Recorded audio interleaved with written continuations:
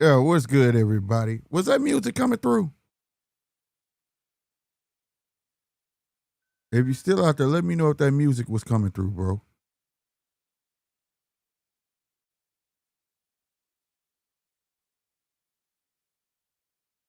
Hold up. What the fuck was I hearing? What? Oh. Yeah, that shit was coming through, bro. Oh.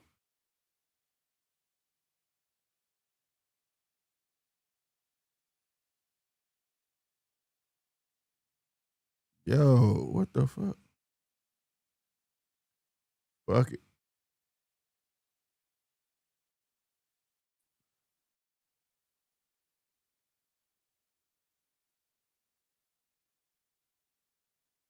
Why? Whoa.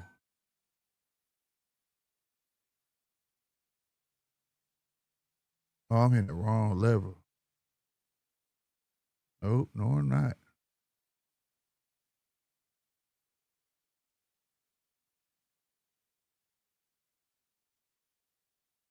He said I'm good, bro. Fuck it. Yeah, that shit was coming through though. But why was it so? I wasn't trying though.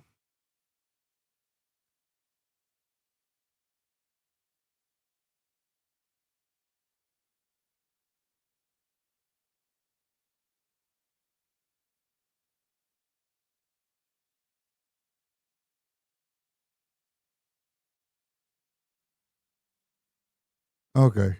Yeah, that shit was coming through. Fuck it. It is what it is. I was trying. Yeah, that shit was coming through pretty low too. But either way, it's all good. Fuck it. It is what it is. I was trying to still set up. Now I forgot I had my curtain, so to say, on a timer. I look up like, damn, I'm live. These niggas probably can hear my music, bro. Oh shit. Yeah, I got caught. Got caught lacking, but fucking, I'm still setting up, y'all. So y'all can keep looking at me, goddamn. I'm trying to set the live up over here on X. So fuck it. It is what it is. But bitches coming around with the funny. You don't want to bring darkness in. The Dark Horse. A little-known competitor that emerges to win or succeed, although their victory is unexpected or unlikely. For example, did you forget about me? How you gonna forget about me? Should've bet it all on me.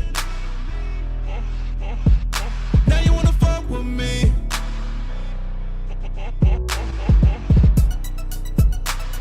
They wanna put a chink in the Twister's armor. Oh. But I didn't even blink in the fist of karma. Nope. I just be stunting on these niggas and balling on them, telling them I'ma be forever young. Cause ain't no motherfucking artist alive fucking with me, and no one don't compare to none. I am a dark horse, creatively coming from a dark force, causing the unexpected turn of events as I commence to giving you another definition. Alright, there we go. Lord have mercy on the souls that competed with me and didn't know what I was capable of. Let a nigga on the track and I attack and snatch and be the murderer, especially y'all hate to the bug. Now recognizing me as an abomination. Alright. Salute. Y'all can hear me. Forever the underdog. I spit it, but still omitted from every writer's congregation. When I ain't on the list with the mic splitters, every once in a while I do be quite bitter. The big 3B styling, but who quite iller? Dark Horse, Ray Allen, did you forget about me? How you gonna forget about me? Should've bet it all on me. Alright, yeah. Let's get it. I did it myself, my nigga. Didn't need your help, my nigga. Played the cards on tell my nigga. Now I got the belt, my nigga. And it's coming out, that's my nigga. Did you forget about me? Now you wanna fuck with me. Hey, there I be. Can't forget about him cause he's stunning. OGSR not forever running with a pocket full of hundreds. Spit it how I get it and they want it cause I'm flown it because I get to the money. If I get to the honey, I'ma have them all. You know me screaming out, nigga, just don't stop. Intricate part of my style is the way I swag on them without going so fast. And still to be so. Alright, man. We good, man. I can listen to music I do listen to music all day. What's good, everybody? This is well, it was. Hold on, y'all. As soon as I feel it.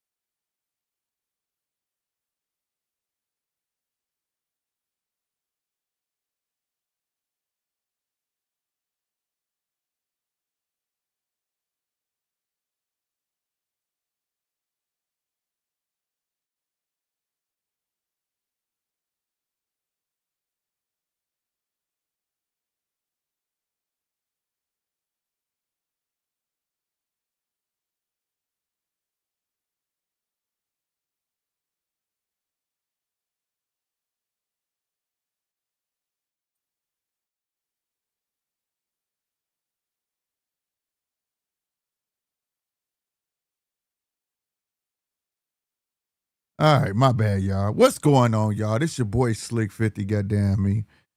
Let me get it all out before somebody else call. What's up, fight fans, casuals, everything in between? Welcome to the Judges Table by way of GMT Sports. You know what I'm saying? What's good, bro? Happy Friday, man. We here. We made it. I ain't stopped working yet. You hear me? I've been grinding since 9 a.m. all the way to this is my first time sitting down. Like literally my first time sitting down today, bro. The money don't stop, man. To everybody that came up in this chat, man. As y'all come in, please hit that like button. You know what I'm talking about? But it is what it is, man. Salutes to my boy C-No. What's happening, bro? Hello, motherfucker. What's going on, Chappelle? Hello, motherfucker. And everybody over there on X, what's going on with y'all? Hello, motherfucker. But yeah, bro. But yeah. My bad. And that's crazy too, because I was trying this new plugin I got for OBS. And I was like, you know what I'm saying, trying to hold myself accountable. And I was like, I'm going to put it on like a 2-minute timer. And then the curtain going to go up. And I was tripping. I got into the music. And I looked at the screen. It was like, wait a minute. That ain't supposed to be like that. What the fuck going on? And then as I'm listening to the music, like, fuck it. They see me. It is what it is. I'm trying to go to X, you know, let everybody know I'm going live. Then I thought about it. I was like, can they hear the music though, bro? I don't think nobody supposed to be hearing that, bro. I don't think that's supposed to be going on. But it is what it is, man. So this stream will not be monetized. It's all good. I already know they're going to hit me with it. We cannot monetize your stream. Back then, they used to clap your ass, though. I remember that shit. But at least they let you play it. You know what I'm saying? It's all good, though. Real spit, man. We'll give a big salute to T-Flex, man. I got to give a big thank you to y'all when I come back.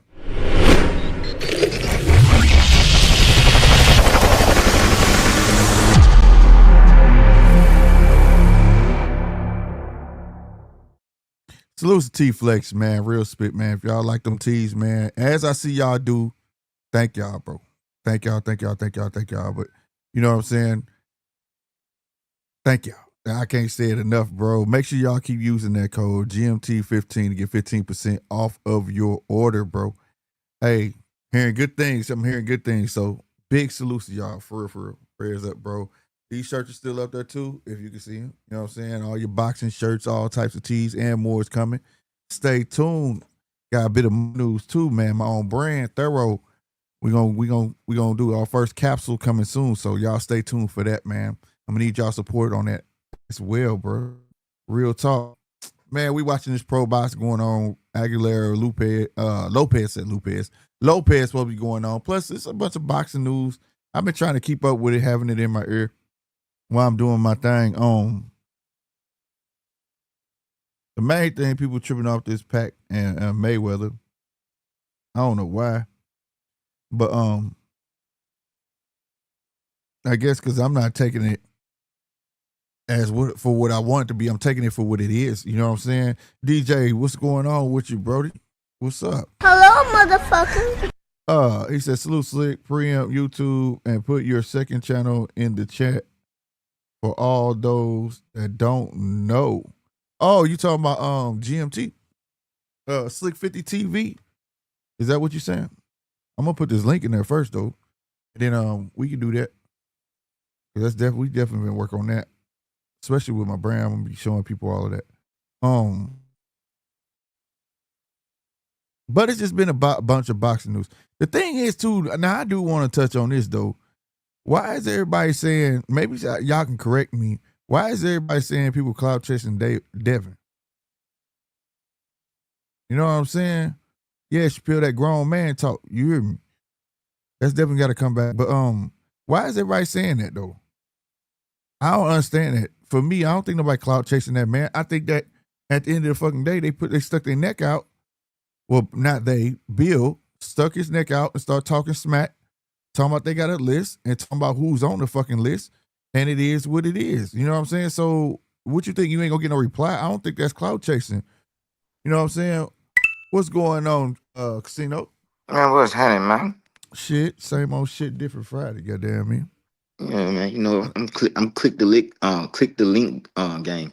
Yeah, you know it. But yeah, man. Nah, I'm saying because I've been hearing all week about talking about motherfucker clout chasing. I said a lot of these motherfuckers got shit backwards. That's not clout chasing. If a motherfucker talking shit, Who said they were? motherfucker go talk shit back. Just a lot of the news I've been hearing.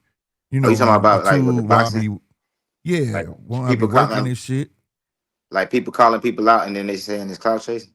No, that would like if you just call like if you don't know me from a can of paint, and I'd be like, fuck Casino. Yeah. That's clout chasing. You get what I'm saying? Right. No, but I'm saying like it's real people in the divisions and shit like that deserve to fight, and if they call a person out, they saying it's clout chasing. That's what you're saying? Yeah, but it's still a little different. Bill talking about he got a list. He naming the names on the list, right? The people who are on the list is like talking shit, and they saying the people who are talking shit that are on the list is clout chasing. How is that clout chasing? Shit, it ain't. That's weird, bro. And I'm not naming no names because some of these people, man, I'm like, I'll get paid this shit. Y'all got to be getting paid to keep this shit up because I'm like, you must just think the world is stupid. You know what I'm saying? Like, if I talk shit about Casino got every right to talk shit back. Yeah. But I ain't gonna lie, bro. Shit, one thing, I ain't the biggest fan of him, but shit, one thing about Devin Haney, he do be fighting niggas. Yeah, I'm not mad about that. It's not even about that. It's not even about Bill. It's just about these niggas that's ass backwards. I keep telling they was born ass backwards.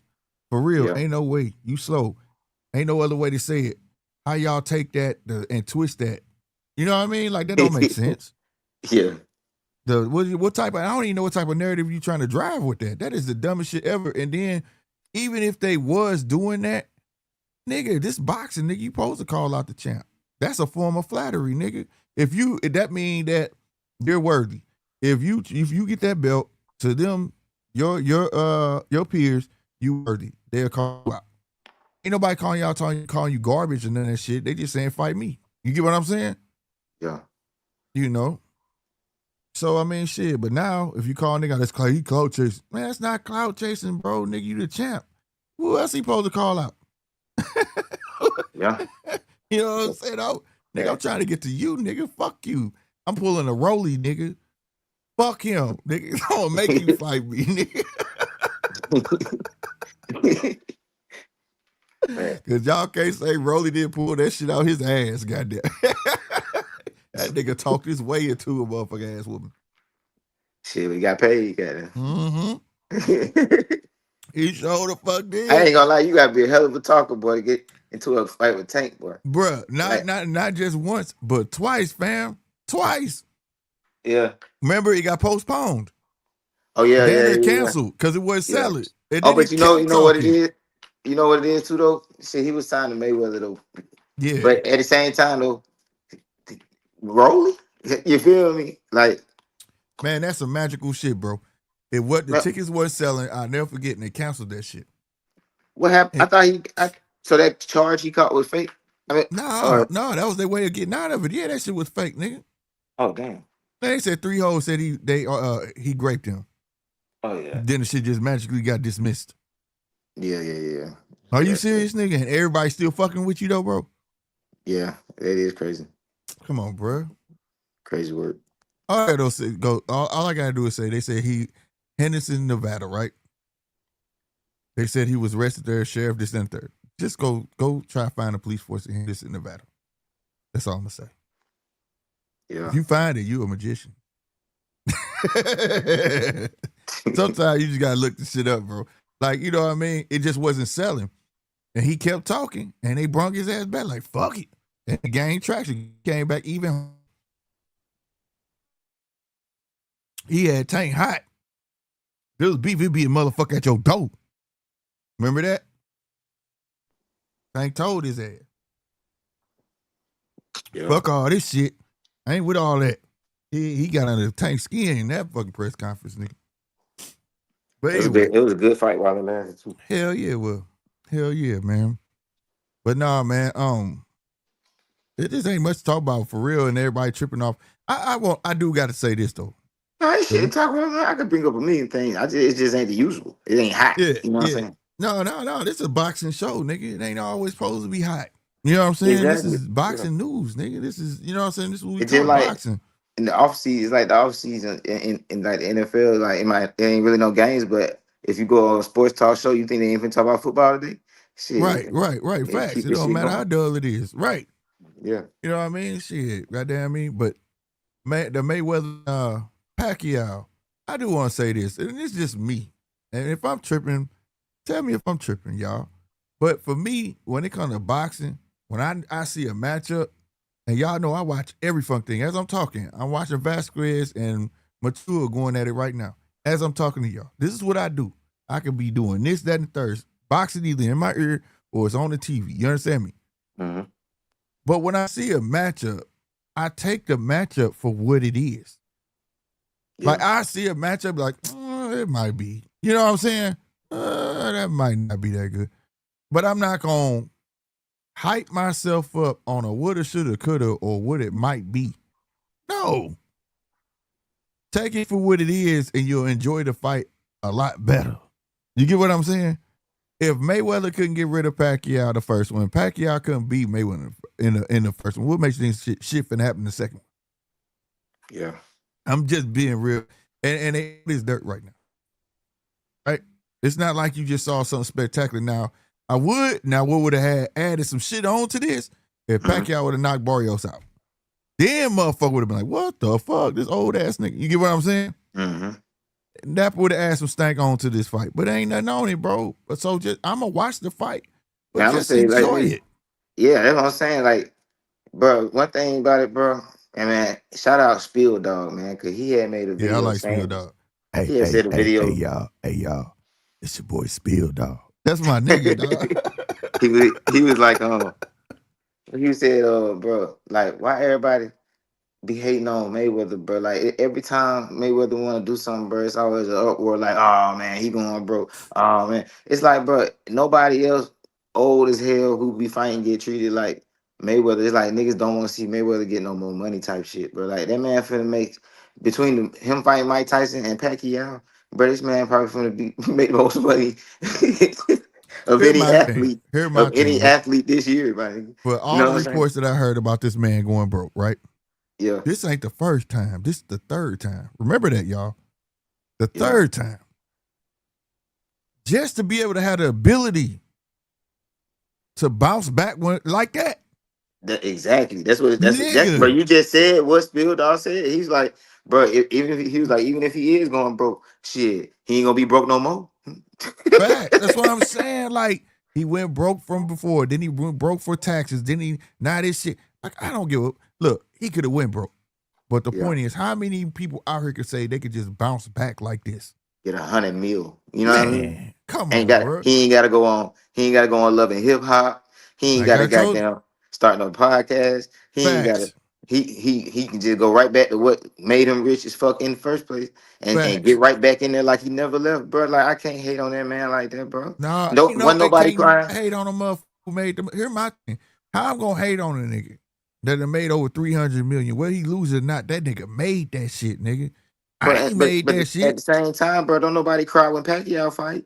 You see what I'm saying? People don't cry when Roy Jones Jr. fight. I mean, don't nobody really watch it like that. Roy, they kind of did. They did. Oh, they cried. Yeah, they didn't want Roy to do that. A lot of people like, but it's just it was for a different reason. It come with a certain caliber. It comes with that caliber, though. See, the thing is, Mayweather, you could hate him, you could love him, But like my dad said, you gotta love me before you hate me. Hate is a form of love, period. Because you love to hate me, bitch. Yeah. Either way, they got love for that man, bro. That's all it is. So they gonna always be in his business. Roy say something out of line, they get in his business. You know what I'm saying? It's just that caliber of fighter, bro. It's that caliber of fighter. And I'm gonna be real with you. The motherfuckers hating on Mayweather, they're afraid that he gonna stay. Yeah. They're afraid he gonna stay. If he knock out this nigga and then now it's talking about, yeah, man, I think I'm gonna go do a couple catchweights, 152, might fuck with 154. Oh, fuck. And he get a young lion. I'll take Virgil. Knock his, and then he fuck around, beat him. Oh, the game, fuck. Everybody, oh, fuck, the game, fuck.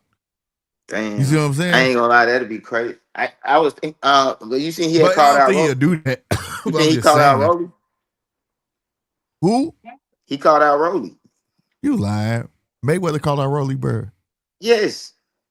He trying to get an easy belt, bro. He said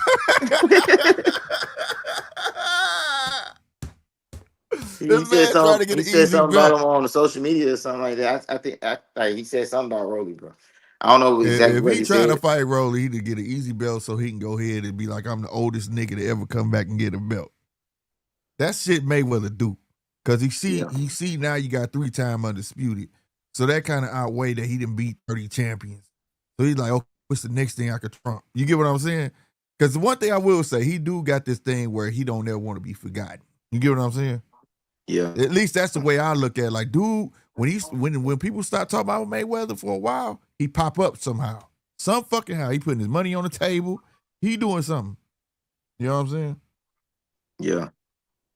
But no, man, I ain't mad at it, man. Like, and then it's on Netflix. It's free. Everybody get to see this shit. Just take the fight for what it is, man. I don't want to see the old ass out there fighting. Man, I don't give a fuck. That's what they want to do. And I'm going to watch it, nigga. Shit might be funny. Either way, it's going to be some sort of entertainment for my ass. You know what I mean? And plus, I think it's cool for the kids who got to watch the tapes and never really got to watch them in person. So if you get the opportunity to go, nigga, I'd be sitting here lying to you if I said I wouldn't go. If I had the opportunity to go, I would go, bro. You know what I'm saying? I never got to see him fight in person, bro. You know what I mean? And that's the love for that's for a motherfucker who got love for the game like that. You know what I'm saying? No matter when I didn't like I was a fan of Pretty Boy Floyd, but I was not a fan of Money Mayweather, right? But at the end of the day, nigga, I can't deny what he is though. Nigga, one of the GOATs, bro. He is. Whether I don't like I like how I like him like a person, like when he do his shit. Huh? No, your phone was breaking up. What you say? It's like, bro, he good. I said I like how he do his shit. Like he good for the game. You know what I'm saying? Yeah. Am I breaking up right now? Now you not.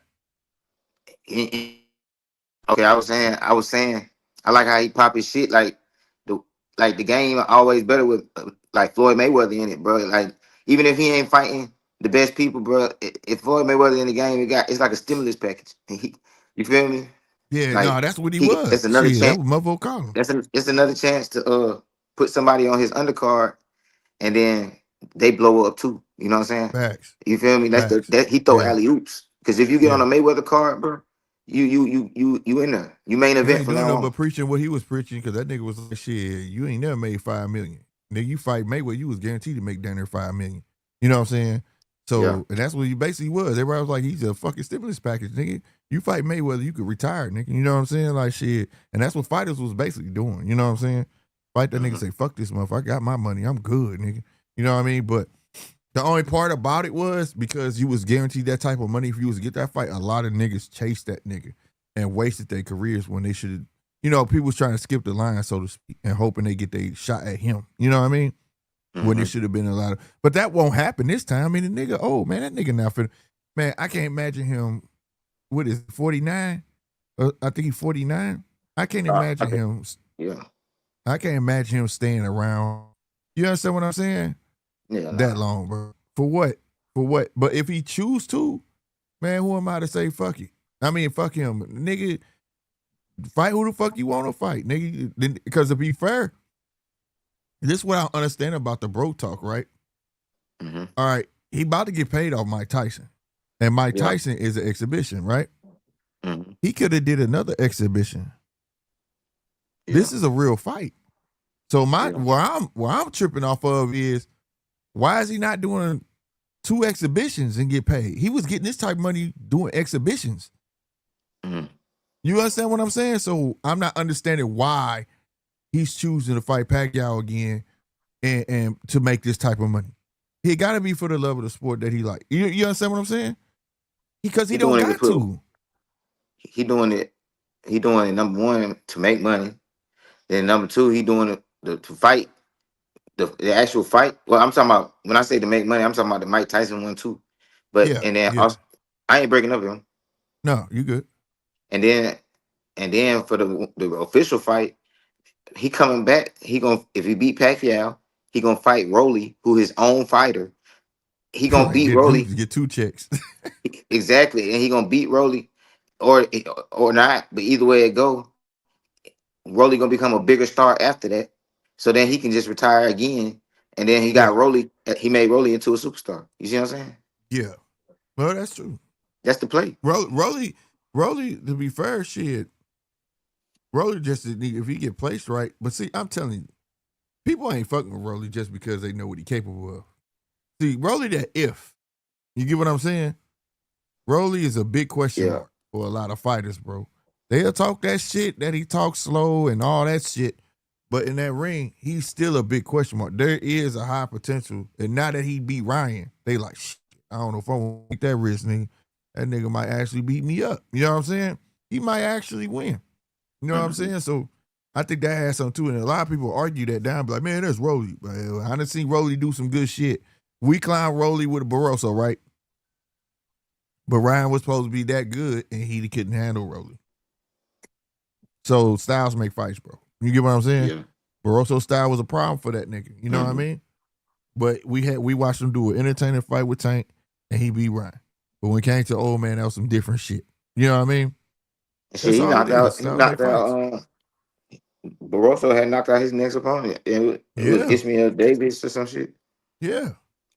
Yeah. So that's what I'm saying. Like, I mean, I said Barroso. Yeah, Barroso. Yeah. yeah. No, Yeah. that's so. I was Like I just making said, sure I ain't say Rolly on accident. oh, I okay, thought I I got said you. Rolly. Yeah. But no, There you people, go. you know, they don't be looking at stuff like that. Like, it's what they say is high risk or reward. Yeah. So they don't want to take that. They don't want to jump in there and fuck around and lose their shit, bro. And that's not to say, and I know some people gonna try to twist my words, say like Rolly, what you think Rolly elite? Fuck no. Nah. Yeah, I don't think, like, I know what y'all think out there in the box. A lot of y'all, cause I be reading shit. Y'all be putting, y'all think cause you got a belt, you fucking that makes the boxer elite. Fuck no. You just the nigga with the belt. That don't make you an elite fighter at all, nigga. Cause if you thought Bernacek was an elite fighter when he beat old boy that's finna fight tomorrow. What's his name? God damn it. Navarrete. Didn't he beat Navarrete for that belt? I think he beat Navarrete for that belt. And I was like, he fooled. As soon as he got that motherfucker, I said, oh, he fooled. He You fooled. talking Ain't no what's the wait. dude? You talking Bernacek. damn. The one Oh Keyshawn yeah, took the belt yeah. What's from. his first name? I don't know how to pronounce that shit. Yeah, that I just was remember his last name, Bernacek, nigga. yeah, He was Baranchik. part, and that motherfucker, and I knew he was gonna be fooled. I said, he gonna be fooled as soon as he won. As soon as he Yeah. won. You know what I'm saying? And my reason bringing him up, because like I said, people think because, well, he's the elite, he got a belt. That don't make you fucking elite. It's tons of boxers out here probably wipe the floor with some of these niggas that got belts. You know what I'm saying? Mm-hmm. 100%. And y'all got to stop saying that shit. Like, actually start look, just because a nigga got a belt don't mean he ish. That's why sometimes niggas get belts and they only fight once a year, bro. Yeah. They don't want to give a nigga that many chances to whoop their ass. You know what I mean? Simple as that. You know, some people don't want to be in rotation like that. I'd rather fucking, hey man, I just made $5 million. I can coast. I'm good, nigga. Catch me next year, nigga. You know what I'm saying? Mm-hmm. And then want to buy all that time. Think about some of these champions, bro. They'll have a belt fight once a year. Be like, man, he held the belt for 5 years. Nigga, he only fought 5 times though. Yeah. Make it make sense. He had it for 5 years. Nigga, how many times did he defend it in 5 years? That's what make you elite, nigga. when you out here just whooping ass. There's plenty of boxers that's elite that ain't got no belt. You know, I be listening to all these. It's a couple of shows I listen to.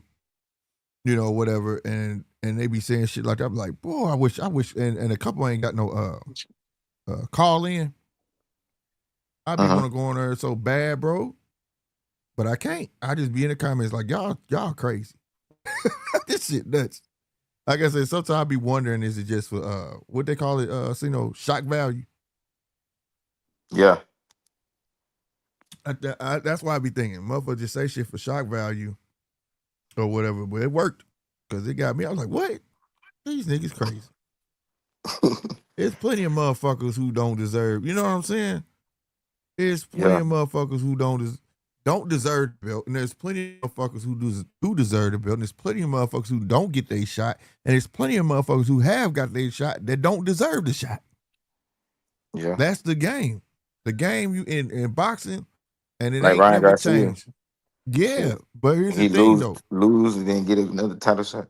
Yeah, but see, that's always been boxing though. So like, it ain't new. I know we talk about the rankings and shit like that, but this ain't new, bro. Motherfuckers always had to talk shit. I know Bud said, man, why the fuck we gotta talk shit and this is that third with the promoter. Yes, I do agree with it. I do agree with that. But to a certain standpoint, you gotta take control of your own shit. Sometimes you gotta go far enough to push your own promoter's hand. You understand what I'm saying? Force them into what the fuck you want them to do. You get what I mean? Go look at some Ali shit. Go look at sometime when Ali talking shit, who he looking at while he talking shit. He looking at his own goddamn promoter. Why he talking to the media? You're like, yeah, bitch, I'm putting the pressure too. They win this fight. You get what I'm saying? He talking mad shit about the fighter. You know what I mean? You can go all the way back to Sugar Ray. You know, look, it's always had to be a fair balance between charisma, right, and skill, right? You don't have to be, if you got all the skills in the world, but no charisma like that, you 9 times 10, they're not going to push you. Because the charisma is what sell the tickets. Hence, we got Rolly. Yeah. And Rolly go get the shot because he got, no matter if you don't like him, he charismatic. People going to tune in to see who the fuck he going to talk to, who daddy is today. You know what I'm saying? Like, that's, you could legit. No, go ahead. You get me? Yeah, I was going to say, before I forget, Keyshawn Davis called out Lamar Roach. And I think that shit is possibly going to happen. That's a fight, though. Yeah, that's what I'm saying. Lamont got a little You ain't hear about that? Nah, You ain't hear about I was that? just watching him. Had me fooled, think he really was fighting Aaron the Plumber on that video they in there playing. That's just some bullshit. I thought he really was putting hands on that boy. But it was like a little charity thing. Did you see it? Yeah, I've been seeing him do a lot of stuff. Yeah. I liked it when he was fighting the little kid on there and he was sparring. You know what I'm saying? The youngsters and shit. And Aaron the Plumber got in there and shit. And I thought because the title, they was clickbait. They got my ass. Goddamn fight hype. Motherfucker said it got hot. And it got hot in the round. I was like, oh, really, nigga? I went to that shit. Man, them niggas was in there playing, bro. But that shit was me off. I ain't gonna lie. Keyshawn Davis smart. That's what you do. You know what I'm saying? He gonna make himself a star. You know what I'm saying? Well, he on Twitch now. You know that, right? That nigga be on Twitch. That nigga I don't be on Twitch. He getting that money, bro.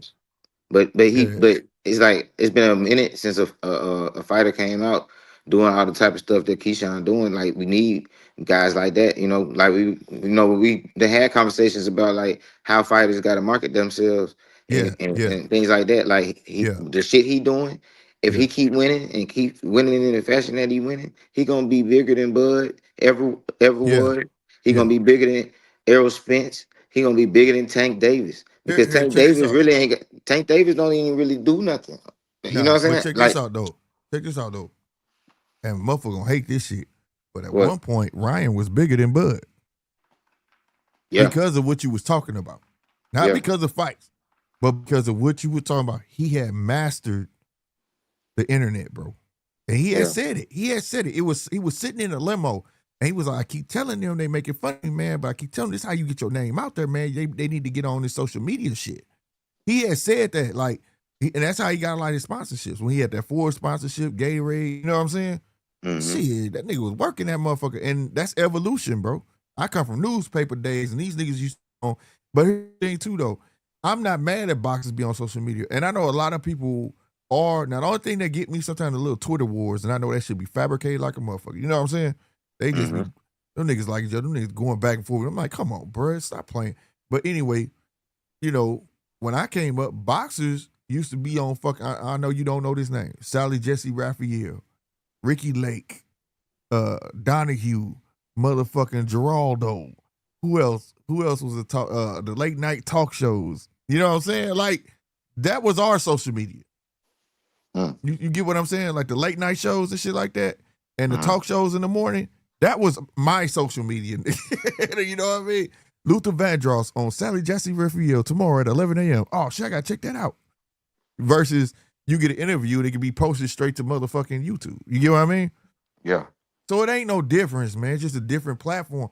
And I'm not mad at it. It just sometimes do be a lot of clown shit because it's a lot just to go on there and you ain't got to have no NBC or no channel, no ESPN.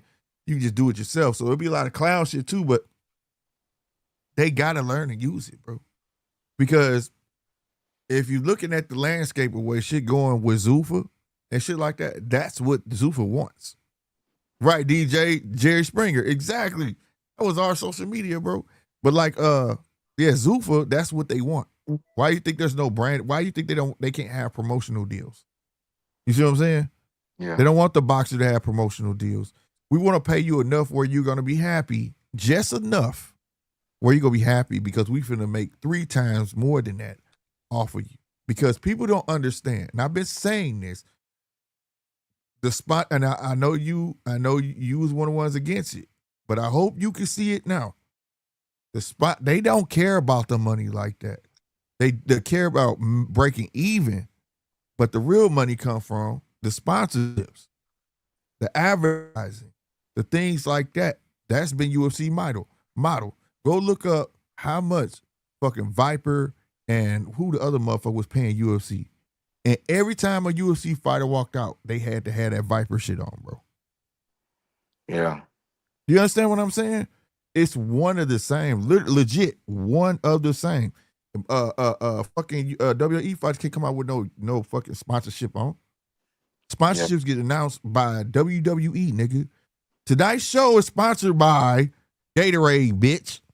You get what I'm saying? We getting that. Y'all not getting that. Yeah.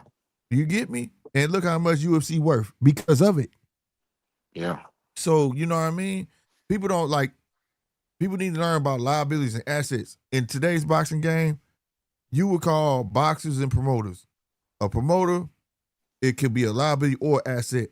But when a promoter take on a boxer, more than, I want to say at least 75% of the time, that boxer becomes a liability. See, when you use that model Zuffa got, ain't no liabilities, nigga. Because in the contract, I can get rid of you. You just can't get rid of me. You not finna make no more extra money. You gonna take what I give you. So now I'm in full control. You see what I'm saying? If I'm in full control, can't be no liabilities. The minute you start slipping, I'm cutting you off. You see what I mean?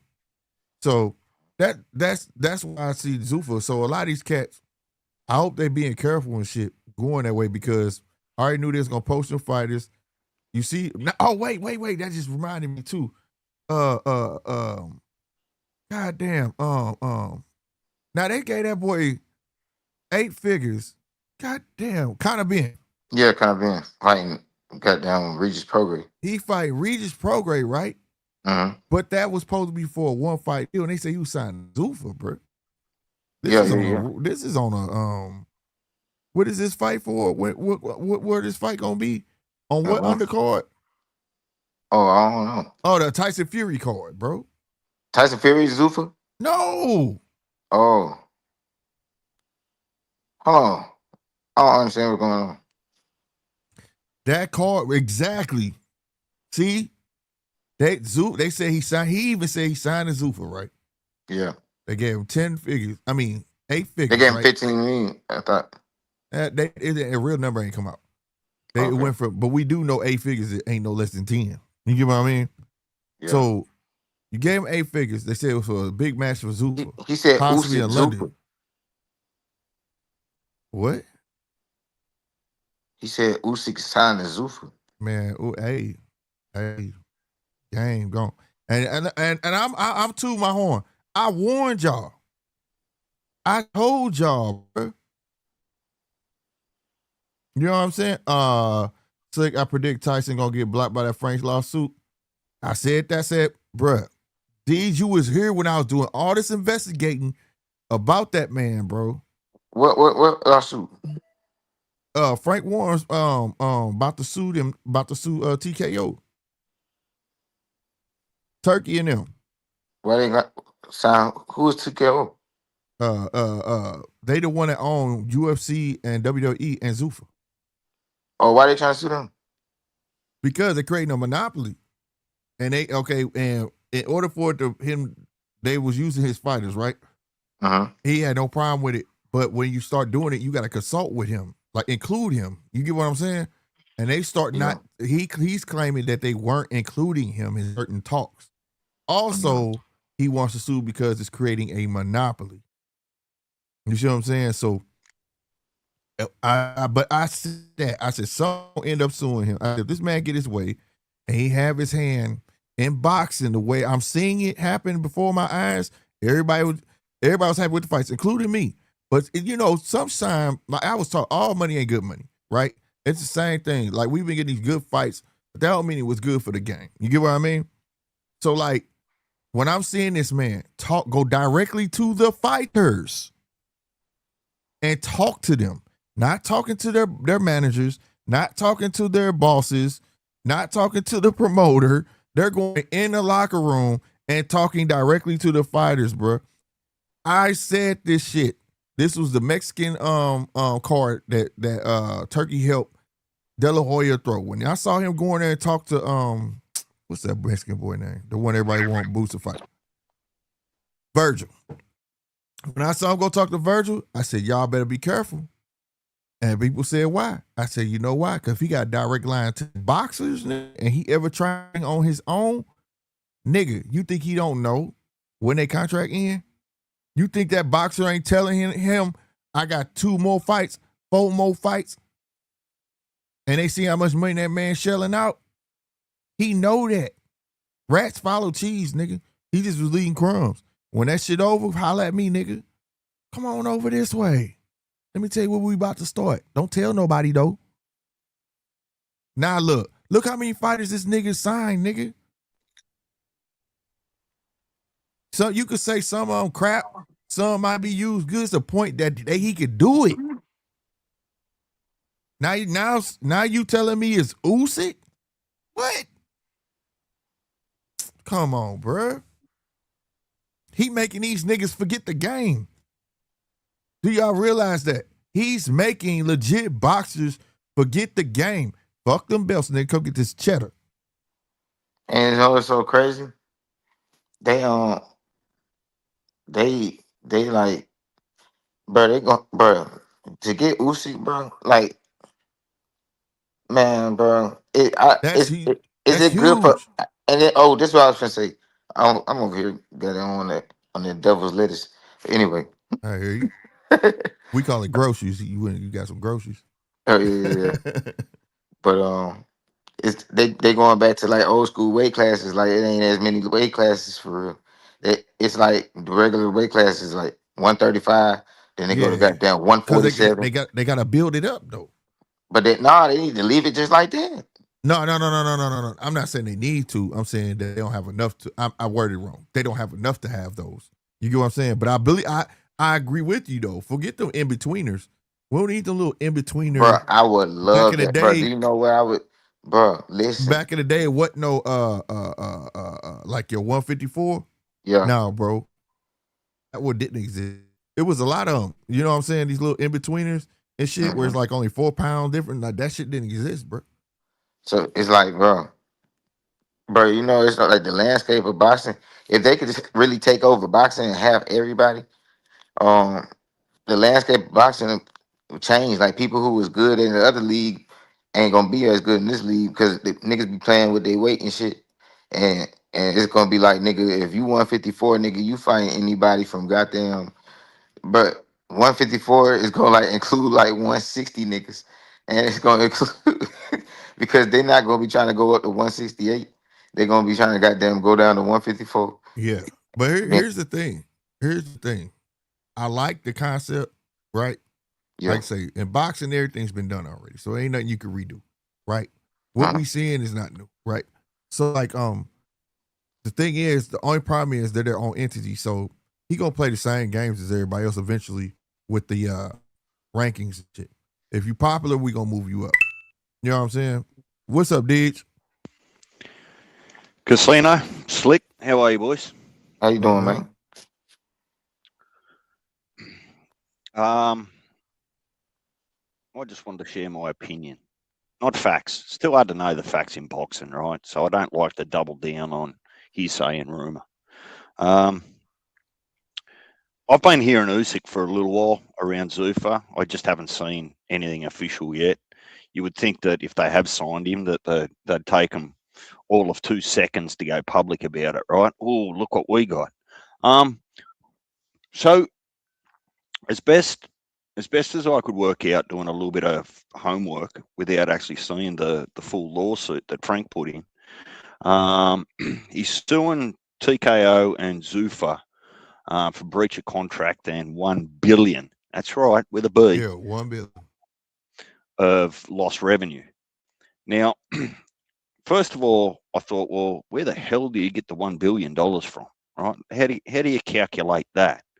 Even if I do some simple maths and I go, well, even if Queensbury or Frank was getting $10 million for each card he was a part of on a Riyadh season with Turkey, right? That'd mean that he would need 100 cards, right, to get to $1 billion of lost revenue. Now, even if it's 5 cards a year, that's 20 years. Now, miss me with that $1 billion. But he went on to make, he did a couple of interviews and there was a couple of UK documents on it. He was saying that, well, at least according to Queensbury's website, is that Tyson Fury is still a Queensbury fighter, still on contract there, even though he's somewhat retired for the 23rd time. And it looks like TKO and Seller have been in direct negotiations for Tyson Fury for the Netflix, right? So then you start to understand, you go, well, okay, it would be normal for any promotion to talk to a fighter's manager, but the obligation also has to be on the fighter to tell his own promoter that he's contracted to say, hey, look, these guys have approached me, right? Mm-hmm. That's kind of it, because whether we like it or not, I mean, it is a little bit different with the laws in UK and Australia particularly, but which boxer is not owned by their promoter? There's not many boxers around, maybe Canelo, that tells the promoter when to be, what to do, how to do it, right? Yeah.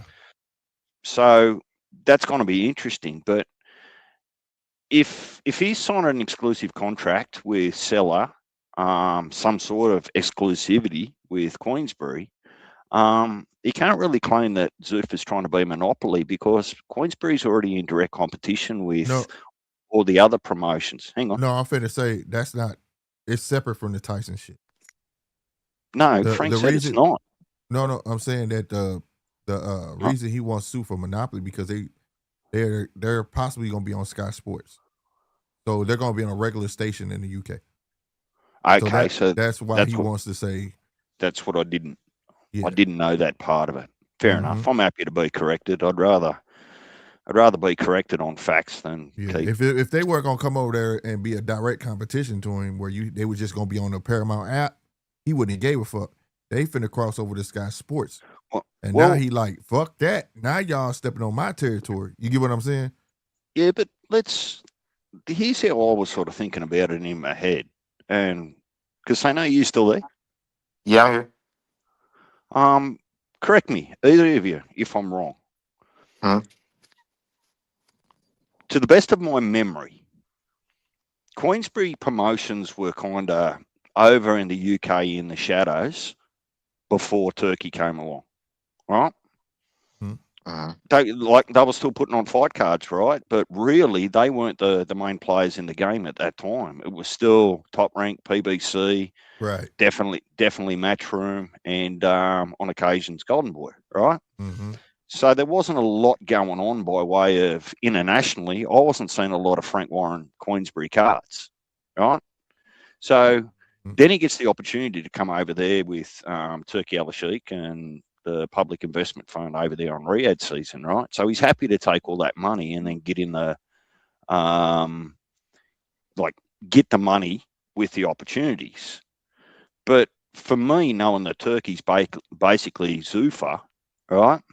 Uh-huh. Yeah. What you're doing with this court case is you're really saying, well, yeah, okay, I might have a legitimate contractual position here, but Turkey's not going to be in a rush to put any of the top Queensbury fighters on any Riyadh season while this court case is going on. This court case could take, I don't know, 2 Oh years, yeah. 3 It'll years, be right? like yeah. So, Yeah, it's gonna be a minute. so all the immediate money that might have been on the table for Moses Atamu, a Wardley, another Nick Ball, Ezra Taylor, Hamza Shiraz, that money's gone whilst ever this court case is going. Because you can't effectively take Seller Promotions and TKO to court and disconnect that from Turkey Al Sheikh. Right. It just doesn't work like that, right? Right. So,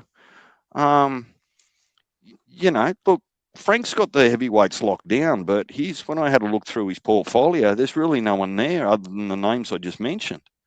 He's got Fury, Wardley, Parker, Atamo, Derek Chisora, Nick Ball, Hamza Shiraz, but then you start to really get into people that no one's really keeping an eye on or care about. He got Agate, which I think that best that fight up with Usyk because Usyk finna fight on that ring card. Yeah, aircraft. It was an analogy about being in the shadows. That's just an Australian analogy, right?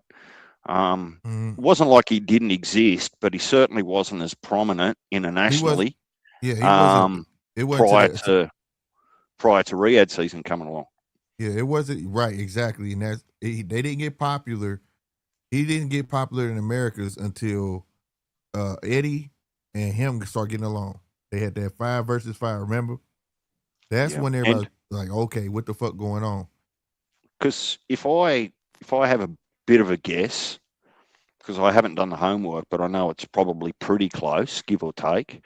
I know that Matchroom did 30 cards, not 30 fights, 30 cards in 2025, right? Golden Boy might have done 1. PBC might have given us 2, right? Top Rank gave us the odd one on bloody Tubi. So, and Queensbury, shit, I can't even remember, maybe 1 or 2. So if you combine all of those against Matchroom's outworking them 3-1. Yeah. That's why I said Matchroom leading over there. That's why Eddie be like, I don't give a fuck what they do. He ain't even tripping off of them. What's up, Rob? He said Fury not Queensbury, my brother DJ. He's Queensbury and Top Rank. Well, I see. I'm only going off the Queensbury website that I looked at yesterday. Yeah, he's Top Rank and Frank Warren. If they haven't updated it and Fury's not meant to be in their stable, well, that's not on me. I can only go off what their website's telling me. And then Usyk fighting on, I think it's 23rd of May. And and that's a ring card. That's going. Who'd you say? Usyk? Yep. Who's he fighting? Some cat named Rico. I don't know who he is. God damn. Yep. Because they're WBC World Heavyweight Championship. Hang on, but didn't I read the WBC mandated Usyk versus Caballero? Nah. Usyk, Well, I did read it. WBC Maybe they're for sanctioned. ignorant. Yeah. I don't know who Rico is, but yeah. Okay. I think that's that Van Haren cat, if I ain't mistaken. I might be saying his name wrong, but I can look it up. But yeah, that's his next fight. I'm finna look it up. What is this dude? Rico.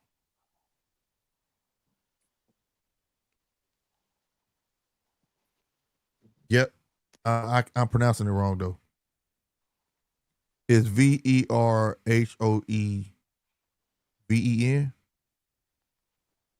Verhoeven. Yeah. Man, why can't they It's just give us? Why can't they give us like names like Smith and Jones? Easy to right. pronounce. It's so simple, bro. Why they always got to be a tongue twister? Straight up, bro. What if I was to tell you, let me give you this, my conspiracy right here, aircraft carrier. He said having the heavyweights is the key to the castle. Now watch this. That's right. Queensberry is the castle for the heavyweights right now, right? But again, remember my example that I gave you. He talked to all the fighters. He know when their contracts up. It's just a matter of time to get them over there. But let's take it a step back into the past. He knew. He said it himself out of his mouth. The American heavyweight is who survived boxing, right? What did he do to our American heavyweights? Got them beat. And then stepped on it, brung the loser back, and got him beat again in front of the people. And after that, America welcomed him with open arms. Come on in and save boxing. He know what he was doing. It's the old adage. You got to tear it down and rebuild sometime to rebuild. That's what he did. And I ain't mad at it. Like I said, we was getting all the good fights, but like it's just like the money thing, man. All money ain't good money. And he, man, I've always kept my eye on this dude right here, bro. Always. So now y'all seeing it. Y'all seeing it. You got managers promoting the fuck out of him now. You got promoters. Trainers promoting the fuck out of Zuffa now. All of this shit, bro, and this shit ain't by chance, bro. This is how the game finna be, and I'm accepting it now. Like it's here. It's not. It's a wrap, bro. Well, Paulie, it's the wrap. I listened to Chris Algieri and Paulie speak about this a little bit a couple of days ago, and both of them said that even when Al Heyman come into the game in 2000, 2001, it actually wasn't until 2016 that they established PBC. Right. So they're looking at that time frame, like how long it took for PBC to build their brand, or Al Heyman and PBC. So if that's anything to go off, what we're seeing here is just the first year of many as Zuffa tried to build their brand. Yes. And like I said, the same. He came in the game and he touched every part of the game, bro. If y'all don't, if y'all remember, he came in the game not knowing it, right? They came out with skill set or what it was called, skills challenge, right? They were trying to do skill challenge, and that they were throwing the all Middle Eastern cards, right? And they were trying to find a boxer there, with skill challenge. He was helping that. Then they changed that shit, right? He wanted to do the ring thing. He wanted to do big cards. He came to America, all this shit. But while he was here on these fucking trips, he didn't give a fuck about the damn boxing for real. He tried to make these fights, and then the WBC was getting in their way, which is why he really don't like the WBC. But then he got these motherfuckers to confirm. Okay, WA rock with me. WO, IBF, cool. Then he said, okay, I need to figure out a way how to get these promoters to play with each other. He couldn't get the American side to fucking confer.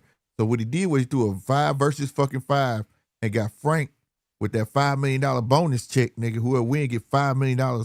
And Eddie shake hands on fucking TV, and he was sitting there like a king, like I could do anything with fucking money. And that made us look bad over here because we couldn't get them crossover fights we fucking wanted until they bent the fucking knee. See what I'm saying? And once they bent that fucking knee, he was like, all right, let me rewind. I know how to make y'all bend the knee. I'm going to get these belts on my side. I don't know if y'all remember, I came to a conclusion. I pulled a website. All of a sudden on WA and WO and all them, it starts saying Riyadh season in the corner. So he had them in the fucking pocket. So then you had Top Rank, all these niggas, they had no choice because we know WO stayed with Bob. The WA stayed with fucking PBC. So now they done chose their side. Your bitch just chose another dude. You know what I'm saying, essentially. You know what I mean? So look, I remember, and to your credit, Slick, you had a tinfoil hat on when this started to come out. You expressed all sorts of concerns. But let me ask both of you this. and I'll ask you first, Casino, do we as fans really care where the boxers are promoted from if we're still getting to see that boxer fight? Okay, here's about. You want to go first, Cino? I'll go after you. I thought he had said he asked me. I thought he was asking me. He was asking both of us. Oh, okay. Okay. Would you go? Well, you go ahead. You go ahead. All right. Now, the thing. Here's the thing. When one thing start getting too good, we over here our government like to fuck with shit. So like right now, okay, I don't know if y'all know, but it probably should hit y'all news. Paramount just put a bid in. Paramount just beat Netflix out for that fucking Warner Brothers deal, right? And to me, it's just movies and shit. I don't give a fuck about that shit. It's HBO, CBS, CNN. I don't give a fuck, right? Are they going to bring Looney Tunes back? Yep. It's already on. No. But guess what the government did? Right when they said, yeah, y'all can have that, you can have that shit. That shit ain't worth it on the market share of the price. I ain't doing that. Right when Paramount said, yay, we got this bitch. Government jumped and said, no, you don't. Now we got to do an investigation, ho, because that's going to create a monopoly. It's the same thing with this. Once this shit get to rocking, it's cool now because they ain't got no traction.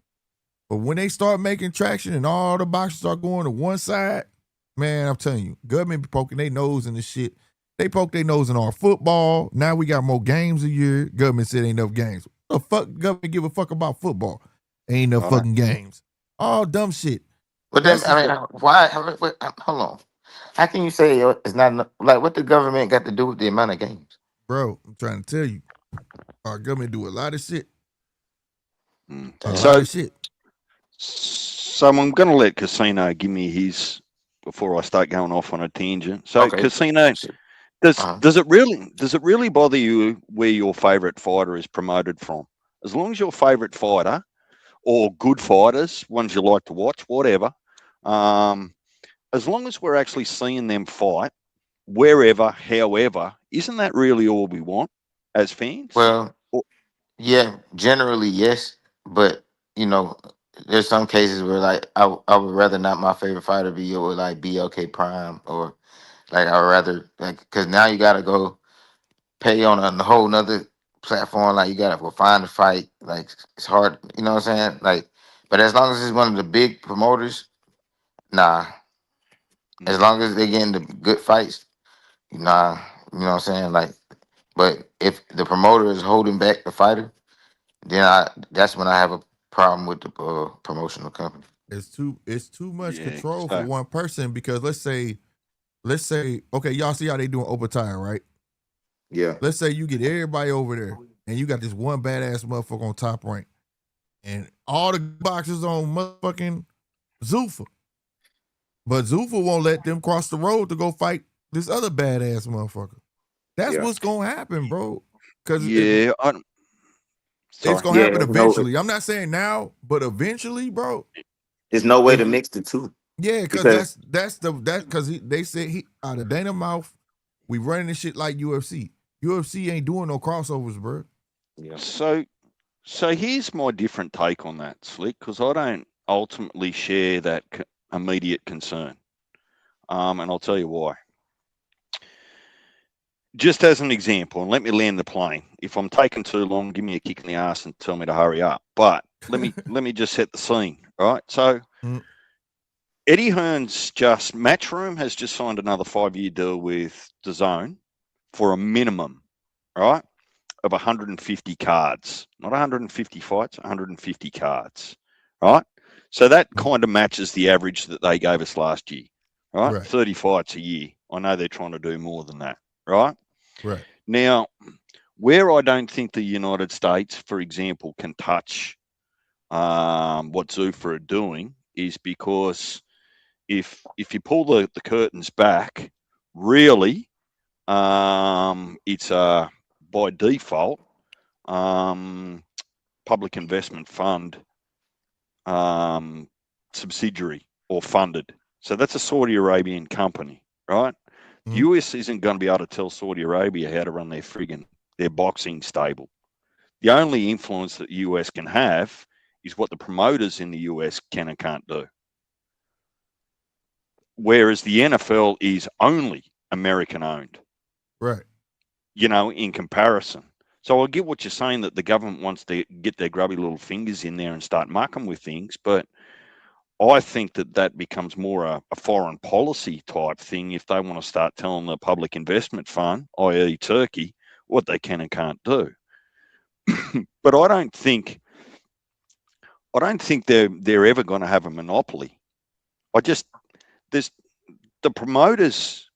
If the promoters are smart, they can coexist. It might be that one stable's stronger than the other stable. Now, when it comes to the sanctioning bodies, I'm going to take a guess and say, well, the way I'm listening to Dana talk about the sanctioning bodies isn't I won't work with boxers under other sanctioning bodies. Like, he will do that, but he's not having the sanctioning bodies telling him what he will and he can and he can't do. So I think that because you've got to think about like Turkey and Ring Magazine. What's the point of Zuffa being aligned with Turkey and Turkey owning Ring Magazine and effectively all of Turkey's fighters, i.e. the ones that have got the ring belts, not being allowed to fight with or against his other promotional boxing group in Zuffa? That don't make no business sense to me. Well, I'm saying, So I don't know how that's going to work. How are you going to have a Zuffa champion, but you got, okay, because like, we talked about this. How you going to have a ring champion and a Zuffa champion coexist? How is that going to work? In the dynamic of Dana's head, no, I'm not playing with WBC. I'm not fucking with them.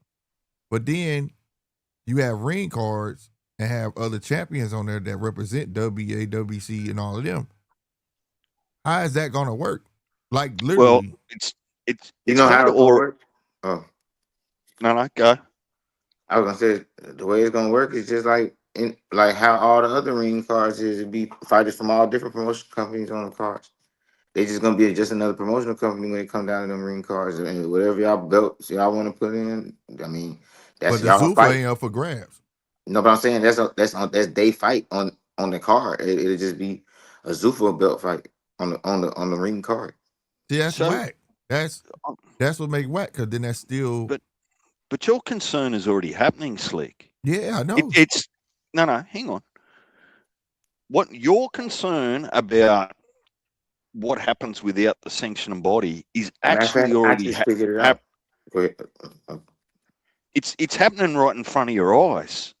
It's Bud, it's Shakur, it's Keyshawn saying, I'm not paying another sanctioning fee in the history of my career. That's all Dana's position needs to be. I can put fights on legally as a promoter in America or anywhere in the world, whatever, with Dana and Seller as a legal promoter, right? I just don't need to be shelling out or need to ask for permission from the sanctioning bodies to put that fight on. Right. So why would you start a new promotional company and sign up to 4 sanctioning bodies worth of fees, rules, and dictatorship? That's dumb. Well, here's the thing. The sanction fees is a two-way street, right? It just that, like I said, man, some kids got to get smarter about their business sense. You can have your sanctioning fees worked out in your contract way ahead of time, bro. Like, if you just agree to pay 3%, then you just agree to pay 3%. All right. And these guys that we're talking about, like, Keyshawn can say all you want, but you got a manager and you got a promotion. Now, you got somebody like a Shakur, Canelo, or a Bud. You know, Shakur had his last fight, I believe. They could call the shots on their sanctioning fees. These guys get hit with sanctioning fees before they even get their check. So, yeah, you know, and not only that's the top tier fighters, right? Everybody else is still going to fight for the belts. Everybody else are still going to make a name somehow, some way. And so they should. I think they should be given the choice, right? But Right. just because you're aligned with the WBC and you're ranked number 4, right, at, I don't know, middleweight, that shouldn't preclude you from getting an opportunity to go to Zuffa and fight one of their middleweights. It's just that you don't need approval from the WBC to go do it, and you don't need to give them a fee to go and do it. Right. Right. But the way I see it, Deej, like I said, UFC don't do crossovers. They're gonna double down on what how do I put this? The way the PBC created, what do you call it? This island or whatever, where like if you want to fight one of us, you need to sign to us. Now that was like the moniker back then. You know what I mean? Everything was in house for a long time with PBC. Fuck you. We got WA or this mother change hands in house. We don't give a fuck about y'all. Fuck y'all. The first time we saw PBC really cross over, goddamn me, was Tyson Fury, Deontay Wilder, and that shit with the purse was so big, it was like, fuck it, we gotta do this shit. You know what I'm saying? But other than that, it was always in-house. And so if you want to fight for that belt, you had to he should have signed. The arguments was always, well, if he really wanted to fight, he should have just signed a motherfucking PBC. If it for any fighter to have a shot at Earl, Tank, whoever, why they ain't signing a PBC to fight him? You should have to sign to nobody. And what's gonna happen is that's what's gonna be. Zuffa gonna be like, we don't play well with others. Fuck you. We got our own belt. We don't need y'all over there. If you want to fight one of us, come on over here. And that's what I'm saying. And then like you gonna end up finding a lot of fighters in trick back, because like I said, you see it happening. Like I said, I see it happening in my eyes. I said it before the shit even started. They not gonna be able to have sponsors, none of that shit. What's going on right now? None of them, they got these niggas dressed up like Ken dolls. Bootleg ass clothing on, can't have their own personality, can't have no sponsorships, their own bread. All the extra bread is going to, what you call it? It shows you good enough right here. The talks is $15 million for Conor Ben, bro. $15 million. They gave him good enough to just bite. But I thought it was just a one fight deal. Oh yeah, that's what I was gonna say. I don't think it's a one fight deal, because how is this on the ring card? They talking about he owe a Zuffa card. So if $15 million gotta be for more than one fight. Somebody capping somewhere. But this what I was saying. I was gonna say the way that they're gonna do crossovers, they are gonna do crossovers. They ain't really got no choice. What they're gonna do is they're gonna be signing fighters to one fight deals to their own thing, and they're gonna be working deals with other promoters to get their fighters to fight on Zuffa for one fight deals type shit. But at the end of the day, what are you still doing? Monopolizing. Thank you. And you signing fighters, bro. But yes, I ain't got no problem with this. No, I don't either, because I guess look, Slick, let's just agree to disagree, and that's okay. Just on a couple of things immediately. No, I'm not. Like I said, it's happening. I'm used to it. I'm getting used to it, but because I know it's inevitable. But the thing is that just know when this goes down, it's gonna be roses and chocolate candy in the beginning. But as this shit dwindle down, we're gonna start hearing a lot of stories of motherfuckers being unhappy. So once they rosters get full, the pay gonna go down, all that shit. Right now, they ain't doing nothing but pulling a page out of Al book, poaching fighters, because a lot of people don't know. All your stars from PBC came from one house, and that house was the Golden Boy house. How did they get the keys to the house? You might add, right? But not it was Floyd. It was Floyd. Floyd was beating up all they fighters. Yeah. But you know the difference. The difference is in this Zuffa thing, it's gonna be top heavy, and like the low pay is gonna be for the lower tier fighters, and they got actually gonna have those. You know what I'm saying? Like, bruh, they just gave Conor Ben $15 million, bro. Well, but that's not a lower tier fighter. It was actually more than that, Slick. But Conor only saw 15 million of it. Well, but look, exactly. No, I'm not saying they're not doing the poaching strategy. I'm just saying the difference in them and the PBC is they're gonna really have tiers. Like, it's gonna be top heavy. Like, it's gonna be fighters they ain't making no 15 million, and then they got ones they feel like is like something that very important to them, then they'll spend their bag. You know what I'm saying? I think it's gonna be like that. I don't think we're gonna be just giving everybody. You don't have to give everybody a bag. If you can just guarantee a nigga a consistent check, niggas Well, signing. yeah, Like, that's a given. What I'm saying is, if you like kind of been like D says more than he see 15 million, and I'm pretty sure it was more than that. But the I thing, signed the Zuffa. I be but goddamn tomato can. Shit. who? I said I signed the Zuffa for a little Yeah, bit. I mean they gonna pay Goddamn, I be they a gonna pay tomato a can. decent wage, but what I'm saying is for your big fighters, that number gonna go down, bro. You a kind of being, bro, 15 million. You gave kind of being But 15 look at million, the other side of it. What you think Regis Prograde getting? right? That's what I'm saying. That's my point. No, but what you think he getting? He probably getting at least 10. No, he not. Shit, he too No, happy. He's too but happy on these Nah, interviews, see, bro. okay. So I'm gonna just say my point. 'Cause I thought you was gonna say something, but man, that nigga Regis He is Prograde probably happy as getting like hell. he probably getting like $2-3 million. Nah, he'd have made that already. But So, bro, nah, it's Regis he wasn't Prograde, bro. He doing it for wasn't finna that. make Like that shit he again, gonna level up. He gonna level up bro. now. He wasn't I finna can make see that shit 5 or again. 6, but either way, it's still the number. The name oh, of the fighters that you named, to think that But works. what? this is what you gotta realize, Slick. And they got a different marketing plan. They got the UFC marketing plan. Them folks, bro, they can hype up it, bro. The UFC got way more known names than the boxing because they got that They finna system. lose them. No, I'm saying they got that system because Did listen, you I'm see talking. what I'm O'Malley talking and about Michael Page said today? no, but I'm talking about the system. I ain't talking about that. I'm saying look at the system. If you're a USC fan, you know all them dudes. You don't just know one dude. You don't just come to see one or two big names. They don't. You see what I'm saying? They got Mm, people. UFC fans know all the UFC fighters, and they're gonna be slow. put. They're gonna be doing it just like how UFC doing it. So everybody gonna know all the Zuffa fighters. So a Regis program might be nothing in the old system where ain't nobody. You know what I'm saying? Where it's like you only focus on the same 5 names, but this is Zuffa. You're gonna know every single person. You're gonna be seeing them often. You're gonna be.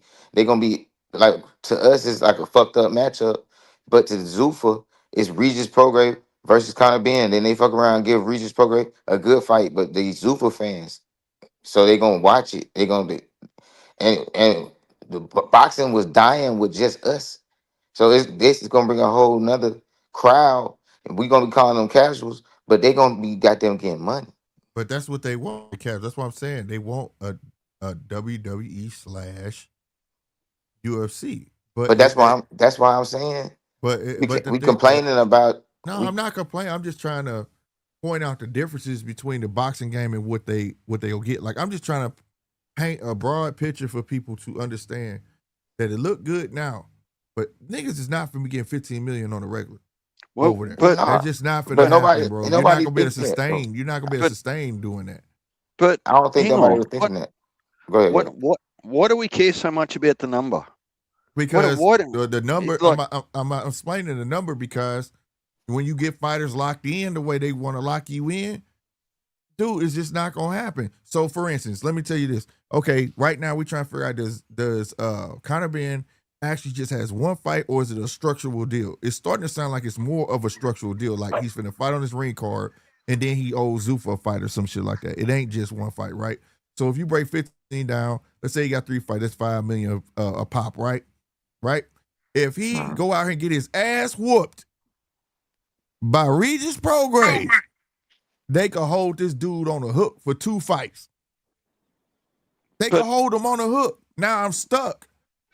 You understand what guess I'm saying? Like, guess what? That's what Top Rank does. right. So And I've had a if problem with Top Rank doing it. I've watched yeah, Mikey Garcia walk away and had to figure out a way to pay his shit out. but what here's what I'm struggling with. It's sometimes too much information for me personally. I won't speak for either of you or the audience, right?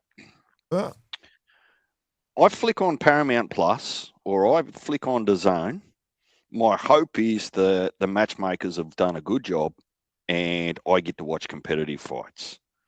when I'm watching that competitive fight, I'm not caring how much money they earn or how many contracts or how many they're on the hook for. I'm in it for the context, like the actual sport, rather than because the adult has to take some responsibility. Slick.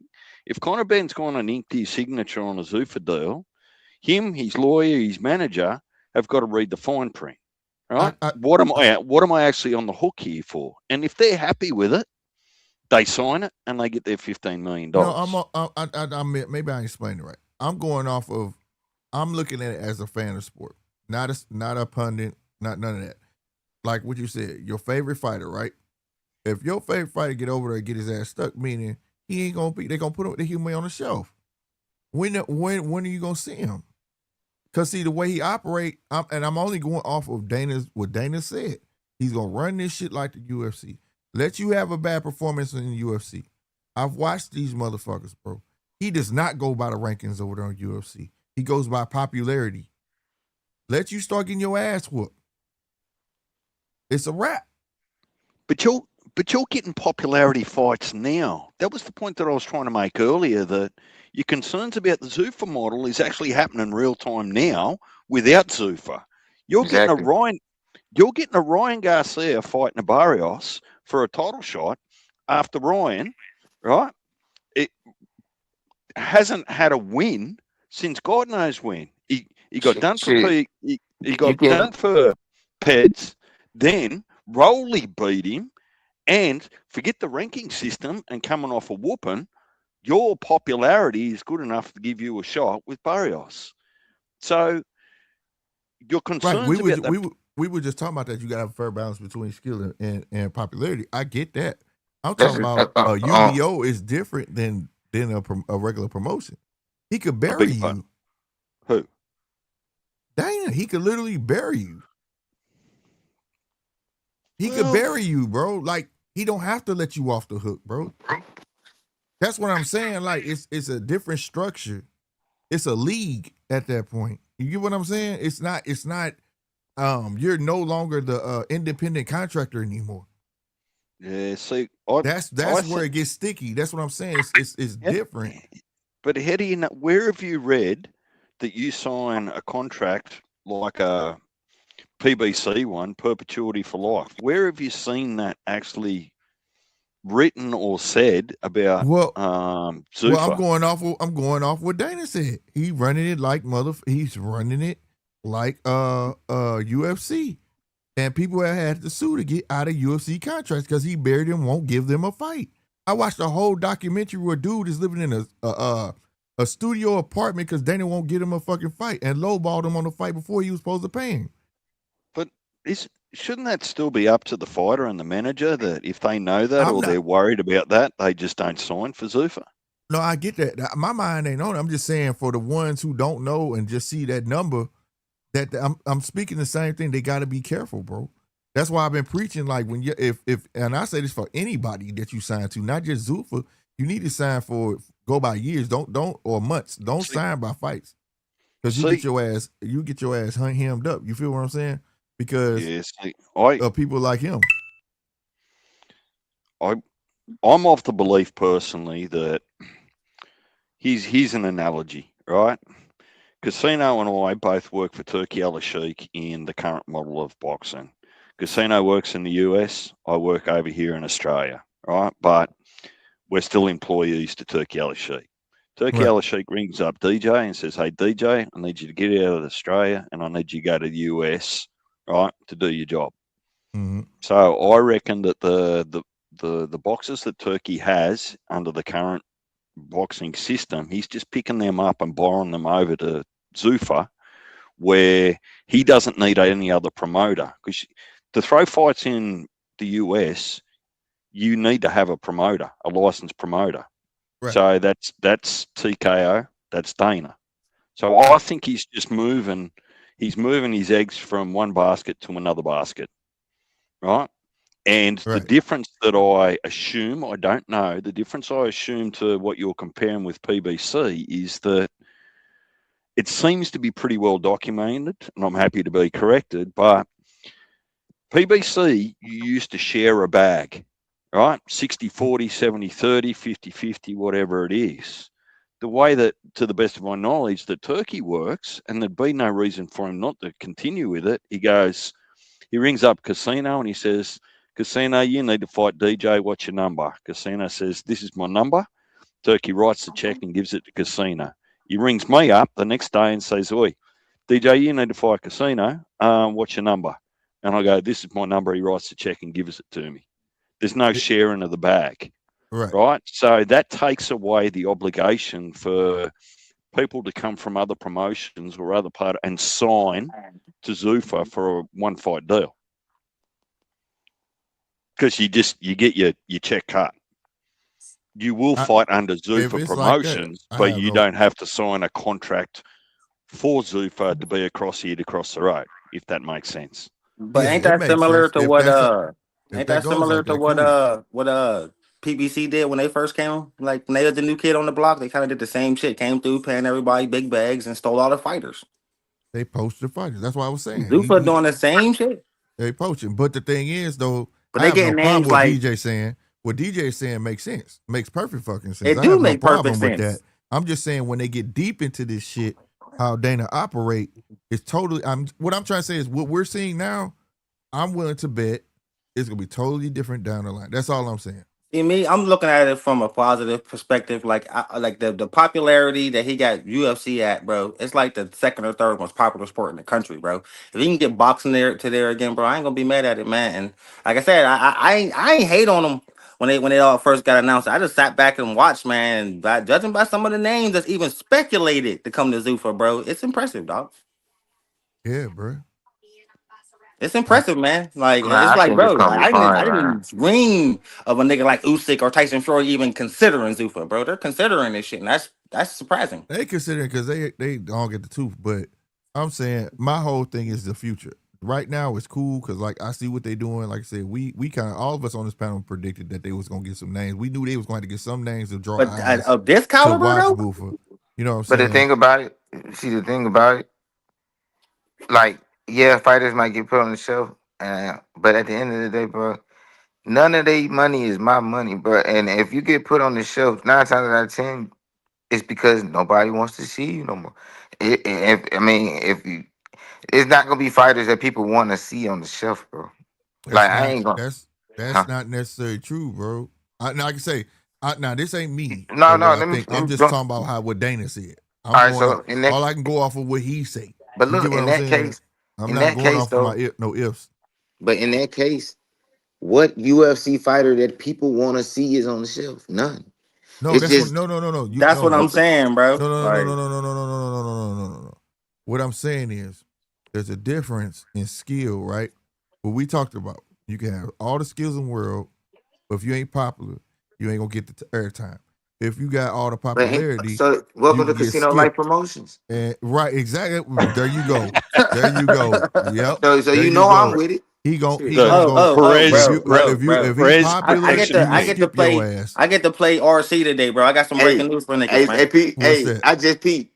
We won, nigga. We won. Stupid. I told you, nigga. This shit can't survive with them lame ass skills. I'm telling you, nobody give a fuck about that shit, nigga. Welcome to Casino Life Promotions, nigga. Zuffa gang, nigga. I'm gonna get a chain with a Z on that bitch. Hey, they was listening to your show and stole my whole flow. God damn. What you was to say, Punch? So the insider, he came with it today, bro. Like, bro, so I got three of the fights for the Ring 10 card coming up in June. I got the main event, I got the co-main, and I got another damn good fight, bro. And you know what, bro? I'm 85% sure that these like I'm 100% on one, 85% on the other two. Okay, so take it with a grain of salt if you want to, but I'm fairly sure this is possibly gonna happen. If it wasn't a Turkey Al-Sheikh card, I'd be like, you full of shit. But the fact that it's a Turkey card, it kind of speaks for itself, right? Because he puts on great ass cards. So, bro, all right. So the main event, everybody been running with this today, boy. It's fact, signed, sealed, and delivered. Ryan Garcia versus Shakur Stevenson for the main event. All right. Keyshawn Davis versus Devin Haney for the co-main. which is hilarious to me. If Devin Haney gonna be on to be the co-main event of another Ryan Garcia main event, that's hilarious. And Abdullah Mason versus Raymond Mortala for a unified. I'm also hearing Pitbull gonna be on the card. You know what I mean? But bro, like I said, take it with a grain of salt. I would say you niggas was full of shit if it wasn't a turkey on a sheet card, bro. Yeah, I But heard that lineup already. I heard that lineup. Yeah. Who said that Punch. shit? big news. Whatchamacallit said that shit too. Pit- Showbiz. Pitbull and Dalton Smith won that punch. I ain't hear about Pitbull's opponent. I just heard that he's gonna be on the card. Yeah, so I'm hearing Dalton Smith and Pitbull for the WBC 140 title. Mm-hmm. Oh, and I also Dude, heard they need to that go get Thurman and Fundora ain't selling again, just like last time, bro. Yeah, that's a fact. man. They need to Zuffa need to go get all the PBC fighters, bro, because shit, them niggas they goddamn out of work. Shit. Well, hang on, because They need to go get the Charlo twins. They need to go get Errol Spence. They need to go get motherfucking. I'm hearing Fundora. Charlo versus Boots is building traction too, bro. Like real traction. It should. I wish it would.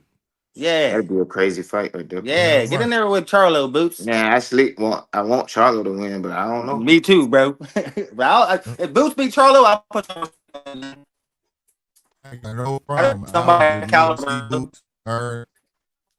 I would love to see Boots earn it. Beat the man. Anybody who's out fighting. That's my thing, fighting.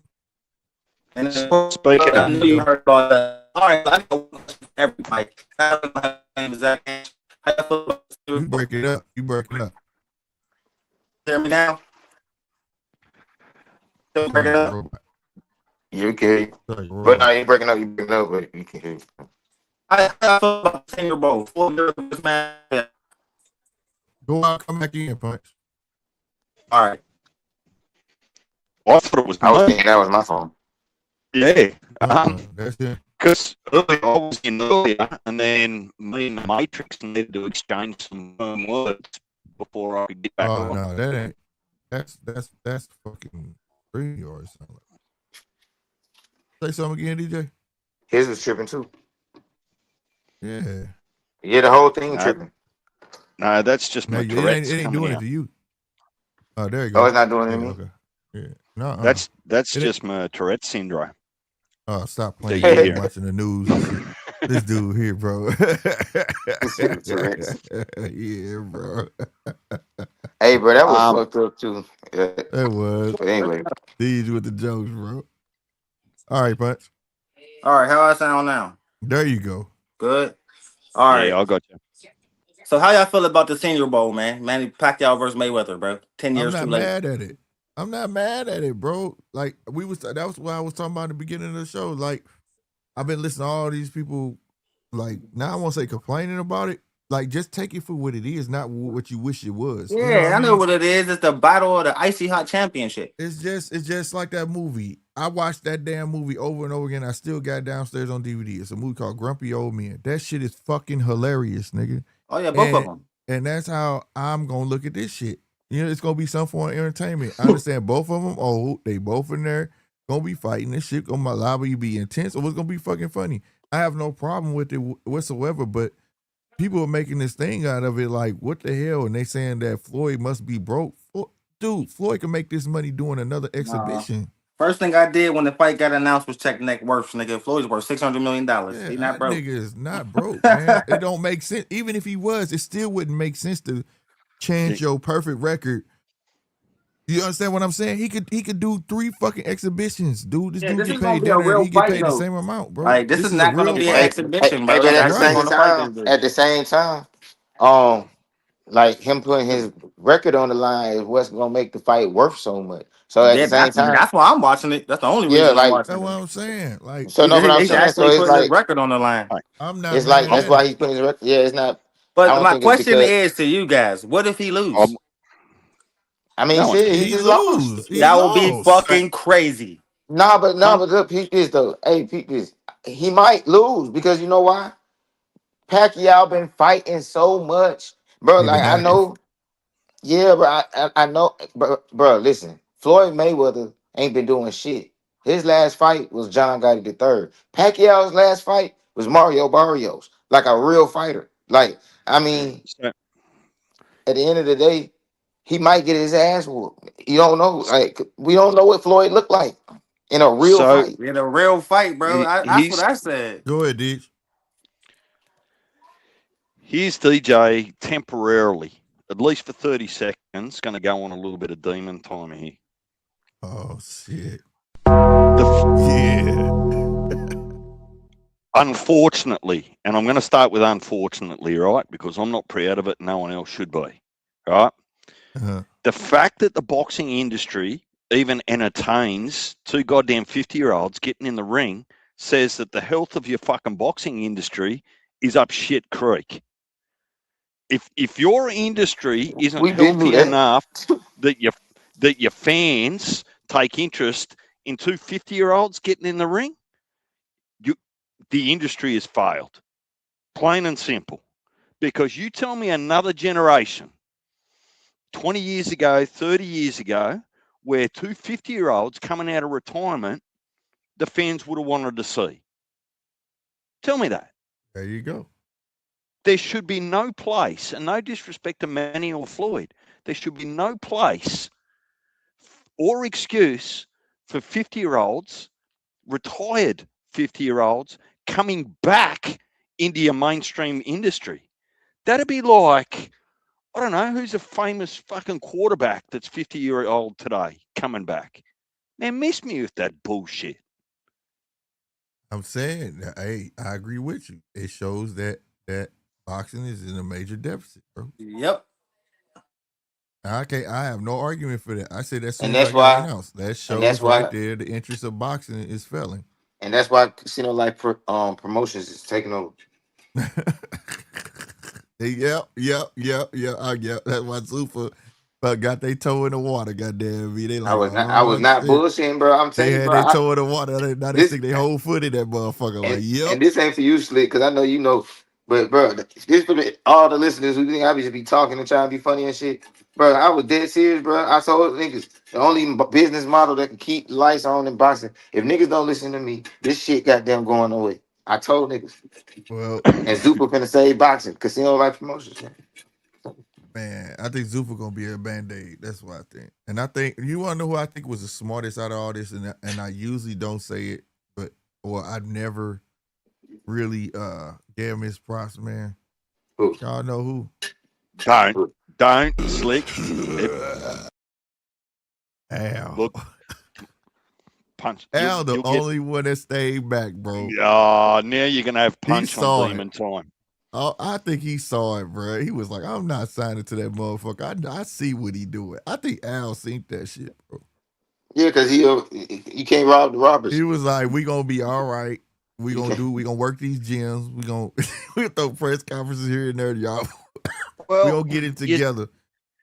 You say that though, Slick, but look at the state of PBC, right? Yeah. The Charlo boys are in the twilight of their career. Errol's in the twilight of their career, right? They ain't getting any new fighters. They're not investing in any new fighters. So who they really got left in the stable for, like, that's in their prime? Fondora and Benavidez. And they're pimping Benavidez over to Turkey Al Sheikh. At least for one more fight, right? So, look. He gonna build him up. He gonna use him to pay him to build PBC back up. Well, maybe. You know what I'm saying? Think about it. He was the only one that didn't ink a deal. Everybody else inked a deal with that man. Yeah, but PBC fighters have been on other cards now for the last 2-3 years. They're crossing the road, no problems. You just got to pay the price. Yeah, he's the only one not owned. What was it? Top Rank said they'll give him 12 fights. Fucking stupid ass Oscar talk all that shit and everybody be buying it. But shit, he inked a deal with his ass. Everybody inked a deal with him. He's the only one that didn't do it. The only one that, like, literally, that's the only reason I'm saying that. Like, I think he saw the writing on the wall. Like, y'all don't see what's going on, bro.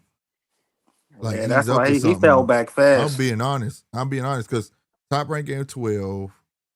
of course, Matchroom fucking with him because of the zone, and then you had motherfucking goddamn me, Frank jumped in bed with him, and then PBC was the only one like, no, we not inking no deal. If you want to fuck, remember he even disrespected Turkey. They was supposed to meet Turkey for that meeting to talk about Tank. Nobody showed up. Like, I think he saw the writing on the wall. Like, nah, this is something not right about it, and he stepped back just to see if you want to use my fighters, all right, but you're gonna pay for it. Everybody else took a check and said we'll give you this amount of fights or whatever. You know what I mean? Yeah, look, aircraft. I agree with you, but unfortunately, I just really don't see that happening. The whispers on this side of the pond, over on the other half of the world that isn't US, is that it's looking more and more likely that if that fight goes ahead, it'll be in Dallas. Because let's face it, Errol is the A side. I don't care what you think of Errol, whether you love him or hate him. He's the A side in that fight. So Errol don't need to be getting on any plane and coming to Australia.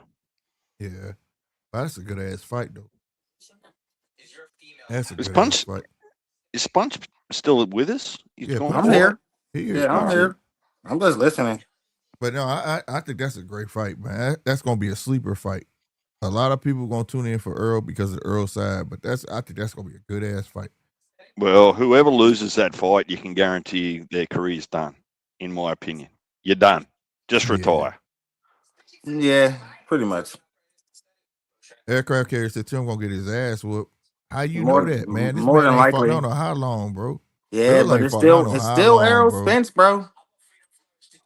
It's still I Errol just don't live Spence. off namesake, bro. I just don't. He been going so long, bro. Like, you know what I'm saying? You could spar, but being in the ring, two different things. And Tim been more active than him. Yeah, he might have lost, but he's still been active. Yeah, but look, Tim's got to have some PTSD. You know what's the best move? The best move Zupa can make? They need to get Keyshawn Davis, man. I'm telling you. He ain't get Keyshawn. They can't get Keyshawn? No, he under contract. Yeah, he on top but rank. Conor Ben was under contract. Who? Conor Ben was under contract.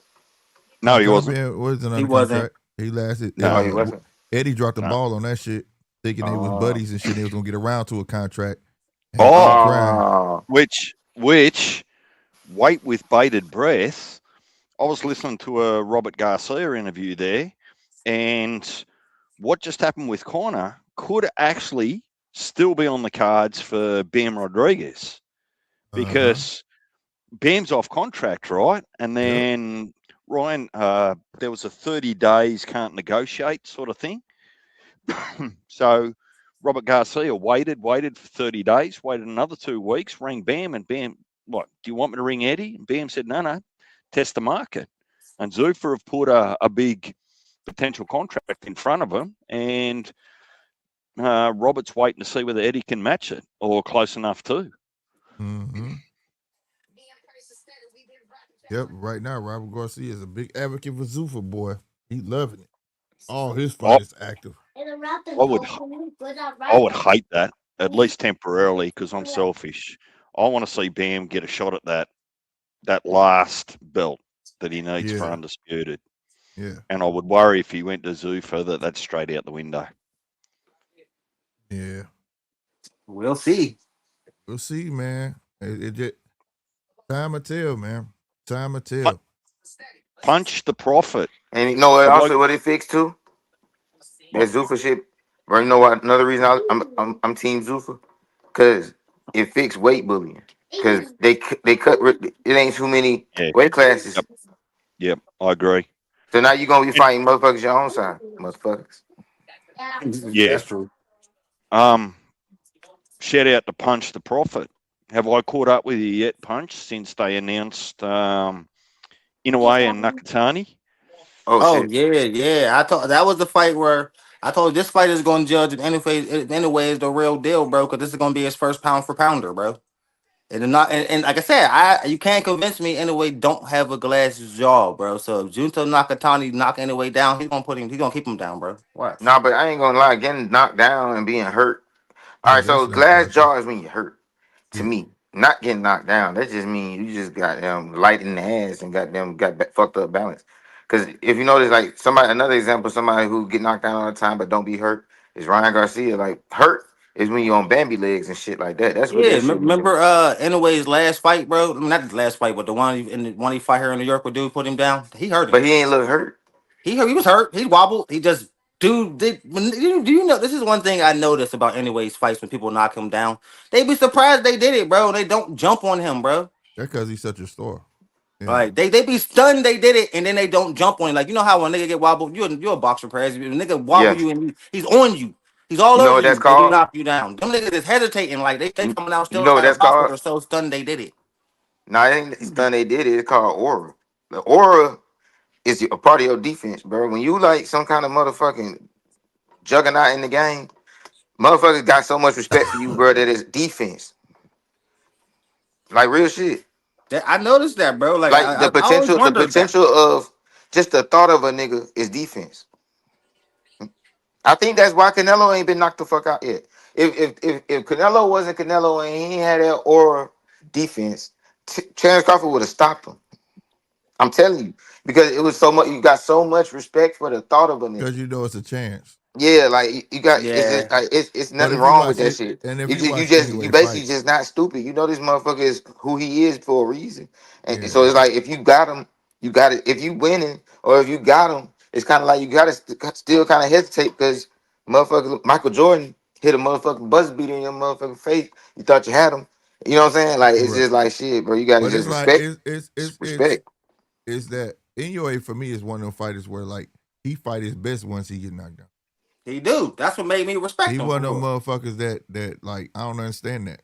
Like why you just can't do that shit together? Them are the best fighters to me. I ain't gonna lie. Some motherfuckers are like that though. Like they got Some need to get hit and some need to get knocked down. Like that. Shoot like that. Like once he get popped, he turn up on your ass. Shit, Abdullah Mason like that. Abdullah Mason like that. Right. Like why do you? But that's what I'm saying. See, here we go. Casino like promotion strikes again, bro. Yeah. I told you, y'all be trying to fix Abdullah Mason and trying to fix niggas. Talking about some man, you got hit too much. Why you gotta get, bro? They're giving us great fights. No, I ain't what mad kind of at who it. don't want I ain't who mad. don't want fights that, to like, get knocked down? Okay. No, I ain't saying that. I'm just like, damn, I don't understand that shit. Like, what the fuck you gotta get hit to fucking turn up? Slick, Turn up. Turn up. Like they say, big drama show. Big drama show. Slick, have you got a new sponsor of the show? Yeah, T-Flex. No, Casino Life Promotions. It's getting getting a huge promotion today. He He not new. He been here. That nigga ain't new. That ain't new. This motherfucker here, bro. Remember, we still got to bail out the motherfuckers out of jail so we can get some more boxes. Yeah, that's next though. That's next. It's coming. I'm telling you. We gotta get them motherfuckers out of jail. That's where our heavyweights at. They locked up. Shit. But nah, man, that's man, bro. I never understood that. I mean, this bitch making hamburgers. But Abdullah, those guys are problems just because of like all y'all are saying the same thing though. Like anyway is a problem because of that factor. You gotta watch Nakatani though if you ain't never seen him, bro. He's a beast. The only one that did try to jump on him was y'all know his name. Lewis Neri. He was the only one like didn't give a fuck. Like fuck you. You know what I'm saying? Like he was the only one came in there with that tenacity, but everybody else do give him that respect. You know what I'm saying? Or whatever. But like I don't think Nakatani you ever notice the one who don't be giving him the respect?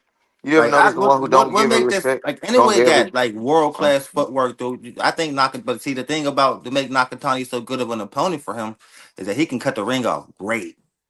Yeah, and another thing too, like every time a great fighter got into a fight with that one guy who didn't give a fuck, they still prevailed. Like they prevailed. So that's why you gotta respect them. It's like, bro, motherfucker, they didn't see motherfuckers get on your ass and you still beat their ass. Like just like Floyd and Maidana and shit like that. You know what I'm saying? It's like Maidana don't give a fuck, but nigga, I don't give a fuck either. I'm gonna hit you with these motherfucking skills. Right. And shit, let's see what you do. You know what I'm saying? Yeah. Motherfuckers still come out on top. That's what make a great fighter. If you can go through that real fire, get put on your ass, motherfucker on your ass, you still knock his ass out. That should make you legendary, goddammit. Yeah.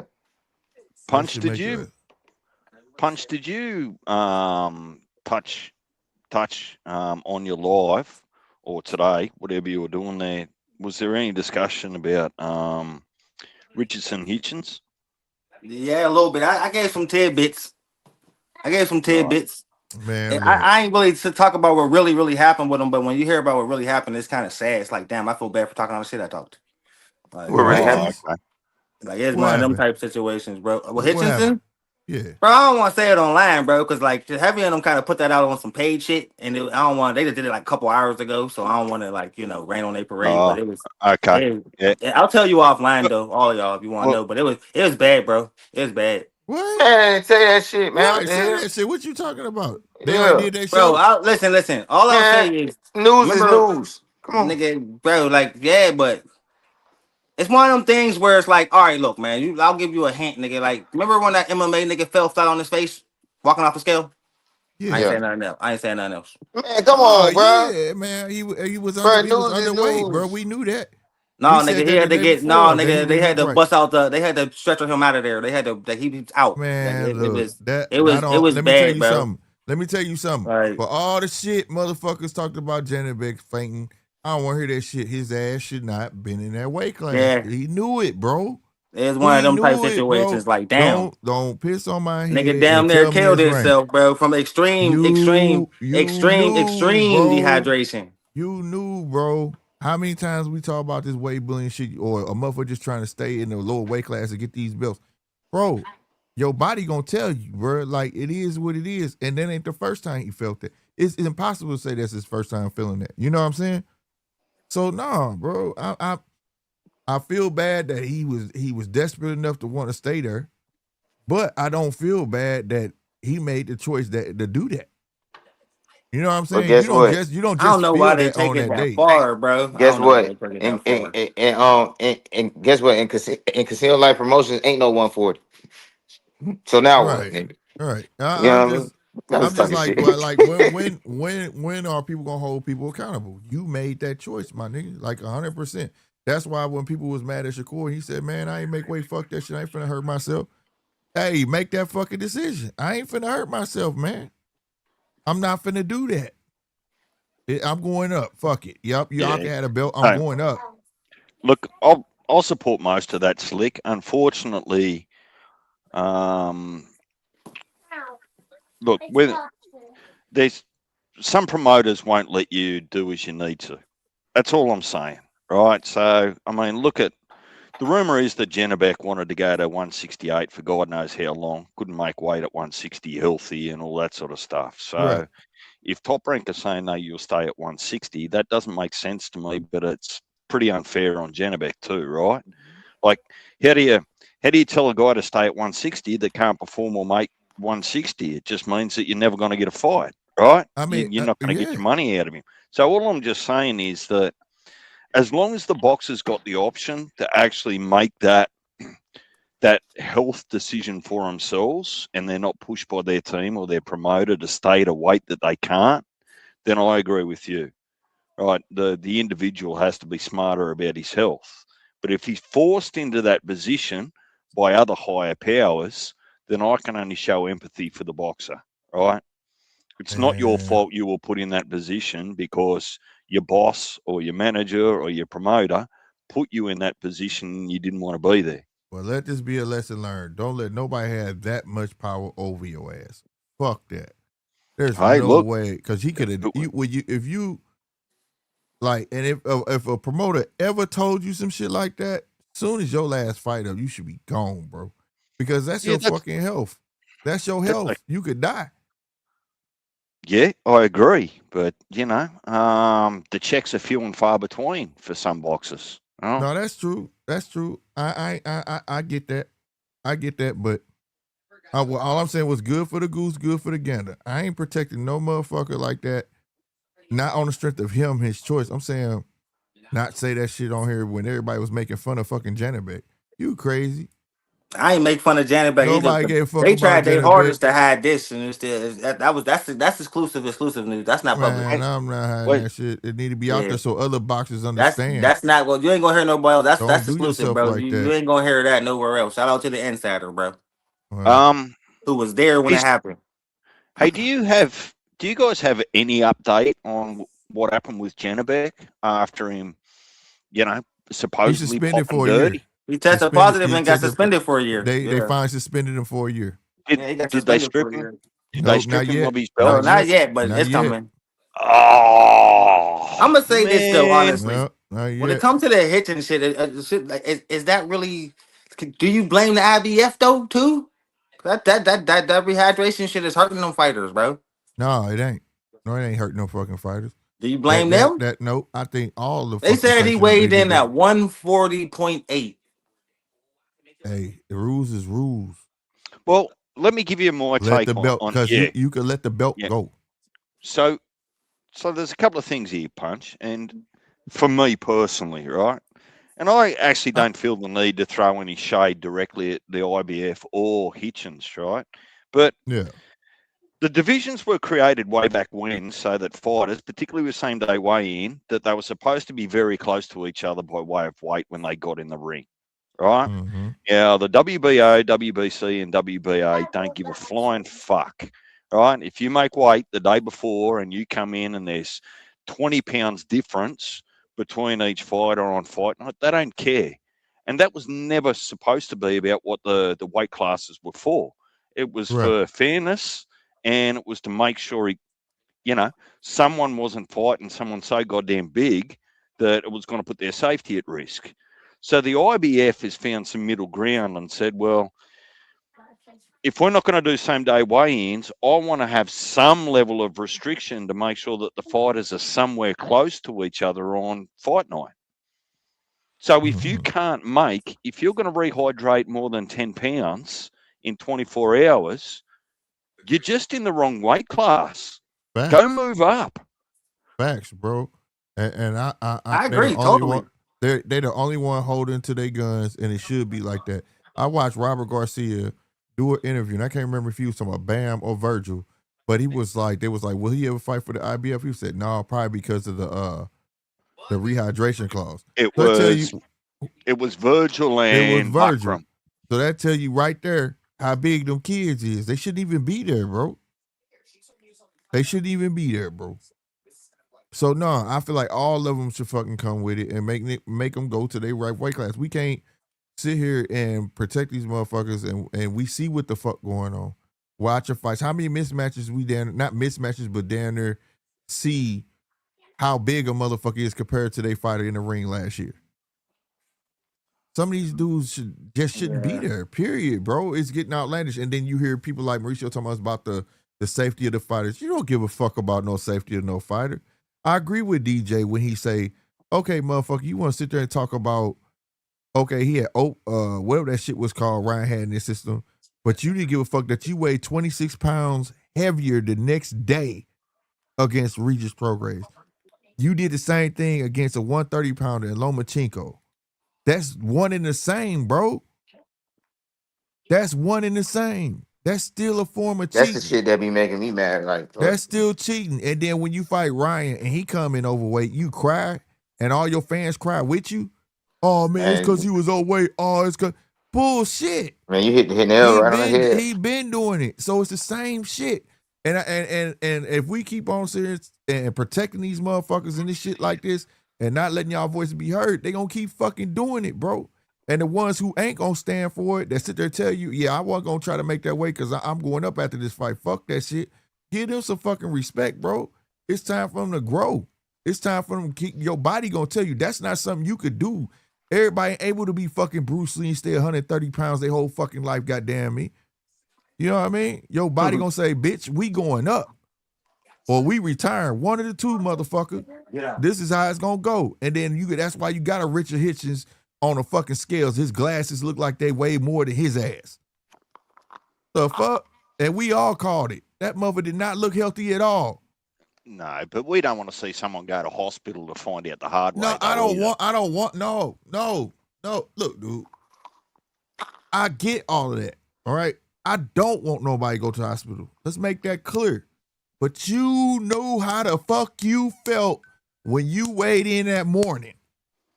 Let's not forget, that's ceremonial what we see. You knew how you felt that fucking morning. You knew this shit wasn't right.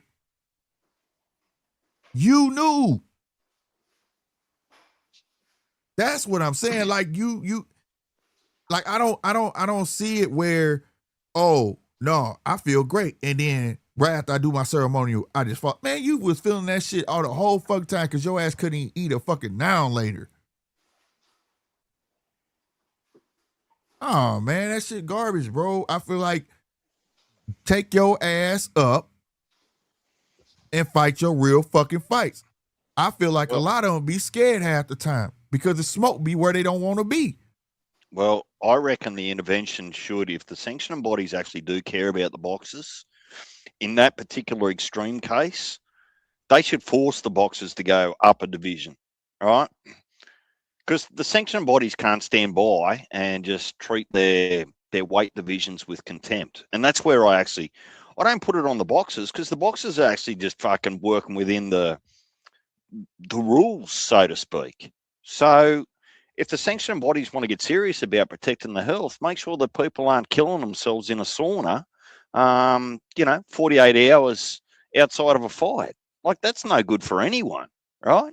So, look, if guys can't make weight, the sanctioning bodies should say, well, look, it's not that we're going to strip you of your title. We're just going to say, look, for your own best interest, you need to move up because we can't condone the health impacts of what you're trying to do.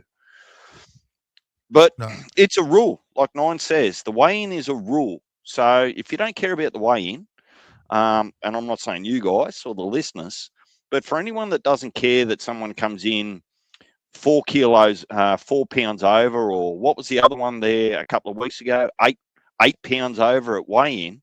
If you don't care about that, you can't care about drug testing. It's one and the same, like it's by way of getting an unfair advantage. So it's interesting. Well, see, if you look at Carlos Adames, who's going to fight Ammo, he pulled out of the fight not being able to make weight at 160, so they postponed the fight. He didn't get any reparations for it, and now he's going to go back and fight him again. Right. Like, it's fucking madness. Yeah, but anyhow, I don't want to see boxers. I mean, they put their life on the line in the ring as it is. You don't need them to go through allow them even to go through some sort of crazy weight loss that puts them in more jeopardy. That's dumb. Yeah, that's my whole thing. So I don't want nobody in the hospital. I'm not shitting on him for going to the hospital. I'm shitting on him making bad decisions, bro. Like, that you don't play with your life. I was taught that. Don't do that. You know what I'm saying? I just wanted to respond to Mark. Mark said something about Parker and his cocaine. Whilst I don't have about that. Yeah, you did in the chat, Mark. No, I'm talking about Parker. Oh no, they're fighting it. That's why you haven't heard anything about it. He hasn't had the opportunity to plead his case yet. Oh, okay. Well, I hope he didn't do that. I really do. Because that shit, man. It kind of doesn't make sense. And I'm no expert, and I don't expect anyone here to be, but I'm of the belief that cocaine doesn't stay in your system very long. So they say 24 hours. That's what they say. Yeah, but to even think that Parker's fucking getting a line into him before he goes in the ring, in front of the cameras, in front of the commissioner that's watching him wrap his hands, the other team, there's something about that It makes perfect sense, man. That's why he was able to absorb all that punishment. Because like Parker wasn't being able to eat these shots and moving around like this. What the fuck is going on? I saying this in my mind. Never in a million years I think it was cocaine. No, Parker been taking fights and getting beat on and coming. I'm talking about he is, man. Come on, man. We all thought he was done until he beat Wilder. And we're like, oh, Parker might be having a resurgence. Man, we not finna give Worley all the credit in the world like that dude. I ain't giving Worley no credit. He trashed to a 0 gas tank. I'm about to say he is not a world beater. Listen, bro. Watch what happened to him. Like, listen, I hope Jabbar don't try to stand there and slug with him, though. I hope. Hey, hold on, Mark's stupid, bro. All I can do is say for the 3 days, Mark, hobbits. This dude, he said 3 days max. Trust me, I know. Oh my God. But no, I'm just saying though, man. I really hope it ain't cocaine. I really don't. No. What Mark's saying, he's got a friend of a friend. Who knows? Right, there you go. He allegedly knows. He was outboxing Worley, man. That's what I'm saying. That dude he been through some stuff, bro. With tough motherfucker, got his ass knocked down and get back up. It just don't make sense for a guy that kept getting played like that and constantly trying to work his way to get to that fight, putting any task in front of his face, he mowing them down, and then all of a sudden now something wrong with. I don't know. Maybe like DJ say, I got my 10-4 hat on. They just saw the writing on the wall. Like, this dude will not he's just not gonna go nowhere. You know what I'm saying? He's not gonna look bad enough where we can get rid of him, where our fans ain't gonna want to see him, because he's not worldwide renowned. But bruh, he was one guy I was really rooting for to get his shot. Mean, it was interesting to see where it was gonna go, but I knew that something was gonna happen. He wasn't gonna get his title shot once the ball shit fell through. Well, I kind of feel like Turkey LSC's got to have had a hand in that somewhere. That they make a fight, they sign a deal, Parker pulls out only after Floyd Schofield Jr. pulled out, gave him the perfect excuse, I'm sick too. Right. And they don't reschedule the fight. They just cancel it and he gets a shot at the title, right? And, well done. Good decision. You got your ass whooped in 5 right. by Usyk. It was a no context. You got your ass whooped. So, hey, listen, while I've got the brains trust here in the three of you and anyone else in the chat, I think either Punch or one of you gave me this name in your prospect of the year last year, Emiliano Vargas. That's me. Yeah. I stand on the he'll cook Abdullah if they ever fight. I stand on that. Well, he's at 140.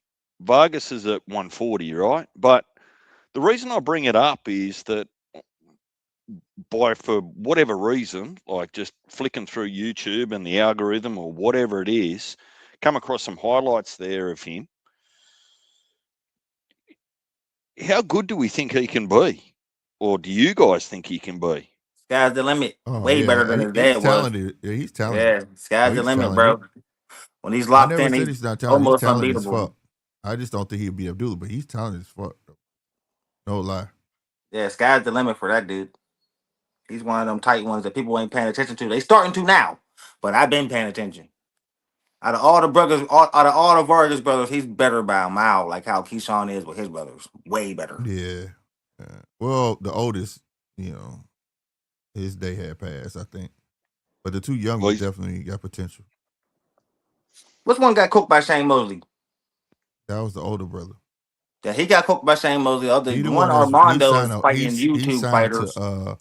Mares and Marcus Promotions or some shit like that. Armando is fighting YouTubers, and Fernando just lost on a Riyadh card. Yeah, the only one signed for real is Emilio. Yeah, because he's tight. Yeah, he's the one that's gonna be on the pound for pound list. He got the looks, he got the charisma. Trust me, they looked at all that shit, and I honestly think that's a match I can have, because Abdullah about to hit 140. Believe it or not, Abdullah. I told you that. Remember I said that, man. I'm taking Emiliano all the way, bro. We gonna bet money. Man, one thing they need to make sure they don't do is just because he's so young, they better not baby him. Because bro, once you get a belt, bro, you're a grown ass man, boy. Yep. You gotta keep him fighting, bro. Gotta keep him fighting. Gotta keep him active. He can't sit, and that's why I'm waiting on him to announce something, bro. I've been hearing they try and match him up with your boy who just beat the Puerto Rican cat. What's his name? Who? The dude just beat the Puerto Rican dude with Matias.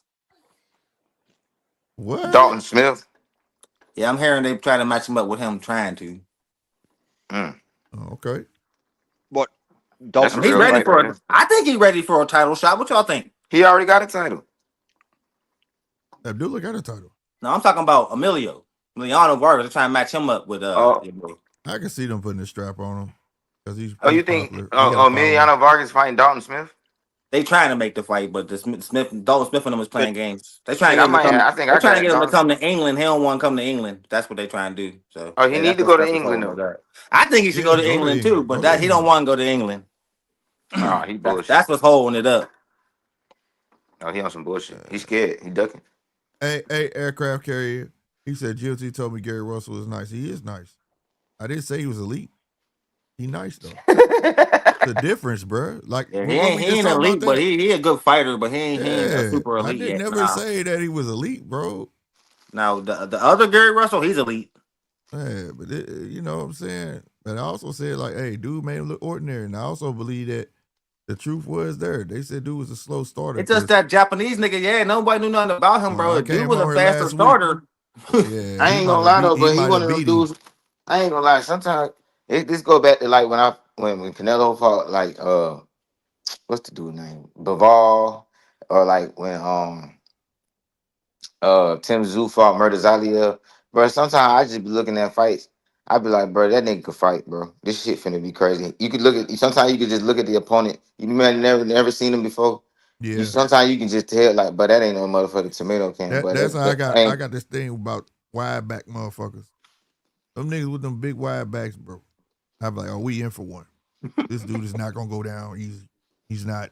He's not gonna go away. And I swear it be like that. I remember I said that before the Abdullah Mason fight when he fought that dude and he knocked Emilio. I said Emilio. You got me thinking about that punch.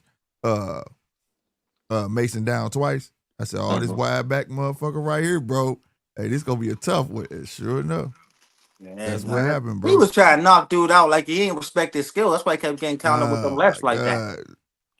Like dude was catching him with hard lefts. Mark said, did you see the Crocker versus Power off now? Some BS hand injury for Crocker. Eddie's protection plan in full effect. I saw that, man. I seen that too. Like no surprise.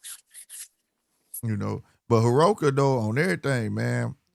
When I rewatched that fight and I came gonna on be here, a champion one day. I said for sure. that motherfucker Hiroka gonna be a champion one day. Yeah, it's for real definitely. Because at the end of the day, Gary Antoine was boxing, but it was nothing that he was doing to handcuff that man. It was like all of a sudden 4.5 rounds in, this motherfucker just turned to a different person. It was nothing like I didn't see nothing that Gary was doing that even made that man want to turn. I don't know what it was. He just was different. You know what I'm saying? And it just goes to what they were saying. They were saying he's a relatively slow starter. But goddamn it, you can't be starting that slow 4.5 rounds. But I was like, if that man would have came out like that, Gary probably would have fucked around and lost. Yeah, because Gary won the you first know why he's slow? first You know why he starts slow? What'd you say? You know why he starts slow? Why?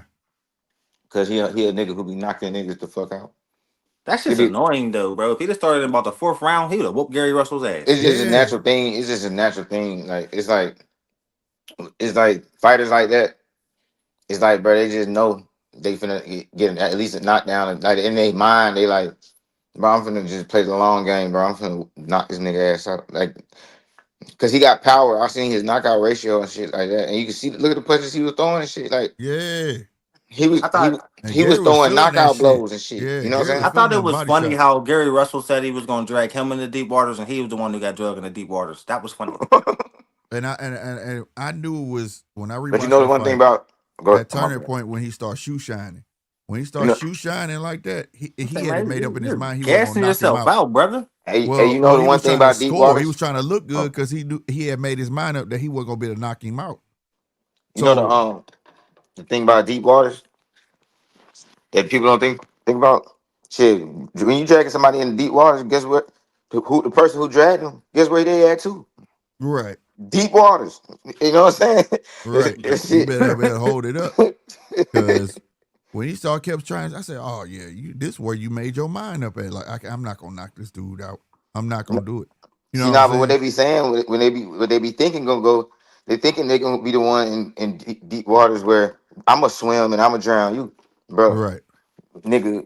You can get in deep waters, bro, and both niggas know how to swim. Like you drag them. We in the deep waters now. and you about to drown him, and this motherfucker not going. Yeah. Yo, that boy Hiroka was strong, bro. I was like, this dude's strong as fuck, bro. Well, yeah, we noticed real quick how big he was. Like, this dude big as Yeah. hell, bro. I Yeah, was like, but God no, damn. how you didn't know he was big? He The looked tail like of he the should tape be at said 47 and shit. the No, I tail of the knew. tape said big, bro. The tail of the tape showed Oh that he was yeah, funny big. story, man. So you know that uh it was originally supposed to be Abdullah Mason versus Kid Austin, but Kid Austin's dad fucked it up because he can't shut the fuck up, bro. You know that. What? Got on Turkey's bad side and ruined his son's opportunity. For real? Yep. Damn. That's also some new that's some exclusive shit too, bro. That Oh, it make me feel bad for fighters whose dads always do that to their sons and shit, bro. Like, bro, I why you don't keep on know, trying to act bro. like you the fighter, bro? Like all you doing is ruining your kid's career, homie. What? Man, how long has it been since that boy fought? Exactly. It's been a long ass time. His dad Man, done did bro. some And if bullshit. you see And the writing the on the crazy wall, part, like, I was just getting on the train too, because when he was talking at the awards, remember that shit? I was like, oh, mm-hmm. this kid can hold his own in front of the camera. Why is his I dad mean, doing I all the like Kid talking? Austin, man. He's young, he's explosive, he's a good fighter, bro. He But he charismatic, he know how to talk every shit. time he get the opportunity, the dad ruins it, bro. It's kind of like unprecedented too at this point. Yeah, I was like, when his dad Like, went around, damn, he was nigga, you talking, can't he shut was up for cool. 5 minutes and just let your son do the talking, bro. Shut up. I don't know, bro. But I can't wait to see he get back active, man. But he got to get active, bro. Yeah, this was supposed to be his opportunity, ruined it. But he's number one contender for the WBA, so he gonna get a shot regardless. I hope they force it. You know what I'm saying? And Hey, aircraft carrier said a fact. He said, I think Gary They didn't want overrated to strip puncher. Tank at I all. think I Tank was think that Gary a wasn't his overrated number. puncher too. I think He he was pretty much knocking out forced him people to do that. who was I think trash. here's my thing. I don't think. Well, yeah. In the sense of how it was being, I'm reading it. Yeah, definitely an overrated puncher, but he could punch though. It's just he ain't punching no dude that big. With this dude had muscles in his face, bro. But you know the problem with Gary Antoine Russell What? and a lot of other knockout artists, like I he was might just reading this is that why he an overrated puncher. Because he don't have accuracy. fucking Like he don't have Now, I don't know if this is true. I want to ask you this because I'm pretty sure you heard Hold this on, too. punch. Hold on, punch. he don't have What you was gonna say? accuracy, and sometimes when you punch hard but you just pounding on a nigga, cause that's all he be doing. He don't be hitting, he don't be aiming at no button or nothing. He just be Shit, swinging. when he took oh boy out, he was a. But like I said, that was a different type of fighter. You know how some fighters comfortable fighting certain styles. Mhm. You know what I'm saying? He That overwhelmed. style, He overwhelmed people. He not really not. He right? not punching like that. Boxer, he overwhelmed boxers. Mhm. That dude wasn't going. You know what I'm saying? He didn't give a fuck. Are you a boxer, brawler? I don't give a fuck. I'm here. You know what I'm saying? And he wasn't used to that shit. He wasn't. He, like I said, he made his mind up. At about fourth round, I'm not knocking this dude out, bro. Like it was, dude had his mental. You understand what I'm saying? And he Mhm. wasn't even winning. It was the fact that nigga, I done hit this nigga with everything. Yeah. Everything. And ain't nothing working, bro. Punch, you fell off. But you know what I mean? So I like I said, I want to see Andy again. I bet you Hiroka, I bet you they don't rematch. That's for sure. Nah, hell no, they ain't gonna rematch. That's for sure. They ain't gonna do that. You know what I mean? But you know, Gary ain't dropped or stopped Ryo and Ryo Cheney. That's true, but shit, he dominated. That you can't say he didn't do. Gary Antoine ain't been no knockout artist. Gary Antoine is a boxer. You get what I'm saying? Like I say, I don't look at fighters for what I want them to do. I look at fighters for who they are. You get what I'm saying? He's a boxer. If he don't get the knockout, guess what? I'm not shocked. You know what I mean? But as a boxer, you know, they aim to dominate. And that he did do, Ryo. He dominated. You know what I'm saying? But this kid, Hiroka, was just like, nigga, you can't hurt me, bro. He came in that bitch like a Kuma. Like, ain't shit you can hit me with. Ain't shit you could do. You just finna take his ass when I get to you. You get what I'm saying? Mm-hmm. And It's bars. you know what I'm saying? You know, and when goddamn me, he start getting to Gary, you start seeing Gary on the back foot more. Gary taking risks. Nigga was tuckered out like shit. This motherfucker hitting hard, nigga. You saw his corner, his own brother slapping the top of the head, like, man, what the fuck you doing? Like, it ain't shit he could do. Nigga too big.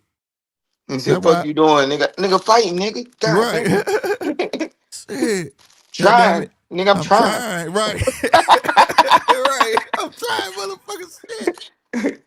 You know what I mean? On everything. It ain't like Gary was in there trying to look average. Nigga, this dude was making him look average. Yeah.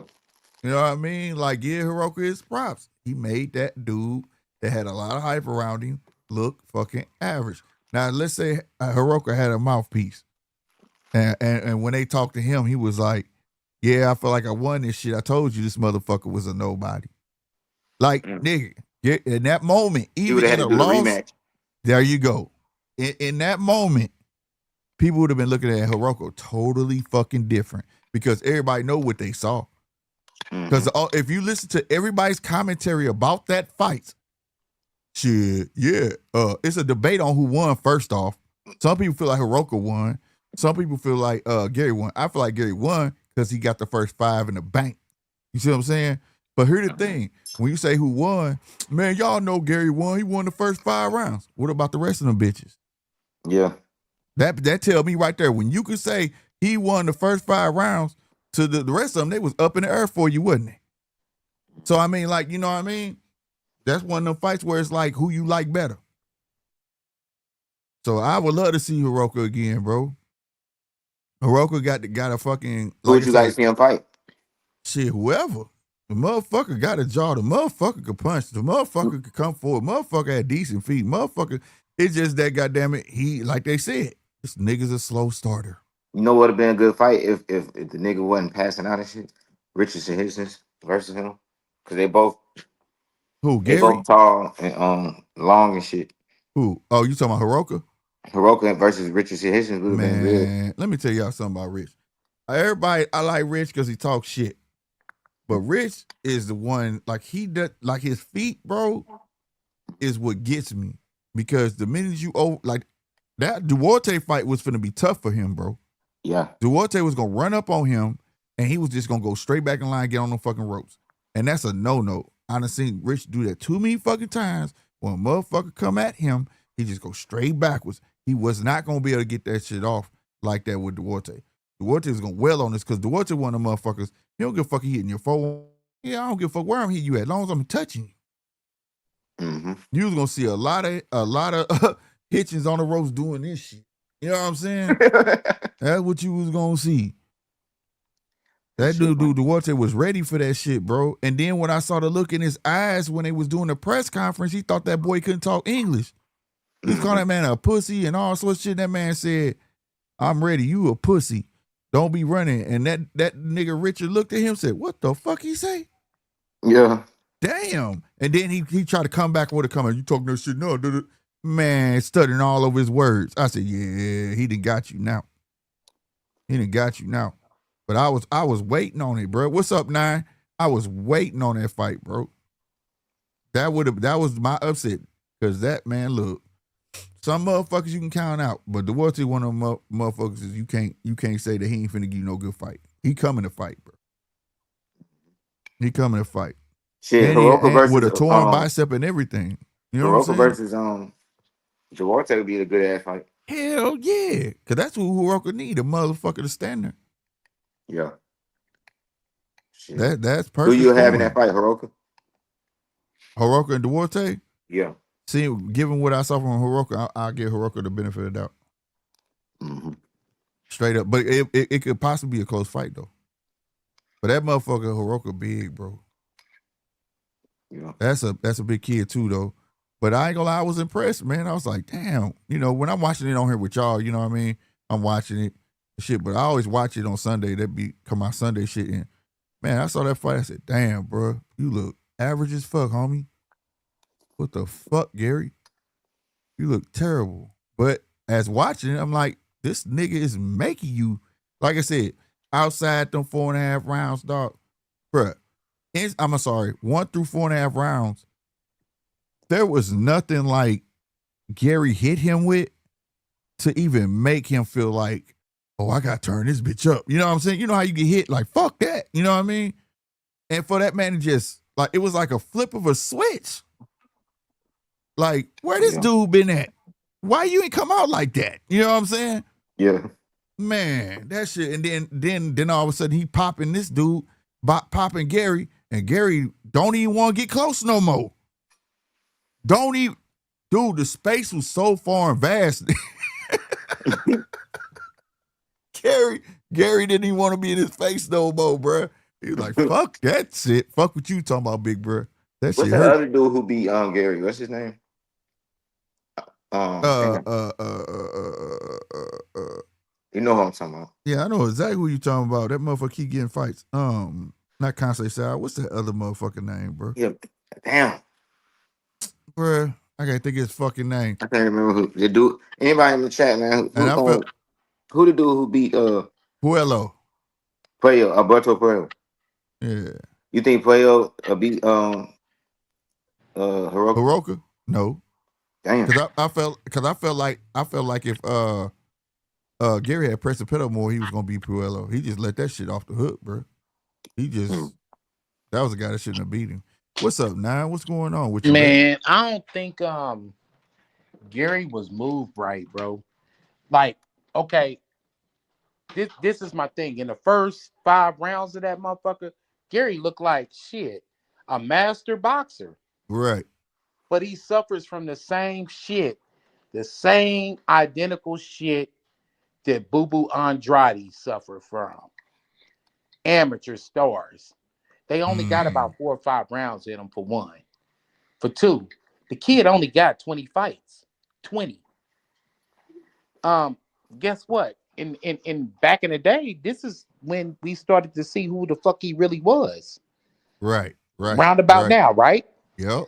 And we finding out who he really is roundabout now, right? Yep. And guess what? He already got a title. Yep. So it's crazy. But as far as Hiroka, man, I don't think Hiroka is a world beater or nothing like that. I just think that Hiroka just, I don't think Hiroka did good. I think Gary Antoine did bad. With that being said, you know what I'm saying? Like, I don't know, man. Gary Antoine need to be fighting within the next 3 months, bro, or he's gonna end up getting washed. You're not at a star status, bro, where you can only fight once a year. That's a fact, but I also think it got something to do with you say he wasn't moved right. They should know that a big kid like that in his style of fight wasn't gonna match well with Gary, bro. Yeah, but still though, at the same time though, you can't even be mad at him because the gloves is off, bro. You a champion. You got a title. Yeah. You didn't fought for a title. Gloves is off now. Now you take what the fuck we give you. You take the next nigga up in line. Right. You know what I'm saying? And that's the problem, bro. They didn't move him enough. Think about where Gary Antoine is. Gary Antoine is in the same class as Clarissa Shields, nigga. Yep. Shakur. Yeah. They all in the same Olympic class. Now, why the fuck is Clarissa so much out there? And this nigga's so much back there. He's even when you think of Gary Antoine, you think of Shakur being ahead of him. Shakur on like what, his second or third title now? Yep. Think about that. This was the first defense of his first title. And a second try at a title. They not moving him right. And it's still it's I hate to say it, to beat the drum on it, there's still a little bit of that Al Heyman shit, bro, going on. That's what's fucking that kid's career.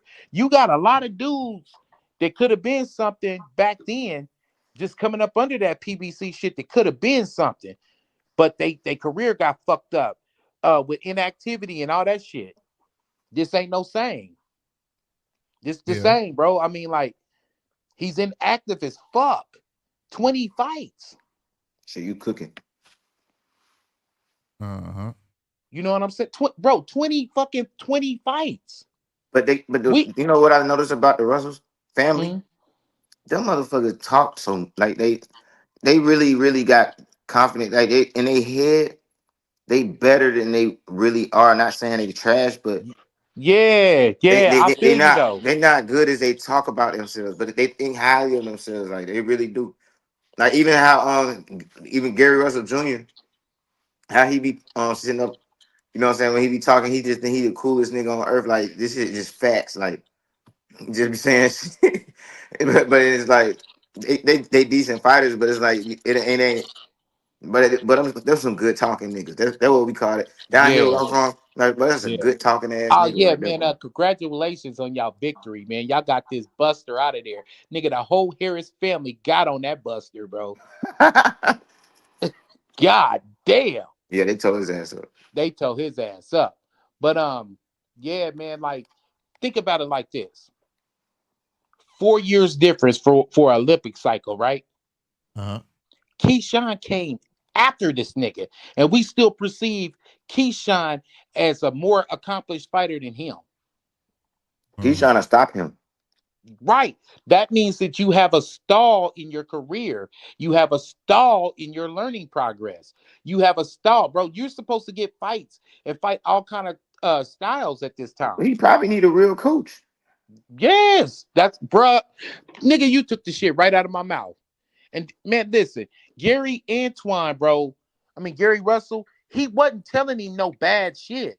It's just that, all right, check this out, nigga. We brothers, right? Man, I ain't trying to hear that shit. You Right. kind of take some shit that your family tell you like with a grain of salt. Your Right. Right. brother, you know what I'm saying? Slick, your brother get the, oh man, what you need to do, man, with your YouTube channel. Man, if you don't knock it the fuck off, man, I'll slap shit at you. Right. You know what I'm Right. saying? Hey, Sino, man, you know, I don't know if you got a brother, man, but hey, man, what you need to do with your dog Canelo, man, I know, you know what I'm saying? But what I would do, you niggas shut your bitch ass up. Yeah, it used to be like that here, yeah. Real talk. Yeah. You know what I'm saying? And he might be telling you some right shit. But it's Hmm. like, nigga, otherwise, like, nigga, fuck you. So, yeah, Yeah, I bro, think like, I think a good coach. I mean, a real coach. I know they trying to keep it in the family and shit like that. But at the end of the day, nigga, Gary Russell Jr., you supposed to be somewhere fighting, nigga. Both y'all need a coach. Their dad passed away. Rest in peace to their father. And they just blood, trying to keep it in the they family. got They're they trying to keep it brothers that traditional, don't but even fight in the goddamn corner. Like, blood, what the fuck are you gonna do, nigga? yeah, Think but about they this, just nigga. trying to keep the tradition. Yeah, but That's what think about it it's like sad. this, It's bro. fucked up You a because he's gonna doctor, suffer nigga. from You that got shit. your brother that work on cars, nigga, in the hospital waiting room with you, bro. Like, no. You know what I'm Mm-hmm. saying? You can't do that. So yeah, man, you know, he needs to be active. He need to be fighting within the next 3 months. They need to That's a put his fact. ass on the Abdullah Mason plan. Right. You know what I'm saying? Like, nigga, you got a couple of voluntaries, nigga, before your mandatory come out again, nigga. You better use them. Hmm. Uh-huh. You need to be fighting cream puffs, and not you get one nigga that can stretch you out and make you go some rounds. Another nigga that's gone, you know what I'm saying? You can just totally obliterate, and then you take on one of your mandatories Right. I agree with that. because he getting moved all wrong, bro. Yeah, build them And up he's the right got way. talent, bro. For you know, he was one of our. He represented the United States of America, bro. Whether we slice it or not, bro. So he's got talent somewhere in there. As did Keyshawn, as did Clarissa Shields, as did fuck even Deontay Wilder, bro. So it's some talent in there somewhere. But Mm-hmm. motherfuckers getting moved. He getting moved fucked up. He fighting once a year, bro, and he only got 20 fights. Nigga, you're Yeah, 19-1, blood. Like, relax. You're not 19-1 is not the shit. facts. You know what I'm saying? So that's the Mm-hmm. problem with him. Hiroka, bro, he one of them dudes that'll give a motherfucker a tough out. Because yeah, man, he was discouraged in the motherfucker in the first round. And nigga, he almost looked like he's about to go. Nigga, in the first 5 rounds, I was like, God damn, Gary Antoine putting on a clinic. And then he just fell off. You want to know what that is? That's the boo boo Andrade syndrome. Mm-hmm. These is dudes that's been top notch amateurs. Amateurs only fight 3 rounds. They got Mm-hmm. muscle memory to go 5 or 6. Right. That's it. That's all. That's why these niggas is bombing out. You know what I'm saying? My coach used to say, boy, yeah, boy, motherfucker ain't shit if he got over 40 amateur fights. Because he gets stuck with that shit. Get stuck. Yeah, I was gonna say that. You got to beat the amateur out of him. You know what I'm saying? Mm-hmm. You got to work that shit up out of him. That's why you got like a guy like a Keyshawn, bro, who looked more successful than a Shakur at times. You want to know why? Because he went and got professional coaches, Brian Bomack and all them. Shakur stuck with his grandfather, who's an excellent amateur coach. Excellent. But you seen the wear and tear, though. We can take Keyshawn out of it. We can see what it was, man, with his relative that just fought. How he did good for the first 4 rounds, didn't he? Then he just fell off the cliff. That's a sign and symptom of amateur boxing. Muscle memory, because you've been doing it for so long, nigga, since you was 8 years old. That's when you can get into USA boxing, bro. You know what I'm saying? You used to fighting them 3 rounds. That's how that shit is. And muscle memory then built up, and these motherfuckers going pro, and they think they in better shape, and they are in a little better shape. Okay, whoop-de-doo, nigga. You can go, instead of going 2-minute rounds, nigga, you can go uh 4 or 5 motherfucking 3-minute rounds. That's how that shit is. We done seen this shit before, bro.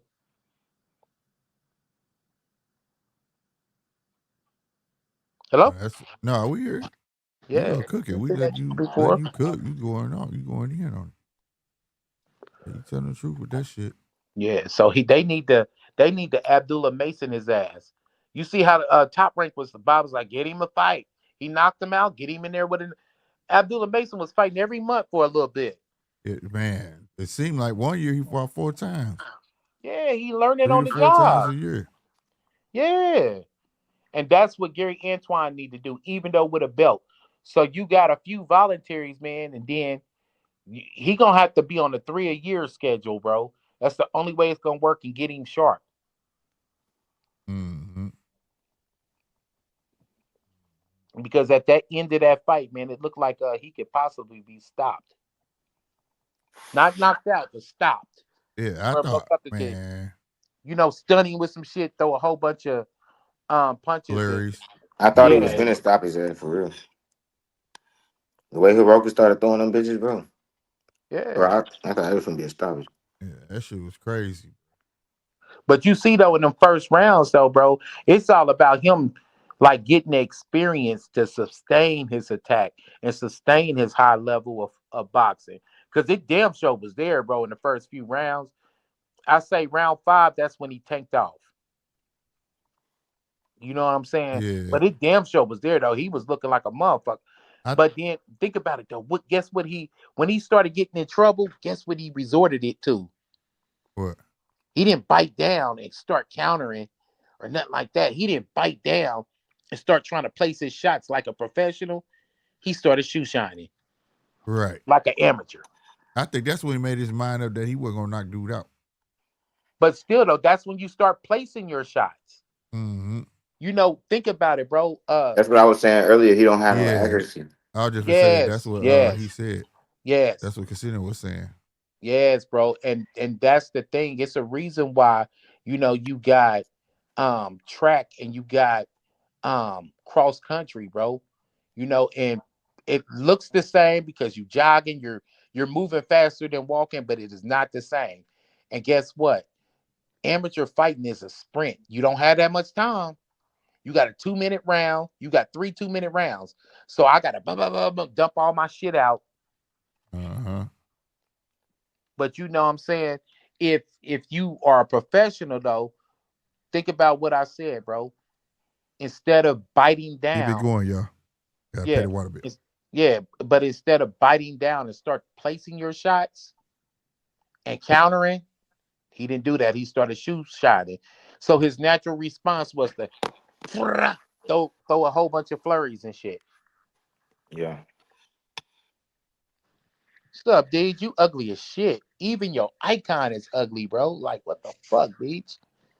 Yeah, well, it's common knowledge that you're the best looking man in the room when the lights are off. So pull your head in.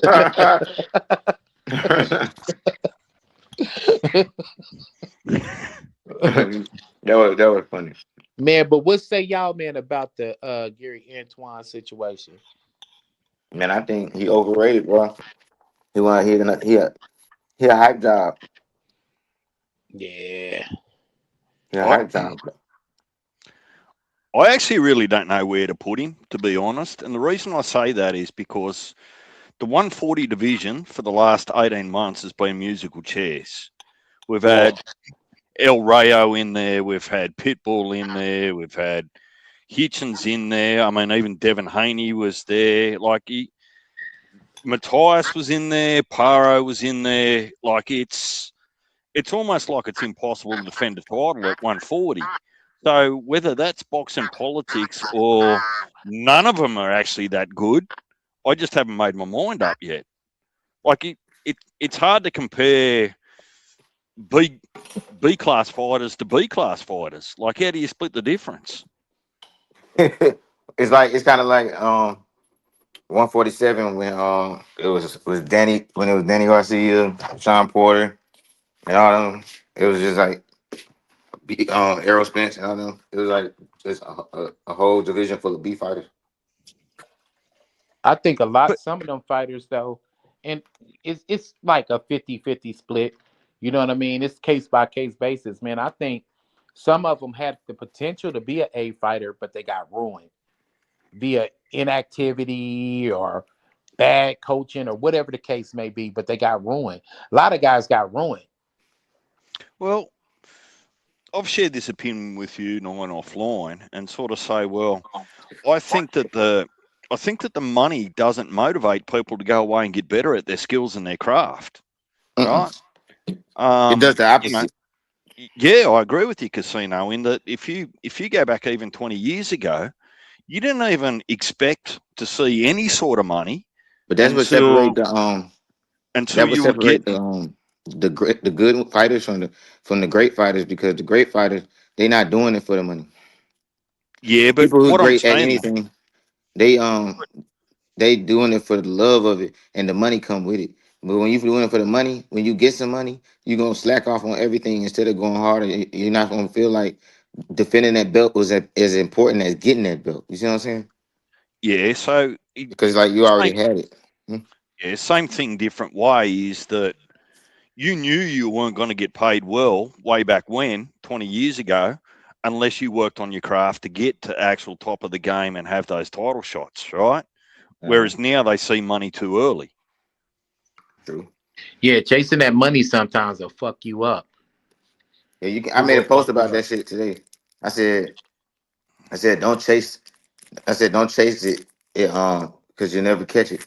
Use your animal instincts. I said, like Real talk though. you That's gotta real, hunt real that shit. shit. You gotta hunt that shit with a strategy. Like you know how to got that. Like you really want to eat. Like you see what I'm saying? Yeah, I just made a post about that shit today. definitely Man. understand that shit. So I, yeah, go ahead, bro. it's I think I said to Casino there, what was it, last weekend after the fight, Casino? I said, look, I don't want to hype Gary Antoine Russell up. It's just the style. I enjoy the style of his fight, the way he actually fights. Like, it's not boring.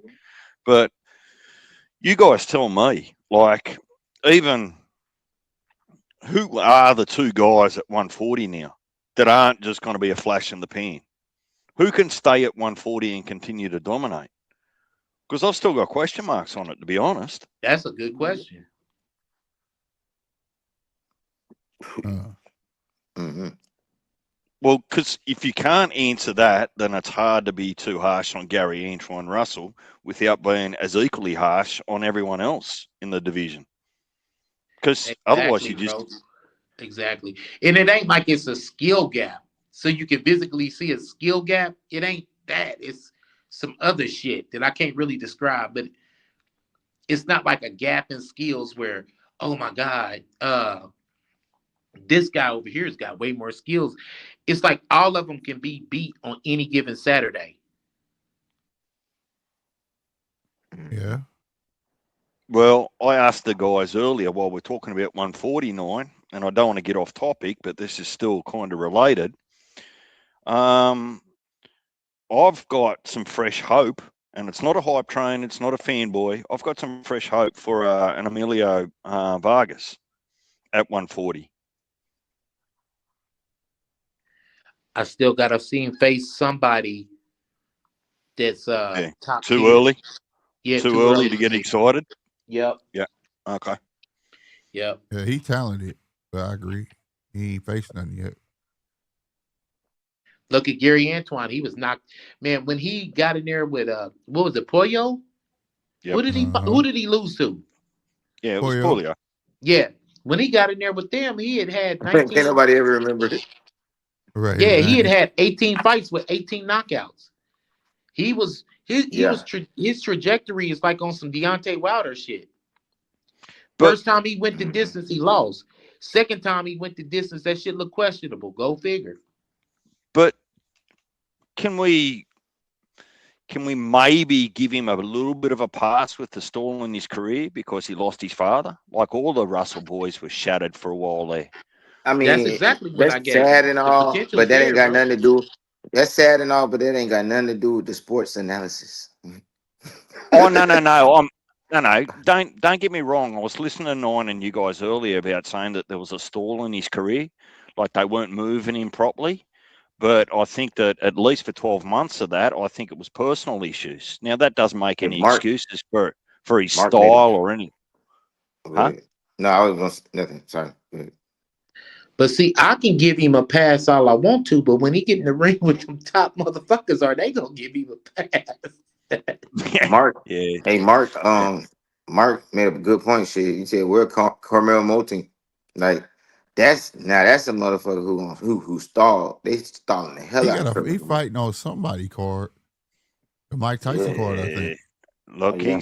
Or somebody card. Oh yeah, he is probably gonna be on the Floyd card. I kind of feel like he's just going to be a Tank 2.0, the way that they're going to move him. But now because niggas ain't falling for that shit again. And he don't got the personality and the swag that Tank got either. But I'm not saying he can't end up opening up, but he ain't really. He don't seem like he cool like Tank. Bro, Floyd can't do that shit with everybody. I mean, look, he ain't did it with maybe. nobody else. You see what I'm saying? It's not like Floyd is a good ass like nobody. Put it like this: no promoter can just make a motherfucker a star, bro. Like it just don't work like that. We had talked about this on another show, another day. I was just like, you So got to be a Casino, you star. saying Floyd lucked up and he just got him one? He Yes, just lucked bro. up. Yep. Yes, that's Oh, it. okay. Like Tank was gonna be a star anyway. If he got all he needed was a shot, but you can't make another Tank. He ain't gonna. He can't. AB Okay, AB was another one just like that too, but like AB was in a different way, and he was fighting everybody and shit. But Floyd didn't make him a star either. Like so them niggas was really stars. well, let me meet you halfway. All right. Uh-huh. I'm not suggesting that Moten is going to be of the skills of Tank. That's not really what I'm suggesting. It's just the way that I see him moving. Man, I don't think that dude's made fucking weight for the last fucking 3 years. Right? So, they're clearly not focused on titles if you've actually got zero discipline for your weight already. It's going to be about, soon as he builds his name, it's going to be about just taking the biggest fights for the biggest money. It ain't going to be about legacy for Moten. I don't see that in him. I hear you. It ain't there. It's gonna be my money. And not only that, we talking about building shit. If Floyd wanted to, when we were sitting when he was younger and all that stuff coming up, Floyd would have been out like, he would have tried to build him up at least. Not as another Tank replacement, but as a new star. And he didn't do none of that. Come on, Slick. We all know that Floyd's. We all know that Floyd's broke right now. He ain't got no money to promote. Man, I'll fuck around and loan Floyd a band, nigga. That's how broke he is, nigga. Nah, shit. That motherfucker broke. He far from that shit. Man, you gotta he give a rich people disclaimer, broke. bro. He down Y'all to sound his like some last straight 10 haters. million. He that rich people broke. Nah, he ain't down to 10, bro. I don't even think he down to 10. Right, I'm But that just man saying, got you know how money. rich people talking broke and they still got Yeah. million. You know what I'm saying? They just He probably Yeah. on some damn boy. I only got 50 left. Fuck. yeah, right. You know what I mean? What's up, Too Rich? Hey, what's going on, Slick? What's going on, panel, man? What's up? What's Hey, I up? heard y'all talk There you about. go. I heard y'all talking about Gary and Twan Russell, man. I really had. What's the other guy named Andy? I had Andy winning that fight, man. For Me real? Me too, personally, That's why I man. man. said Yeah, I had Andy some people winning that feel like fight. he won. Yeah, but let me tell you, Gary is the reason why I don't jump on these guys too early, and I want to see him fight somebody. A couple years ago, when I was watching Gary, boy, he looked like a monster. But since the competition done stepped up, and I don't think he fight enough, so he ain't as sharp. But it just like it's going down just a little bit. And one more thing I noticed about him that bothered me, he beat Boots in the amateurs, 3 or 4 times, but Yep. he never called Boots out. Boots ain't never said nothing about him. So I really said, okay, so they stand away from each other. They ain't gonna make no noise. Like, what we got to realize, Gary Antoine Russell is not Gary Russell Jr., bro. He is Right. not Gary Russell Right. Jr. He got the talent, Hey, but I man. don't know if he got the mentality that Gary Russell Jr. got. You know what I mean? That might be Yeah. what's missing and show in the fights. Yeah. You know what So I always noticed? I never really liked how Gary Antoine, but no, how Gary Russell Jr. I always call him my little brother, my little brother, my little brother. Like, I ain't gonna lie, that shit always, and he'll be right there in his face saying that shit. It just always made me feel like it's like an alpha and a beta type of situation. Like, and that's I'm saying that to say I agree with you on they Yeah, temperaments and their yeah. attitude. It's like Gary Russell Jr. a big dog. Gary Antoine so Russell, that's just little bro. That's little bro. It's like to little to bro, Rich you go hype up little bro. You know what I'm saying? Yeah. to Rich, don't you think, like, credit to your statement there about you want to see him fight someone, right? Don't you think that that's a mistake that a lot of people are making in the boxing world at the moment? Oh, I won't say mistake, but they get on people too early in their career because their promoters and their managers and their matchmakers, as they're coming through as prospects, they're actually designed and they get opponents to actually make them look good, right? To make them marketable and give them confidence. And once you see them get in around, if you're in a strong division, once you see them get in around 14, 16, 18 fights, that's kind of where you really start to find out whether they've actually got anything of purpose and worth. Yeah, Yeah. and that's what I'm saying. The promoter's job is to make them look good. So that's why I don't buy into the eye test as much. You know what I mean? Yes, we can see the guy's talent. We can see the talent, but that don't give us the temperament. They don't give us the attitude. What happens, when you get hurt, when it get deep, what you got to go to. You know what I mean? Like I said, that fight got a little deep for Gary. And like you say, instead of sitting down, he started shoe shining. He started tapping a little bit. And Right. then he Thank did you. the interview where he say he want to wait for Shakur for the last fight. Yeah. That's just not the Yeah. temperament you want to hear. You know what I mean? Yeah. Yeah. That's Yeah, another problem in boxing, though. he A little just bit waiting off the for subject, Shakur to but outgrow 140. the buddy system is not working for me. Y'all niggas should be trying to like get each other like y'all supposed to be sniping Man, for each I other. didn't say this Right. shit, man. Like, bro, Richardson Hitchens, him and Shakur don't want to fight. Then they brothers. Then goddamn Shakur and Keyshawn brothers, and Keyshawn and Richardson Hitchens brothers. Then motherfucking Antoine Russell, he brothers with goddamn Shakur and bro, that shit is crazy. I'm Man, like, fuck bro. that. Casino, we brothers too. Offer us 20 million apiece and see what happens. But it ain't even gotta be 20 million a piece, bro. Like, why y'all niggas so friendly? Pretty Y'all much, should yeah. just be able to fight. Like, bro, y'all niggas is not from the sandbox. Like, and even if you was, I about to say niggas, we could be from the sandbox, motherfucker. you know what It's I'm a saying? sport. Niggas, It's a niggas fight sport. in the goddamn sandbox, nigga. Niggas Brothers wasn't fight for fighting in the free. sandbox. If you weren't fighting in the sandbox, then nigga, y'all ain't real friends anyway. I fought So, all my cousins. you know what I'm saying? I fought all them motherfuckers. I lined it Yeah, up with a big few and homies small. too. That's what Shit, I'm that's just saying. what it is, though. That's how you gain respect as a kid. You fight this kid around the neighborhood, then you get in your little Yep. teenage years, and then you be like, fuck it. Slick, you coming with me. You know Yep. what I'm saying? Because Yep. Battle tested. We done fought so many times as kids. Yep. Hey, them That's a old fact. school fighters fought their friends just to make sure they got paid. You Got know what I paid, mean? right? Bro, Man. that's what, bro. But you see, when they do it now, like nigga, they was like Tank fighting Lamont Rose. Nigga like, oh man, what the fuck? Hey, nigga, he was doing the old school way. He fighting his friend, man. You know what I'm saying? Like, it's just crazy, but the game be backwards. Like, bro, him man wouldn't get no respect for the Lamont Rowe fight. But then after the fight, they like, damn, bro, that shit was a good ass fight, bro. He really lost. Like, bro, so I mean, it was a win-win. Like, you got to find he brought another fighter to the attention. Not everybody want to fight Lamont Roach. He got a job. You feel me? Man, Shit. He gave yeah. me the job. But the thing is, if that's your friend, he gonna want to see you eat, goddamn me. And on top of that, if you win, he gonna respect you, goddamn me. Either way, y'all friends, bro. This a motherfucking sport. I just don't get that shit. Yep.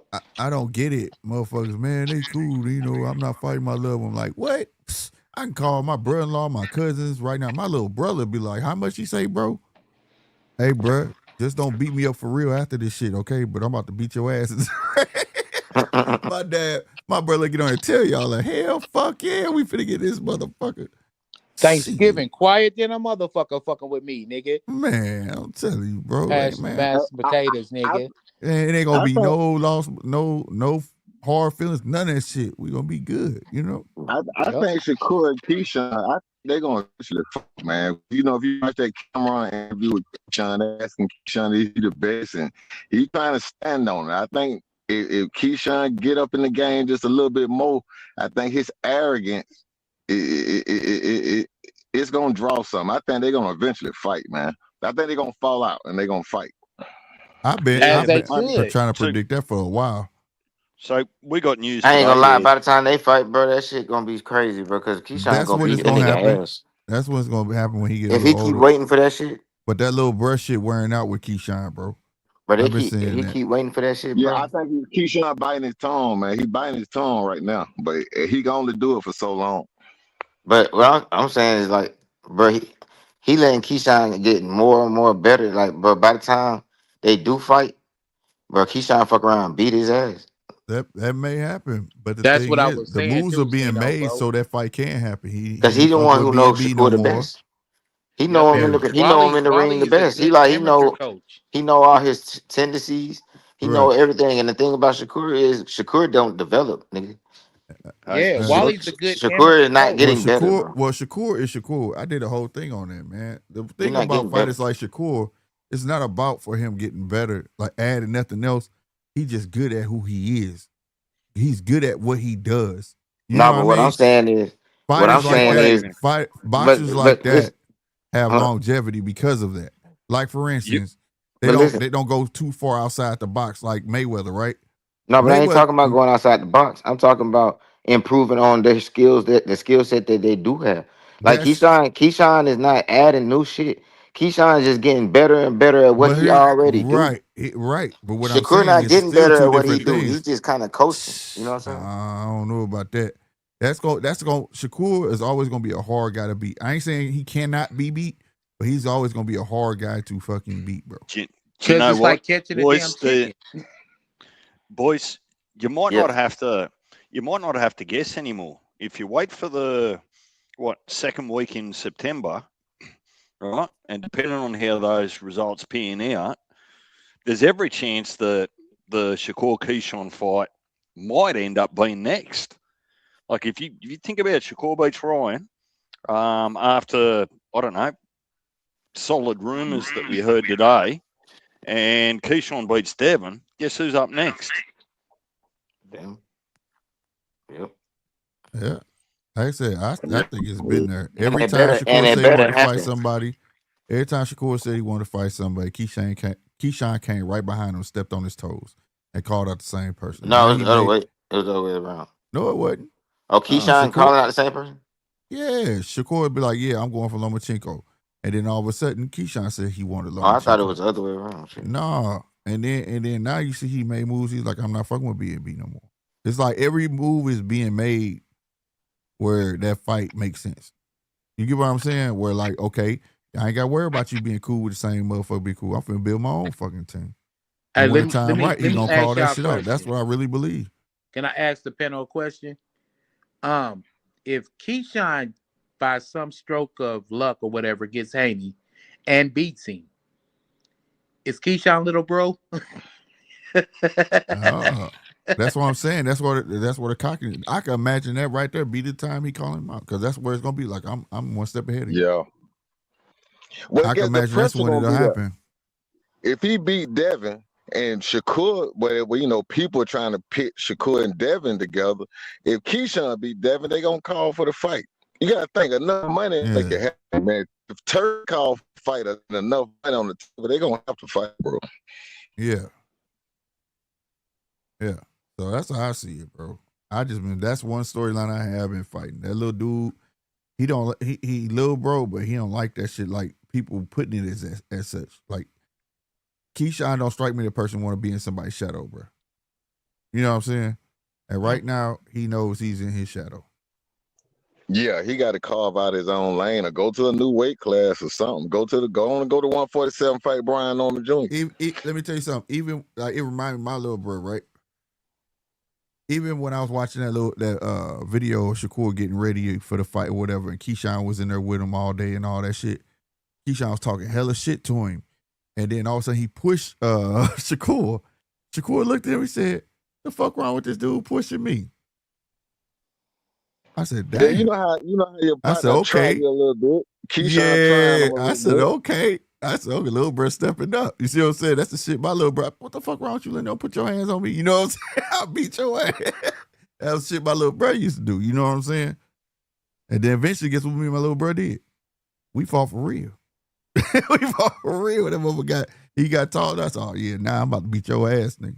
Mama can't say Now, I think about Richard Hitchison told Keyshawn to his face, "You know you not better than Shakur."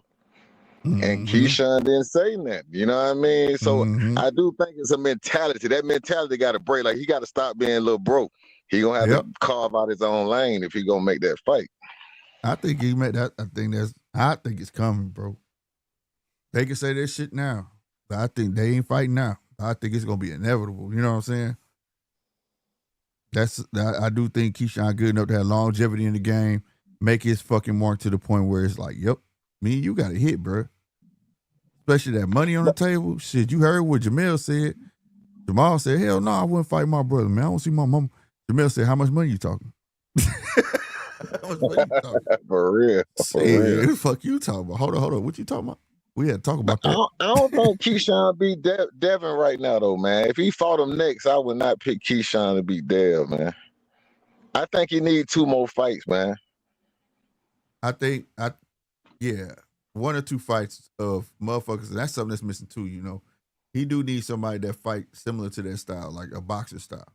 Because he gonna deal with a motherfucker that will try to, if he can bully, he'll bully, but we know Dev will get on that good foot. He'll jab you all night if he can.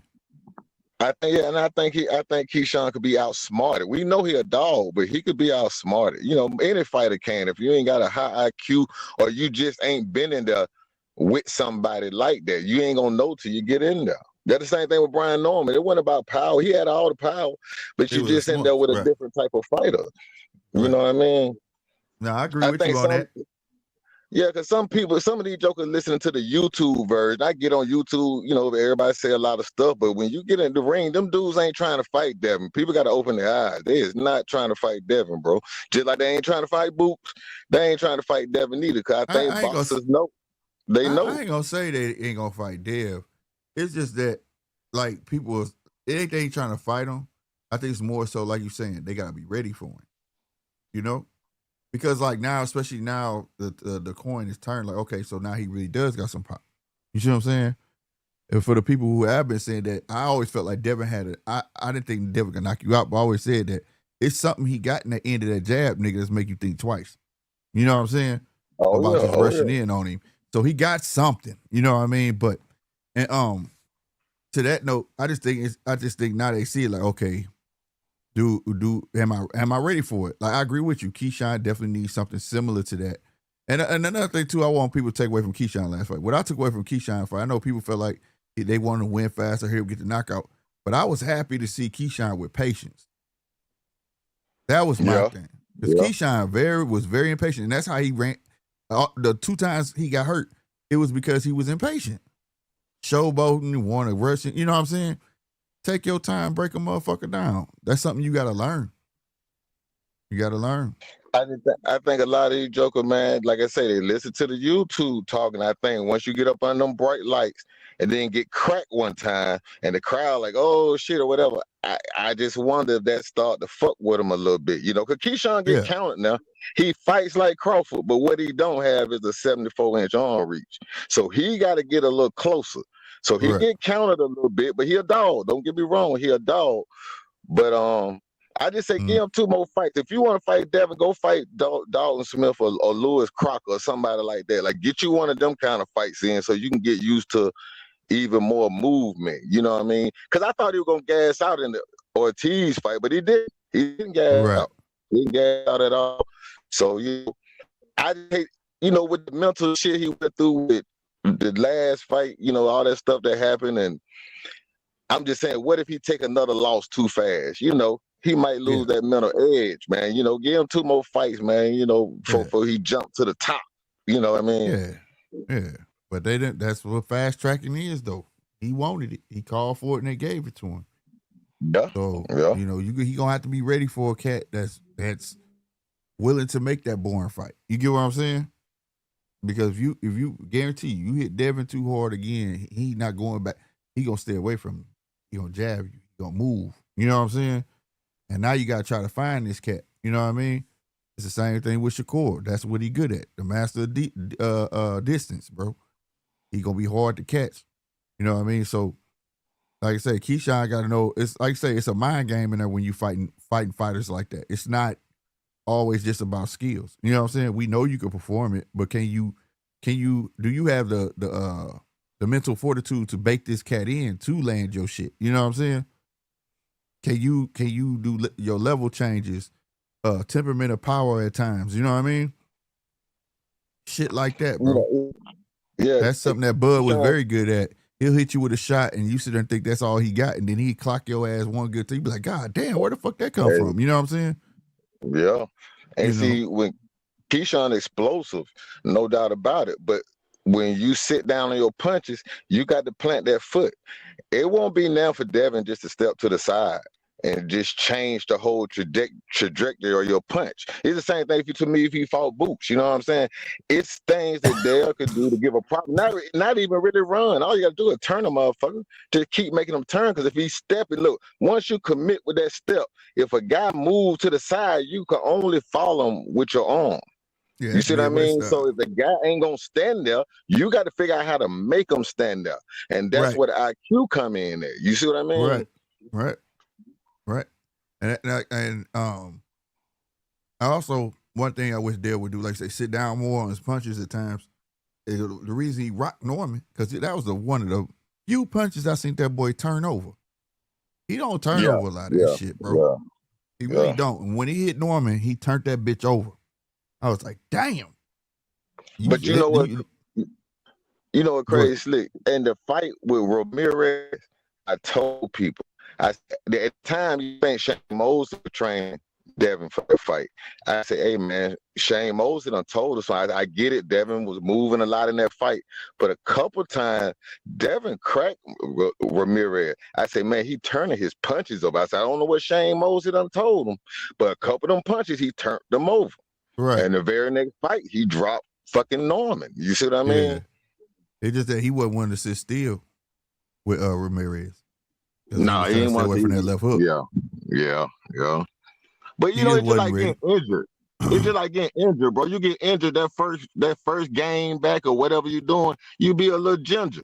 But in the next game and in the next game, you come back to being yourself. You see what I mean? So he 2 fights in now.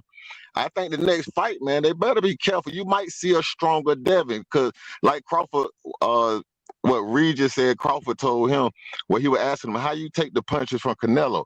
He said, man, I was draining myself. So he said, the hardest I got hit was by Gamboa, because I was weak, man. You know, once you get up in your weight, you become stronger. See, Yeah. that might happen with Devin. Now that he fighting at a bigger weight class, he might just be stronger. You know what Well, I mean? that was the thing before when he got to 147. I said, we're going to see if he got power there. You know what I'm saying? Because he could have been keeping himself down. And I had called it when I remember he first hit the scene. I said, well, wait, this nigga fight at? I swear, we can go back and find it. I said, y'all see this little nigga frame? This nigga gonna be big. You can see you know when you rehydrate for your weight class, and I still can see your collarbone, nigga. You not supposed to be there, bro. You're not supposed to be there. You're not. I can tell by your muscle mass, all that shit. You know what I'm saying? There's no way. And I would tell people about Shakur. I said, Shakur not really no little dude, bro. Shakur just disciplined. Shakur he don't eat what he want every day. You know what I'm saying? Shakur staying where he want to stay because that's where he want to stay. And I kept telling that shit about Tank. I said, wait till Tank get disciplined, y'all. And sure enough, when he got disciplined, that motherfucker stayed little, didn't he? Because Tank a fat boy. You know what I'm saying? Yeah. Oh, yeah. So, like, that's all it be. But, nah, no doubt. Nah, Devin, but the only thing I don't like, man, I wish Dev would, like, okay, I'm at 147. Make it be known. You don't need to be fighting no Xander, bro. You don't need to fight no Xander. And Xander definitely don't need to be making comments about them. Because I was like, why the fuck you worried about a 147 pounder? So what they saying? Shit, I wouldn't even answer back to that shit, bro. I get it. But I'll tell you, my theory on that, even with Shakur and Ryan, that fight don't make sense to me. Ryan's supposed to be fighting Devin, man. Ryan's supposed to be fighting Devin, you know. But I'm going to tell you what's going on. Okay, Shakur got about $8 or $9 million, which probably was his biggest guaranteed purse, right? Right. If he want to make 10 million, or say Devin want to make 12 million for his next fight, they gotta fight a fight that's worth it. If they want to make that money, you see what I'm saying? They can't go fight anybody. So if Turkey gonna make the fight, Turkey gonna make a fight. If I'm gonna pay you this money, he gonna put you in there with somebody. You see what I mean? So I just think they're somebody around, huh? Somebody for is a name, but that shit just don't make sense. You got one talking about a weight clause. You know what I'm saying? And shit like that shit, nah, man. But look, PBC, the first PBC had 2 belts at 147. They not finna give him to Devin. I said, if Ryan beat Barrios, there's no way Ryan fighting Devin the very next fight. He just got his first belt. He is not finna go in the ring and risk it against Devin Haney. You see what I'm saying? Right. So Roller did the same thing, not gonna risk it. And Barrios wasn't trying to risk it. So, you know, whoever got the most belts, the big can hold it up. So, okay, now Ryan got it, but if Ryan gonna fight Devin, Roller ain't gonna fight Devin. He can't really do nothing at 147. He going for the belts. You see what I mean? So I can understand why he called him out, but I agree with you. Xander shouldn't be worried about him. Just shoo him away. Yeah, just shoo him away, and then Devin gonna have to make a fight with somebody. You know what I mean? But I do understand they gonna block you. PBC gonna not, and Golden Boy at this point, they're not giving Devin them belts, and he ain't signed to them or whatever the case may be. They gonna try to avoid them fights, man. Yeah. So I don't know who the fuck he gonna fight. You know what I mean? Mm-hmm. No, that's a fact. That PBC good for that fucking playing keep away, fucking hot potato. Yeah, man. I read that. I read that a while back. That there was some of the complaints they had. Well, they said Al Heyman believe in controlling the division. And I think all promoters do that to a certain degree because Top Rank was controlling the division at 135. So that's part of the reason why Tank wasn't fighting nobody. They didn't control the division. But at 147, when Arrow was there, you had Sean Porter, you had, Danny Garcia, they had everybody. They controlled the division. And even at 154, PBC was controlling the division. You see what I mean? So that's the politics. But they all play politics, get control of the belts and then you can control the fights. So, they, kind of mess shit up a little bit, but that's the game. Yeah, man. I'm just, I'm going to ask you two, Rich, since I got you. How you feel about the whole Zuffa shit? It's one of them things. I can see the future, bro. I think it works, and I think it works way easier than people think it is. Just because in this era of fighting, it's so hard to get guys. We can't get the 1 and 2 guy to fight. It's so hard for us to get the 1 and 2 guy to fight. Where at least in Zuffa, you know the number one gonna fight the number two. If they could build up the names or get the names over there, I think it's gonna be easier to work. You ain't got 4 belts to worry about. You gonna know who the champion is. And I think in time, when I say time, I'm talking 5 years. You know what I mean? If they able to hang on for 5 years and get enough jokers over there and start doing enough where, cause he got the money, man. Anytime you got the money, you can make shit happen if you could just wait it out long enough. If you got the money, they got the money, man. So if they got the money to throw at it, man, how can it not work? I don't see how it can it not. Turkey, he's showing the game, man. Look, he paying for the regular fights, and he got Zuffa.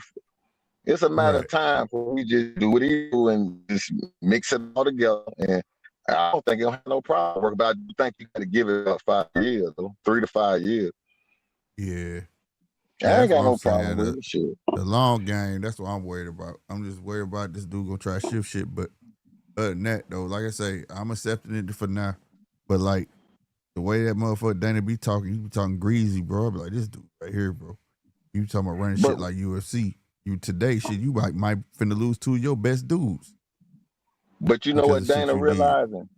The UFC ain't boxing, and I think he realizing that. That's why you getting you ain't got Jao Pataya and a so-called $15 million Conor Ben fight. If you're not fighting under them bullshit contract, well, I ain't gonna say bullshit, but the contracts that when they first came out, they're gonna be making this much. I think they knew they were gonna have to open that up. This boxing, man, boxing is different from MMA. You know what I mean? It's more glamorous. So once they realize that, they realize, okay, let's go ahead and pay a couple of them fighters so they can market Zuffa better. Right. Think about it. Once they realize that, hold up, we could just use these guys, get a couple of them, market them, keep the younger guys on the pay scale, but some of the guys, the major guys, they to get the money. They can mix it up with belts so we can win all the belts. Then we don't need the belts. You see what I mean? Mm-hmm. Once they realize that, man, shit, it's over with, man. Yeah, it's gonna take some time though. It ain't gonna happen overnight. Yeah, I knew they was gonna need some guys. I already knew they was gonna get some names. Like you said. Yeah, help get it off the ground. They got to do that. But I want to know how. I'm waiting to see how this Zuffa belt and this ring belt gonna play out at the same time. That shit weird. Yeah, that's what we got to figure out. Yeah, we got to see how ring belt supposed to be for everybody, bro. And I'm not understanding. And then I watched that when they had Joe Apatow, they didn't allow him to have his belt. So I don't know what the fuck going on. Like, what are y'all doing, bro? So think about it. If they collect all the belt, well, say the majority of belts, so, let the fighters mix it up, still fight for the regular belts, and get enough of them, and then those guys drop those belts and just go fight for Zuffa.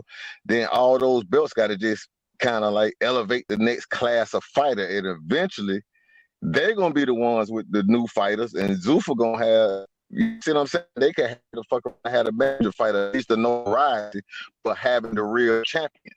You see what I mean? So it's some politics being played. That's why I say we gotta give it time to play out, see which way they go with it. You know what I mean? But it's boxing, man. It ain't MMA, man. So they gonna have to pay some of them jokers. But I do agree. Keep those lower class fighters exactly where they at. Keep them exactly where they at, so you don't get in a position where you could get overpriced, man. Fighters can get overpriced, no doubt about it, to the point where what was happening before they come. The reason why you don't see Tank and Shakur, Tank and Devin, because under the PBC model, right, they don't want to pay them high guarantees, but you're dealing with fighters that used to high guarantees. If you can't get them all to fight for a little bit, you know what I mean? But that's an expensive fight. You see what I mean? It become an expensive fight. Not only a risky fight, but an expensive fight. Okay, if you got these new guys on Zuffa, they already know what they're getting paid. People work harder when they get paid less, man. It's sad, but that's the truth. That's the truth. Yeah, if they know, hey, if I fight 4 fights for 300,000, that's 1.2 million. They gonna go get that money, man. They going to get that money, man. And see, that's why I thought like this was gonna take shape of, but it's starting to look like more of we trying to sign more names that are known than us hearing about names that are unknown. You get what I'm saying? And so I'm just trying to figure out which way they going. And then so when they had Jao Patao, and I noticed he didn't have his belt, and they talking about he finna fight for the Zuffa belt. I'm like, how? What do y'all know that we don't know? Because that, for as I know, that law that ain't got amended yet. So how the fuck y'all even a UBO to even have y'all own belt? You get what I'm saying? And for them not to allow him to carry his belt, you know, in the interview, I was like, the fuck are y'all on? It's something that we ain't being told, but like you said, it's some politics being played in the background because when they said that belt was gonna be on the line, in my mind, they're betting that law is already passed. You get what I'm saying? They're betting that law is already passed. Because in order for them to have their own belt, they got to get sanctioned as a UBO. And that means that Aliyat got amended then. So it ain't been amended yet? I thought it got amended. Fuck no. Okay. They ain't announced that. They haven't announced that it got amended. That's what I'm saying. Like, all of a sudden it got quiet. Yeah. They working it in the background though. That shit was on that channel C-SPAN? Yeah. Man, I was watching all them damn congressional hearings, and I ain't seen another one since. I was watching all of them from when they had the California State dude on there to he was talking about how club shows get paid, to this other dude, this Jewish dude that was on there and shit. Man, I was watching all that shit. And they said they was gonna come back, you know, and give. I ain't seen nothing. I didn't Google it. I ain't seen nothing. But then all of a sudden, Danny said, "Yep, Ja was tired fighting for the first Zoo. It's gonna be the heavyweight championship or light whatever Zuffa belt, and they got the belt made in silver and shit. It's ugly. Yeah, I saw I ain't gonna that. let the belt ugly, but I was like, all right, like a WWE belt. Yeah, WWE WWE belt, bro. WWE belt. Yep. Hey, but I don't know. And how would they play in the Ring Magazine rankings? You gonna put them? How you gonna put a UBO in the Ring Magazine rank? Like, how does that work? Nigga, he own ring. He can do. Right, that's what I'm saying. It ain't gonna be traditional no more. He gonna be like, "Fuck y'all, this is my belt, dog." Hey, I'm gonna tell you why I don't have a problem with that Muhammad Ali act. I know they act like it's to protect the fighters. I get it, but all I would say, who they protecting the fighters against? If they're protecting the fighters, I was protecting them against the American promoters. You see what I'm saying? I would say this. Because you got to think about when they first started talking about the amendment, Tom Brown was one of the first ones to back the amendment. And he PBC. So I said, y'all ain't worried about Turkey. Y'all worried about these other promoters taking advantage of the shit, right? Because think about it. It's the same model PBC had. PBC was a UBO without being a UBO. All right. They kept their shit all in-house for years. All in-house, yeah. For years. They didn't want to play with no fucking body. Created a monopoly. Remember? It was on everybody. They was on CBS, Bounce, all the channels. Remember that shit? What is Paramount? You got Paramount. Now these motherfuckers going to Sky Sports. Frank don't like that. He about to sue their ass for $1 billion and talking about they creating a monopoly and shit, and they ain't including them in them contracts and shit. Yeah, like baby, that's all he mad about. He ain't get included in it. That's what he mad about. Well, the rest of it is he worried about it creating a monopoly over there. Now, before they weren't worried about that, but now I know why he included that. All right, we was told that it was gonna be on Paramount Plus, right? Which is worldwide, pretty much. You know what I'm saying? Shit, if it was announced, them niggas going to Sky Sports. That's like they leading sports channel over there, bro. Oh, yeah. So now he like, now I'm in direct competition with you motherfuckers. You get what I'm saying? So now he like, all right, now y'all trading on my shit. Y'all fucking with my shit. That's my station. That's where I put my fights on. That's what I do, nigga. You get what I'm saying? So now he's afraid there's going to be a monopoly. But my thing is, though, Frank got to worry about that shit. But to get back to it, that's what Golden Boy and Top Rank took PBC to court for, remember? Making a monopoly. And they didn't want to play with them. Shit, man. It's the same shit, bro. Yeah, it's the same. It's just like this. To me, it's like looking at a bunch of drug dealers and then try to figure out which one the good drug dealer. Nigga, they all drug dealers, man. Right. They all promoters. They all playing the same fucking game. You see what I'm saying? One nigga up, one for a minute, now somebody else up. That's all it is. But I'm gonna tell you the reason why I don't have a problem with the Muhammad Ali Act shit. Ask yourself this, right? The UK known for big boxing town. They pack out stadiums and shit like that. Do the UK have a Muhammad Ali Act? No, but they do got something similar. It's with the they got a basically a council, nigga. Something we don't got. That British board, the But my point is, British board, the I heard Eddie BBFC. Hearn talk. Hey, I heard Eddie Hearn talking. He was like, "Hell, you don't got no Muhammad Ali Act. Like, you could do business without the Muhammad Ali Act." And my point of saying it's not that big. If it's a big deal because you're worried about what American promoters were doing to these fighters, not necessarily Turkey. You see what I'm saying? Right. He just trying to put on his own fights. You know what I'm saying? Like do whatever they do. So, like you say, Al was doing it in a different way when he was trying to do it. So I mean, I ain't worried about all that politics. I let them work out the politics. Yeah, you know what I mean? ain't. So I'm just. My thing is, I don't want to get in the choke. Like, okay, the gang can be put in the choker. I was trying to explain this earlier. I'm trying to make it short. But like, goddamn me, if they on a hook, if they're signing per fight, right? And you sign a majority of the boxers and going off Dana White's mouth, he said he wasn't running like the UFC. The way UFC is ran now is like a popularity contest. He said he go by the rankings, but he don't in UFC. If you're a popular fighter, he will put you in there with a champ. You get what I'm saying? So I know what he said he was going to do for Zuffa, but when you tell me you're going to run it like UFC, Lord forbid you get somebody who's fucking popular and they're going to skip the line. Now, mind you, if I got a shit ton of boxers hooked on contract and somebody falling by the wayside ain't performing this in the third, they're going to get shelved. It's not, and my thing is, you're not going to be able to leave. You're not going to be able to go where you want. So if you do create a monopoly in sorts, you're not going to play with, they're not going to play with nobody else. They're not going to play with Top Rank. They're not going to do none of that. That's why UFC became large, because they didn't cross over. They forced people, let me say it like this. They forced people to sign with them, like PFL, right? That's what what's that big black dude that came from there? He wanted to fight somebody there. He had to come there. You see what I'm saying? And he stayed there. You see what I'm saying? Then he eventually left Canadian boxing and got knocked out. You know, this and the third, right? But at the end of the day, that was the same rhetoric we went through with PBC. I was arguing with motherfuckers all the time. Well, if he want to fight Tank, why don't he sign to PBC? Shakur want to fight Tank, why he don't sign a PBC? It was always you had to sign a PBC to fight one of their fighters. If Bud want Earl, why he don't sign a PBC? That's how UFC operate. Yeah. You see what I'm saying? And so you be on the hook and you can't get out that shit. But see, what I'm really hoping that come from this too, Rich, is that these young boxers get a business sense about themselves. You know what I mean? Like, it's like you said, and like Dee's been saying, it's not like promoters really been using Ali Act to protect them motherfuckers. Them niggas, you know what I'm saying? You got a kid on the hook. If you tell him I'm gonna give you 100,000 for your first fight, and you know what they say, where I'm gonna sign. You get what I'm saying? They not reading that shit like that. You know, everybody ain't fortunate enough to have no lawyer or this, that, and the third. Hell, you heard Keyshawn say, nigga, I ain't even have a manager. We just said my mom was my manager. You know what I'm saying? But she wasn't my manager.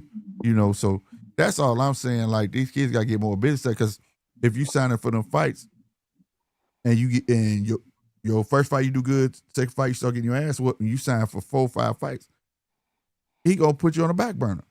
I hope they get wise enough to say, you know, I'm gonna either sign per fight or you can sign me a year. At least I know when I can leave. You get what I'm saying? Yeah, but I'm gonna say that you gotta think about it like this, right? If the fighters that are signing, because you gotta think Robert Garcia down there taking his whole stable over there. Man, you see what I mean? Bro, he advocating for them. So what does that tell you though? That these fighters wasn't making money in boxing. We look at the top 1% and we assume everybody can just come in there and do what they do. But the truth is, a lot of them dudes weren't making no money. That's why they going to Zuffa, because Zuffa pay scale is better. Yeah, Zuffa pay scale is better. For the younger fighters, not for the high fighters. That's what I'm talking about, Rich. If you're a young coming promise fighter, or you're just a young fighter, and you end up being the shit, right? You don't want to be stuck getting paid when you work for more. That's all I'm saying. Okay, think about it like this. Now, I came out the music industry, right? Mm-hmm. It's easy once a guy become a star to say you don't want to be stuck. But ask yourself, how many not becoming stars that could have been making a check that's not becoming a star? So what I'm saying is, when you look at an LL Cool J that was signed for 10 years, well, they don't know if you're going to be a star when they sign you. They got to make you a star. They signed a bunch of motherfuckers, but Right. this one became a star. You see what I mean? So it's Right. almost like you don't know if you're gonna become a star yet, but here goes some money right here. So you catching them early, no doubt about it. That's the game. That's Right. the game, because you don't know Dana don't know which one gonna become a star. But all he could do, let me pay you now, and I'm gonna pay you this money. You fight your ass off. I think all contracts could be renegotiated, man. This boxing, bro, he ain't gonna be able to run it like the UFC. He Yeah. don't have total control. He don't have total control over Zuffa. He just the face, I think, as far as look how much money they gave him because of Dana involved with it. You see Right. what I mean? Right. He can Right. make Right. things happen from a monetary level. Before we know it, we might be watching boxing once again on major TV. You see what I Yeah. mean? Yeah. Yeah. I So, think, and you know, they said that's what they want to do. yeah, so it's like, yeah, you're gonna give up something. You know, you're right. Yeah. You're gonna Yeah. give up something. But you know, I think in the end, it's just like in the NFL, they end up making a monopoly. It was more than one football league. They end up combining, making a monopoly. Now look at football players or basketball players. They're making a bunch of money now. Starting off, they didn't, but now Yeah. look where it's at now. So I think that's how you got to look. Dana got the potential to pull that off if he, if long as Turkey living, I guess, whatever the case may be. But Turkey got a terminal illness, so I don't know what happens when Turkey leave, but if he leave, hopefully he don't. But if it stay going, I think they fighting on Sundays, bro. And Shannon Shaw nightcap is talking about boxing every time boxing on now. Right. Right. So right. Right. 5. That's why I say, if I give it 5 years, if they can stay afloat, like any business, any small business, you can stay afloat 5 years, you could probably make some money. Yeah. No doubt. Yeah. Yeah. I'm not against. I always think I'm against Zuffa. I'm just looking for the long term, like what's their end game with it, because when you hear shit like they can't wear their own shit because they don't allow sponsorships and shit like that. You know what I'm saying? And I'm just like, why? Why you don't want boxers to have their own sponsorships? Because they get the sponsors. But see, that's how TKO run their shit, though. You know what I'm saying? Like, WWE can't have their own sponsors. It ain't like back in the day when, remember, we used to have, what was my boy name? Macho Man? Snap it to a Slim Jim, nigga. And all that shit. Yeah. They ain't getting that shit from WWE no more. When they announce a sponsor, it's on the TV. You see what I'm saying? Because that sponsorship going to WWE, motherfucker, TKO, that shit not going to an individual fighter. You get what I'm saying? Wrestler. You know what I'm saying? So, and they going to do the same thing with UFC, that Viper and all that shit. That should go to UFC. So, and I think that's what they want to do with whatchamacallit, because if you look at Turkey cards, right? And people kept saying he's losing money.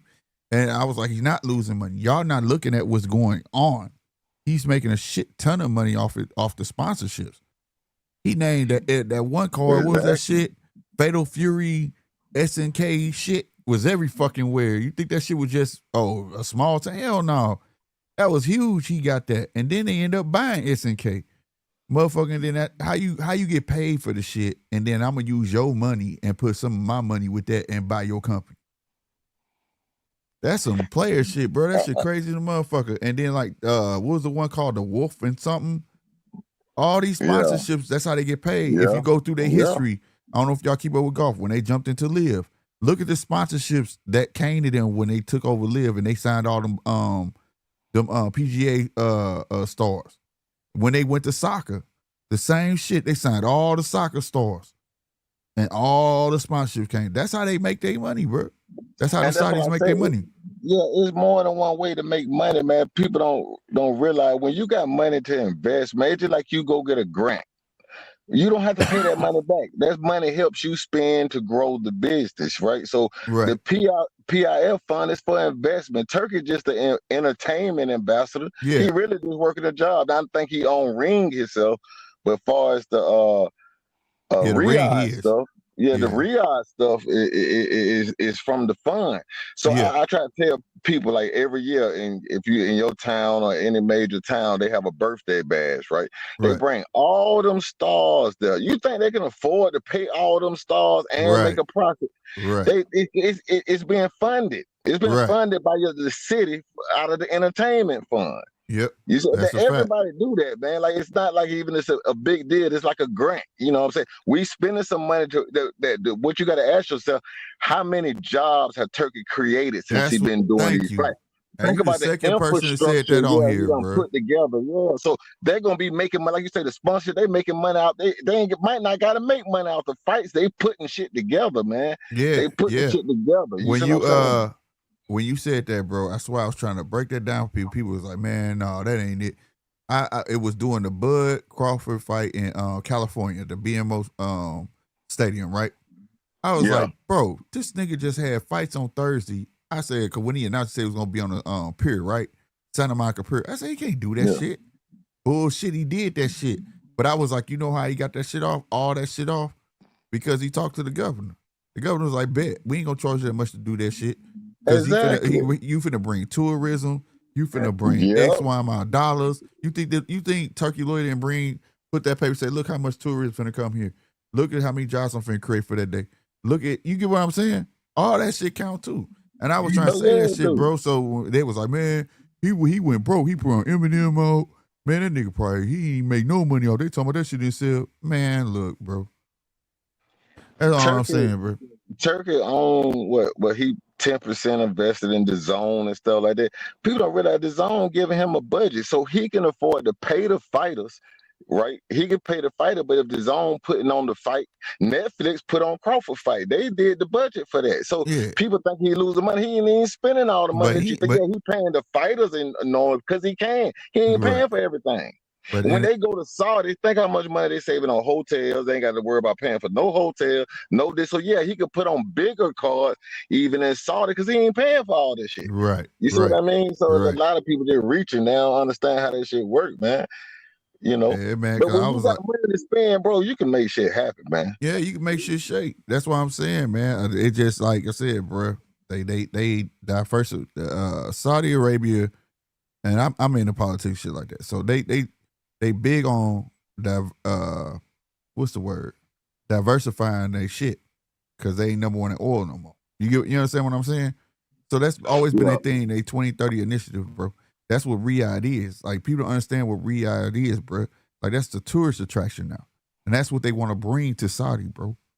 Tourist shit. So any which way, that's why they jumped in sports, bro. Period. Yeah. That's the only reason. They got golf. Yeah. They got fucking soccer. They even got pickleball, nigga. Like what the fuck? They got Did you pickleball. see what playoff game of that was that Turkey was at the fucking NFL game? He got a league starting with Tom Brady, man. People don't bro. see this shit going on, man. I'm telling you, bro. And they want to bring motherfuckers over there and spend money in their country. You know what I'm saying? And that's what they doing, bro. They got so much shit. If you look at 2030 shit up, these niggas building a ski resort in the middle of the desert, nigga. Yeah. That shit fucked me up, bro. As we speak, they're building a ski resort in the middle of the fucking desert, my nigga. Man, you got 900 billion in account. What you think? You got to do something with the money. What you got to do?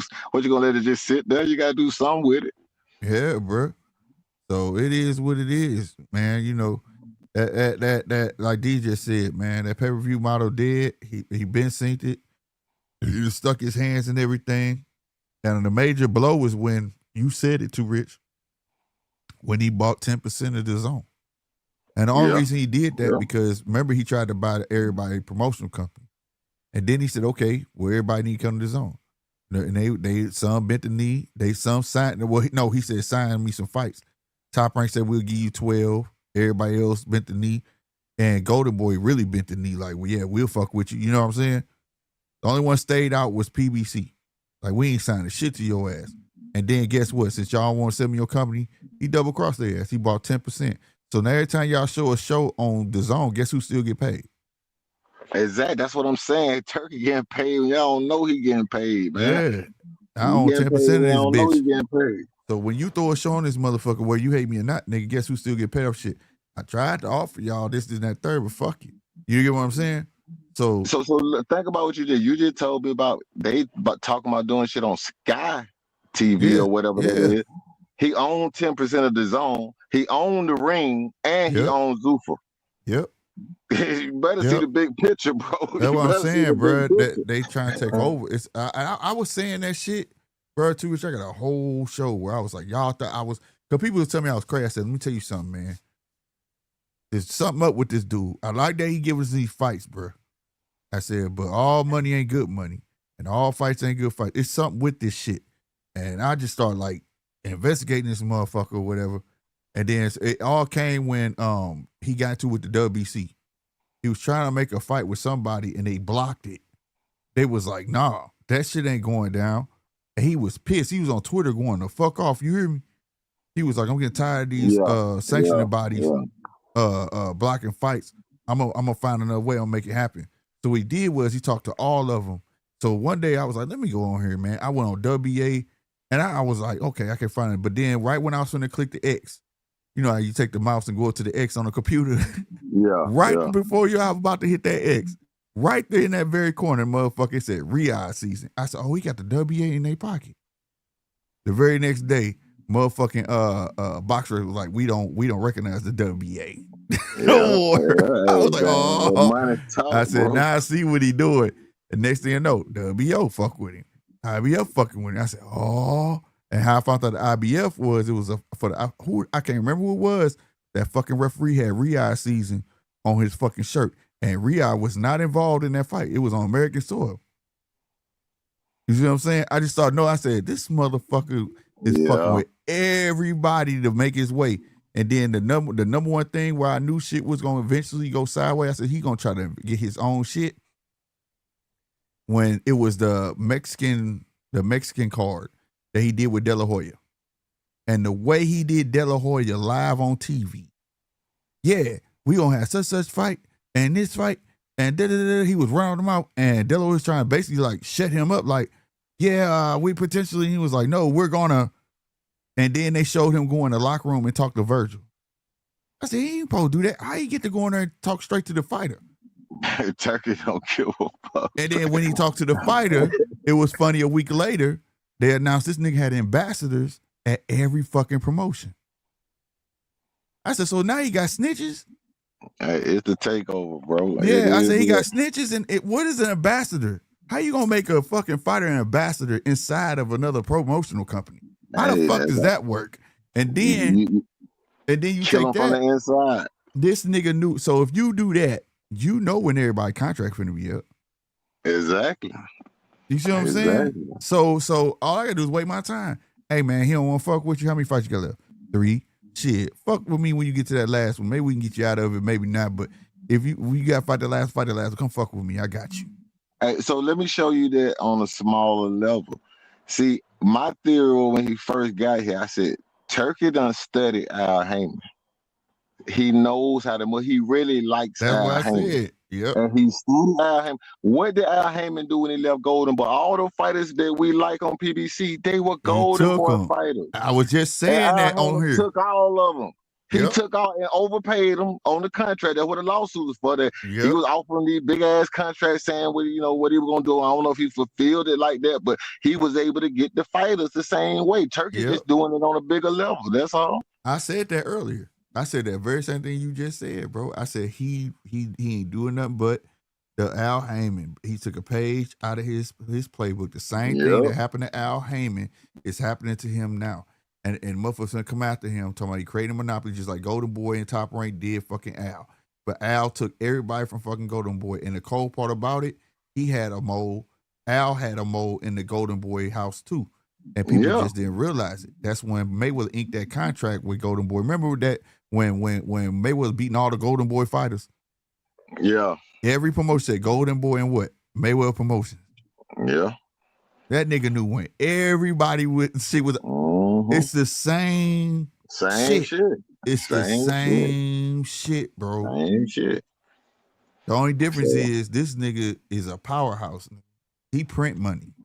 See, if Al Heyman was smart, something about niggas, I get it. He had been dealing with the other promoters and kind of keeping to himself. Because see, Al Heyman did that same thing in the music industry. See, he ended up being by himself. And all the other promoters didn't like him. He was in the corner by himself. So he eventually got pushed out. What he should have did was work with Turkey and get the Turkey money and put on your fights. Well, you gotta think though, like because he didn't bend the knee, he getting paid for that. He's still getting paid. They borrowing Benavidez. He getting paid for that. Anytime they need a fighter, he getting paid for that. This thing, go to boy and get him that. But think about when Al Heyman really got on is when he got the backing of what is it, Waddell and Reed, right? Yeah, the hedge fund, right? Yeah. Okay, what I'm saying, early on, you knew Turkey was out there because you remember when they were trying to get the Tank fight. That was Turkey offering the $20 million for the Devin and Tank fight. That was Turkey then. When before the first Spence fight, when Crawford saying I got the money, that was Turkey then. See, we didn't know Turkey like that, but that was Turkey then. I knew it was the Turkey with the Tank fight because Turkey was pissed and he said that they had a meeting set up, remember, and they showed up to the hotel. Nobody showed up. That nigga was Al Heyman could have took advantage of that and used Turkey like a hedge fund, and he would have had $900 billion maybe to go cut. Yeah, that's true.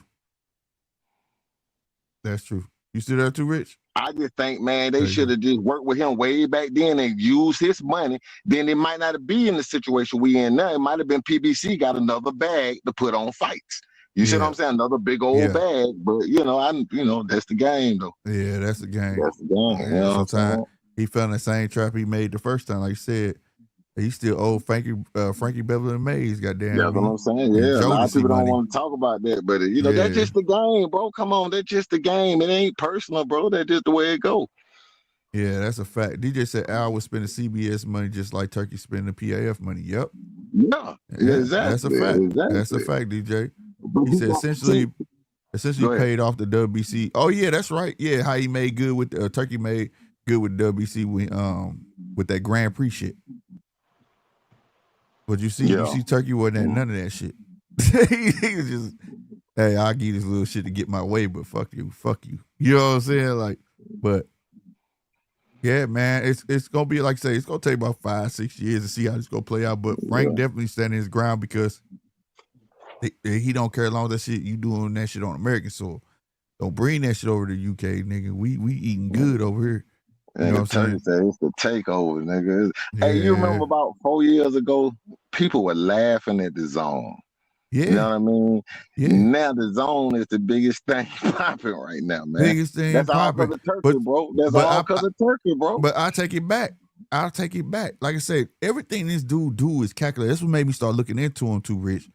Okay, you remember when he made the comment that boxing needs an American black heavyweight? Remember that? Yeah. And that was cool. Everybody like, that's cool. He know that or whatever the case may be or whatever. Or however you feel about it. But then you take, quote unquote, which was our best heavyweight, and then you take Big Baby and you get him beat. Not only that, you bring him back and get him beat again. It was almost like you were making a example, nigga. Because the minute you did that put Frank Warren roster on a whole nother level. Yeah, he got the heavyweights. He got them all. You see what I'm saying? And we start paying, and then on top of that, you paid that $5 million to the winner of that 5 versus 5 with Frank Warren and Eddie. And remember, they was enemies, nigga. Made them shake hands on TV. Yeah, hell yeah. So if you really believe that, you'd have been concentrating more over here, but you weren't. You strengthened they shit up and made us look like shit. So now you can come over here and look like what? The hero. Hey, see, that's why I said you got to tear. Sometimes you got to tear shit down and rebuild, bro. Yeah, that's just what. That's what he did. That's what I believe he did, bro. And that's exactly what he's doing. But let's say this: Jerry Allen didn't have to lose that fight. Maybe Jerry Allen win what we thought he would. I think we done got used to taking care of boxers. Like, okay, he got a boxer, carry him a little bit. Don't put him in nothing he could lose. He ain't that good if you got to worry about putting him in a fight he could lose. Right, right. I'm not saying every fighter is ready for the big fight yet, but some of these guys not who we think they are. And I think you can't fool the people at heart. I think the numbers dropped in boxing and where it went down to because guys weren't fighting. How good you gonna be if you ain't fighting top competition? You ain't fighting. That's you the ain't number fighting. one You thing. know what I'm saying? If That's you fight a tough thing. fight, okay, and the other guy win, okay, well, at least on that night, that guy was better. You see what I mean? Right. under the old boxing, that other guy might have never got a chance. You see what I'm saying? Right. So, you know, it's just one of them things. Hey, it ain't no fun when the rabbit got the gun at the end of the day, bro. You know what I'm saying? Yeah. I do think Turkey gonna make these niggas fight, bro. You gonna have to fight to be the best in this next era. Shakur, you want that $10 million payday or $12 million payday, Devin, whatever, he gonna make them fight somebody that they gonna make them earn them. These fighters today ain't punch drunk, man. Yeah. Because they ain't fighting. They ain't fighting like that. You see what I'm saying? Yeah. Turkey gonna make you fight, bro. He gonna make you fight, man. I'm just saying, I ain't saying that it won't be a favorite in every fight, but you gonna get a tough enough fight where you want to make that money. He gonna make it worth your while. But I do think it is some favoritism for the UK fighters. That's what you're seeing with Conor being in Regis. Well, at the moment, that's a little because favoritism. ask yourself, it's not really favoritism. Who do we have?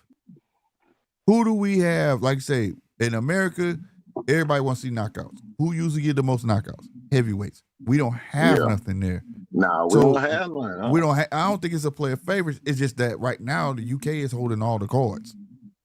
They're holding all the cards, and in the essence of heavyweights and motherfuckers who gonna go in that bitch and put on a show like Conor Benton. You see what I'm saying? Yeah. He gonna go hard. You get what I'm saying? We don't have that right now. We got, and I hate to say this because I love boxers, but we got way too many boxers and not enough sluggers. We don't have that balance no more. That used to be, besides black and Mexican, used to sell, right? But if you put a boxer in there with a great or good slugger, man, niggas will go crazy. Like, man, this nigga be knocking everybody out. But yeah, can he catch such? You get what I'm saying? Yeah. It's not a fair balance. Everybody's a boxer. All the good ones are boxers, bro. That's what I'm saying. So they, to me, they have more of a balance over there. So they're holding all the cards. I don't think it's favoritism. It's just who the fuck you gonna get. And then if you do get some of the ones we get over here, they green right now. Abdullah Mason, shit like that. You get what I'm saying? I just don't know, bro. I'm being real, bro. And I in a sense, I kind of blame that. I don't blame the heavyweight part, but I blame a lot of it on Al because like they held up the train when they kept everything in house. You see what I'm saying? Because by holding them up, Earl and all of them, we start talking about the youngsters too early. We was talking about fucking Devin at 19, nigga. Yeah. We shouldn't even been worried about no Devin, Shakur, or none of that shit. Yeah. But the old heads wasn't fighting nobody. And I'm telling you, that's what it is. It seems like that. I told you, I never liked the idea of a boxer being able to pick and choose his own fights, man. It's a difference when the boxers had a character that they picking the tough fight because they want to prove they the best like they used to do back in the day. But these fighters ain't doing that. They looking for the bag. And what's the easiest way to get the bag without taking too much damage? You see what I mean? Yeah. And I think that they got soft, man. I just remember Inoue. You remember when Inoue say he could? Well, I guess when he fought Stephen Fulton, I could see it. Seeing these black fighters' face, they don't want to get hit in the face. Yeah. When they start talking about us like that, man, what the fuck? Like, right. That like, really shows you something. Even with the MMA people, what they saying, these boxers, they don't need tough fight. That's how they was seeing boxing, man. Like, our fighters don't fight tough fights, man. Like, but it's really the promoters. They're not matching them right. Well, At least now it's the cash cow. They want to protect their interests. Exactly. At least now under Turkey, we getting a boxer facing a power guy. That's what it's supposed to be like now. If goddamn power guy, if the power guy let the boxer beat him, then the boxer is better. But if you keep matching them up like that, you know what gonna happen? They all gonna turn into boxer punchers like they was back in the day. Boxer punchers. And then they're gonna, because Shakur ain't gonna be able to keep fighting these big dudes. He gonna have to start slugging in a minute. Devin Haney gonna have to start slugging in a minute. You wanna fight in a higher weight class, you're gonna have to start throwing them hands like trying to sit down on some punch. Right. Even Shakur, they gonna do it by nature because now the fights are getting made. They ain't gonna have no choice. They ain't gonna be that. And they gotta fight more often. Outbox everybody. And they gotta fight more often. Stay sharp. Exactly. To get better. Yeah. To get better. And that's so don't be real. surprised if Devin and Shakur in the next, I'm gonna say 3 to 5 fights start to become knockout guys. Don't be so. We saw Alexander Usyk do it. He went knocking out shit at cruiserweight or whatever weight he was. When he went to heavyweight, all of a sudden he started knocking shit out. Yeah. Yeah. Because he ain't have no choice. You better stop them before they stop you. Yeah. And he had to be in their face too. Yeah, exactly. He had no choice but be in their fucking face. And it's all about the matchups, man. You match these guys right, they will start fighting because they ain't gonna have no choice but to fight. But if everybody ducking Shakur, he got to pick his own little fights here and there, that ain't, they keep if the power punches were so dangerous, why don't they make them power punches go step on niggas? That ain't what we seeing. Right. Look at Devin right now. Now, why ain't nobody? If y'all believe Ryan was clean and he just whooped Devin ass and Devin couldn't block the left hook, why aren't y'all rushing to step on this nigga? Because they don't believe that shit. Right. You see what I mean? Right. They not rushing to step. They looking at that's a guarantee. The promoters, not the fighters, but the promoters. Man, that's a guaranteed loss. I ain't fucking with him. I ain't giving up the belt to him. You see what I mean? This power punch, wait, we can fight Ryan now because it might be who land the punch first type shit. You see what I'm saying? We could fight the power puncher, but they don't want to put the fighters in the ring with the boss. But Turkey will. He'll cut the check to make it happen. Hey, Brian Norman had a perfect opportunity to go slay the dragon, but we saw what happened. You see what I mean? And now you understand. I'll try to tell people, PBC had the best boxer in the world, bro. You don't think they understand boxing? You don't understand they put Errol Spence in there with the best boxer in the world? Right. They understand who the boxers are, bro, and they stay clear of them. And they get the entertainment, far as the power punches. But, under Turkey, though, he making them mix it up. You see what I mean? So, and you can't be scared of change, by man. doing that, you get man. right, man. And in doing that, you get to see these fighters progress. Yeah. You know what I'm saying? Evolve. You know what I mean? But if you fight once a year, you ain't gonna never evolve. No, you never gonna evolve. Especially you get to pick your opponent, like you say, pick your opponents to fit your style. You know what I'm saying? We don't never get to see you have to figure nothing out. You know what I mean? Figure nothing out. Yeah. What's up, Deej? Hey, look what happened. I told people, look, I know when they picked the Tank fight with Roach, right? I never thought Roach would win the fight. But what I said on my channel was Tank would not knock Lamont Roach out. You do not. I said Lamont Roach made his bones being a boxer. He lost. He came back and got a championship being a boxer. I said Tank would not knock the boxer out. He's not going to be able to unlock him enough to knock him out. Now, I thought Tank would win, but I just didn't think he would knock him out. You see what I mean? So what I'm saying is the boxer is actually a problem. A guy who got the skills to box is a problem, especially for a power puncher. You know what I'm saying? Because if you match the boxer up with the power puncher. That's how the matchups go. Okay, if you got a good boxer on your squad, you don't want to put him in there with another good boxer. Put him in there with a power puncher who's going to be slower. You see what I mean? You got all the skills. You can evade the punches. That's how you match them up. So, and then these promoters know that. That's why I don't never put it on the fighters. It's the promoters, man. They the one cut the check. They know who they putting their fighter in the ring with. Yeah, that's a fact. And can you hear me? Yeah, go ahead, Deej. Man, get too rich a beer. I feel like I'm listening to myself for the last 2 years about Turkey Al-Sheikh and how you can actually earn money outside of a pay-per-view model. And look, too rich. I won't say that the UK fighters get favoritism, but it needs to be, I suppose, revisited or made obvious that when they're over there in Saudi Arabia and they're fighting on Riyadh season, they're actually fighting under the British Boxing Council rules, right? There is certainly some alignment there. Well, the reason you know that is over in the UK, the British Boxing Council rules mean that you've got to have a Wednesday weigh-in, right, just to see how they're tracking for weight. But getting back to, and Slick and I were talking about it in Casino, we're talking a little bit earlier here, is that as much as this looks like a replay of the Al Heyman play, it's kind of not really. In the, who did I say? Chris Algieri and Paulie Malignaggi reminded us all during the week to say, well, look, when Al Heyman come on the scene coming into boxing and he bought the Showtime, CBS, bought that big annual budget, it actually wasn't until 2016 where PBC was created, right? So if we are talking about the Al Heyman model and Turkey following along the same lines, we're talking Zufar in 16 years' time. What's that going to look like? So What do you actually care to, Rich, where your favorite boxer is promoted from? No, I don't. I don't at all. I don't care about none of that. I want to see them fight. I want to see. I'm a sports guy. I'm not really. Some people like to say boxing is entertainment, and all. I don't care about all that. I just want to know who's the best.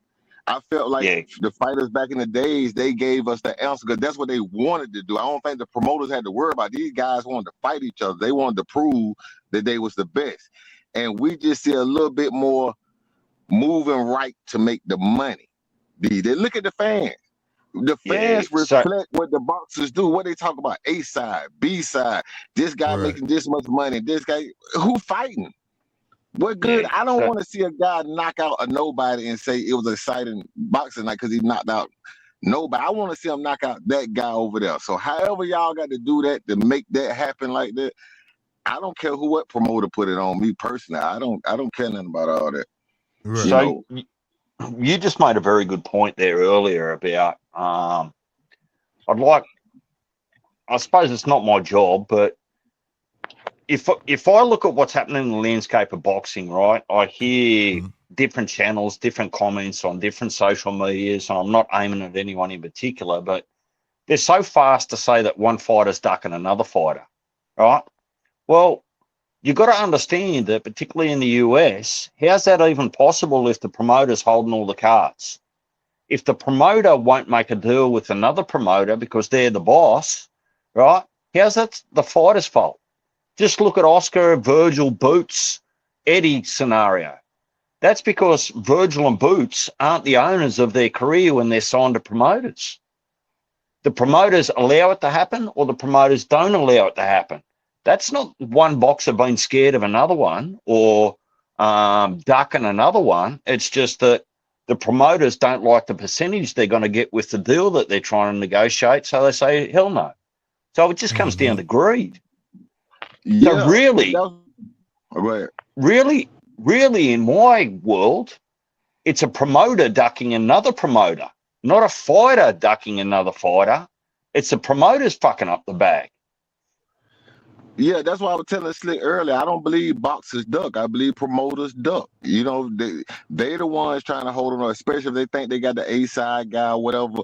The situation with Golden Boy and Ortiz and Boots and stuff.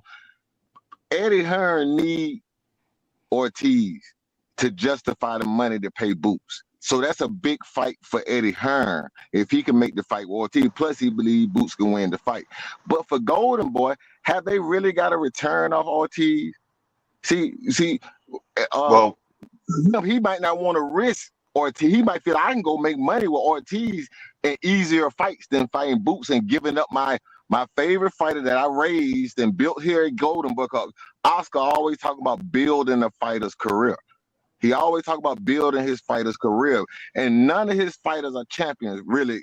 You know, I know Ryan Garcia just won, but when you look at Kid Austin, you look at Virgil Ortiz, why these guys ain't champion? Why they ain't got an opportunity well, yet? But Top Rank can maneuver all their fighters into opportunities. You see what I mean? well, So Mhm. I well, think it's the Golden, promoters. Like it's on the promoters. well, Golden Boy's at the crossroads as far as I'm personally concerned, right? Because if I look at their stable, right, and how deep it is, I actually don't have to actually put my foot too far in the water before I hit the bottom of the bucket. So you got Zerto, who's a unified champ at cruiserweight. They've got Virgil. They've got Ryan. Now, there's still some speculation about where Ryan's up to in his contract, right?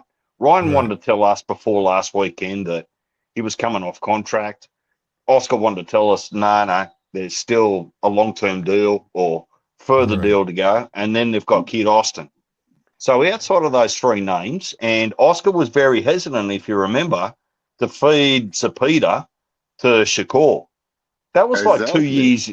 That was like 2 years in the making, and it was only until Oscar could earn enough money to give Zepeda potentially and obviously his first L, right? You don't hear Oscar talking about Zepeda anymore. So it's Oscar's got a very thin portfolio to earn money from. And I'm going to say the same about PBC. PBC are an aging stable. Who have they got? You tell me. Their best fighter, their best money earner is over there with Turkey Al-Sheikh in Benavides. Yeah. So we're not even, if you look at it on paper, we're not even 10 years into the creation of PBC. Forget about when Al Heyman came into the game in 2000, 2001. The product that is PBC is starting to dissolve 10 years into the game. So if it started in 2016, now it's 2026. I don't think Turkey would want to actually have such a short-term goal of only surviving for 10 years.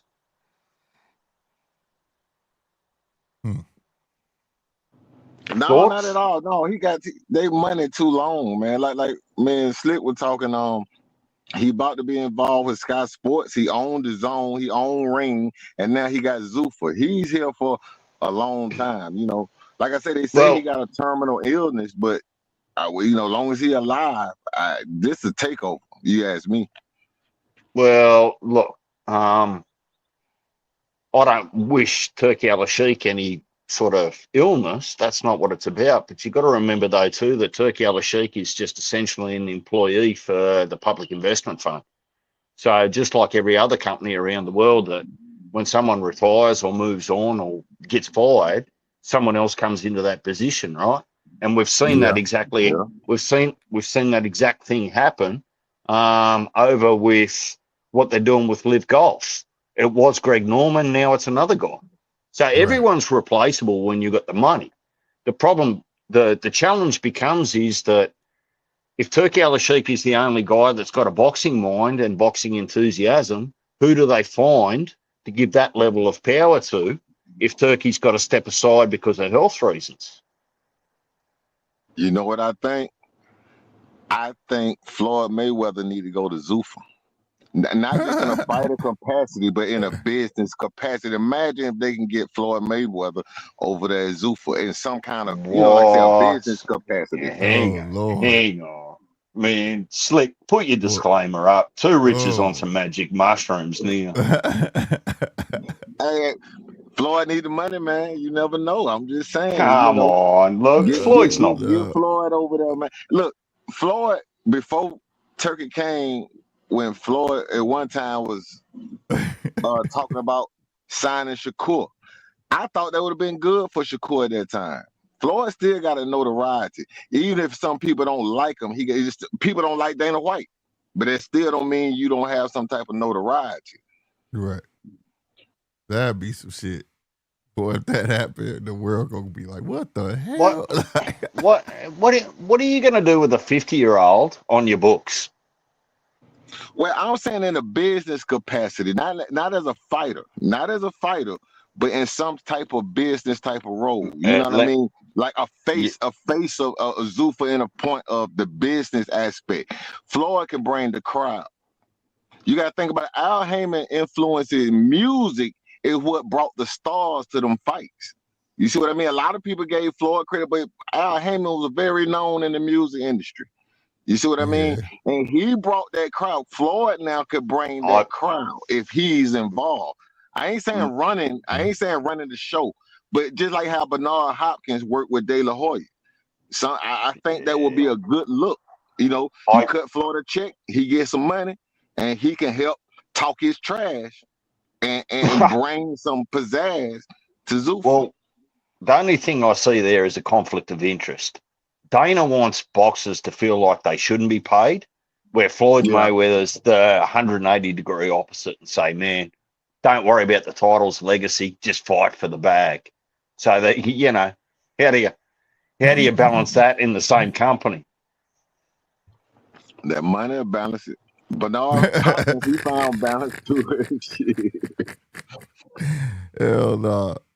And Floyd be able to talk about fuck that Zuffa belt. If he try to get your ass if they woke up tomorrow and said Floyd Mayweather's some type of vice president or fighter council person or some shit like that, it would be the biggest news in boxing.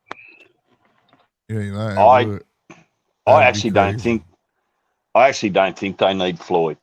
I think they've got everything they need to be successful. They've got Paramount backing. They've got Turkey Al-Sheikh and Public Investment Fund backing. They've got Dana White as the mouthpiece. They've got Nick Khan in the background. Man, they're going to do just fine. It's just how many. Yeah. It's just how many people they need to step on along the way. That's what we're all talking about. Like just how many people get trodden on while they go about their goal, whatever their end goal is. Mm. Yeah. Well, let's say this. Whatever the end goal is. Exactly. Like, say, for example, Tank Davis come back, right? Who is he going to fight? See, Turkey was smart. He said, okay, if they ain't going to do what I say, I'm just going to buy up all the beef fighters. I'm going to pay all the beef fighters. Now, who you going to fight? You see what I mean? So they moving very strategically, man. They moving very strategically, and it's growing. So we'll see.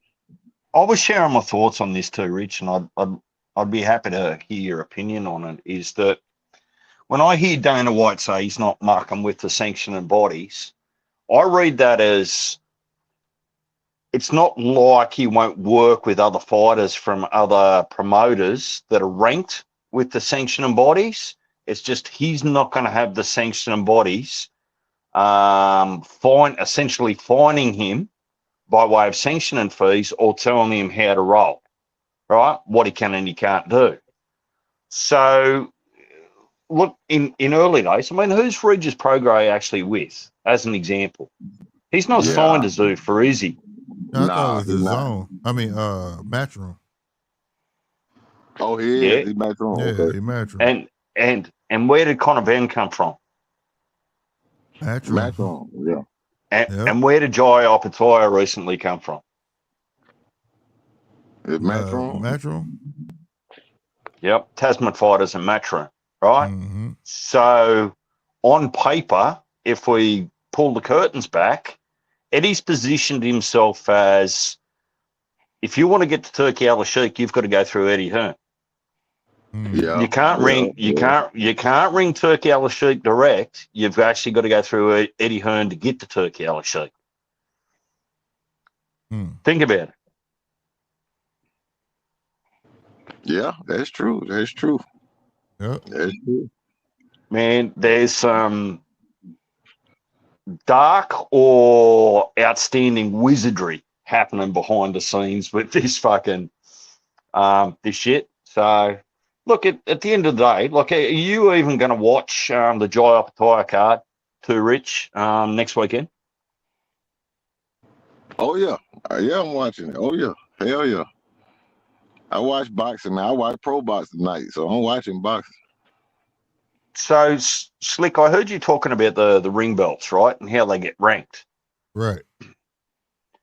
Are you off and educate me, either one of you or anyone really, are you of the belief that you have to be a part of the 4 sanctioning bodies to get ranked with the ring?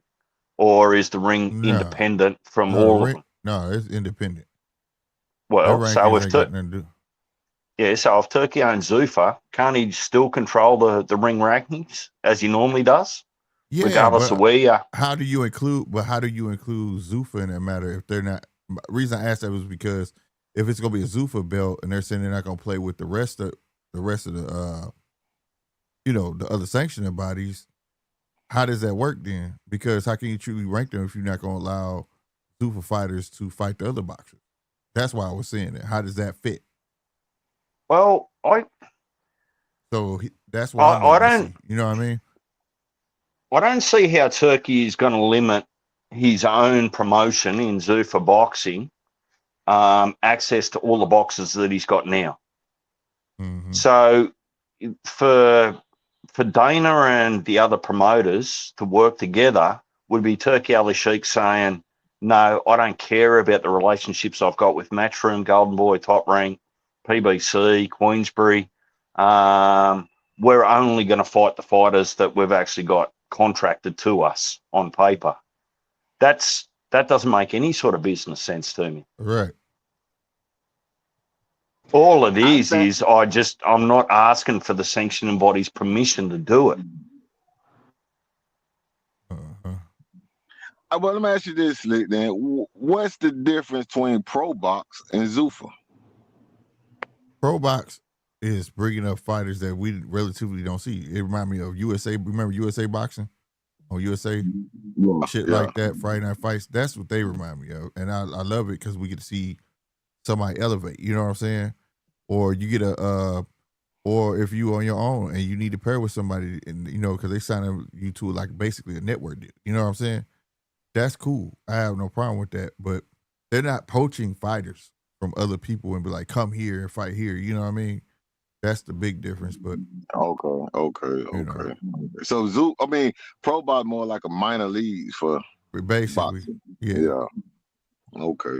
Because like y'all, I don't know if you remember, Lamont Roach defended his belt on Pro Box, but it was in conjunction. That's right. It was in conjunction with his promotion company. You know what I'm saying?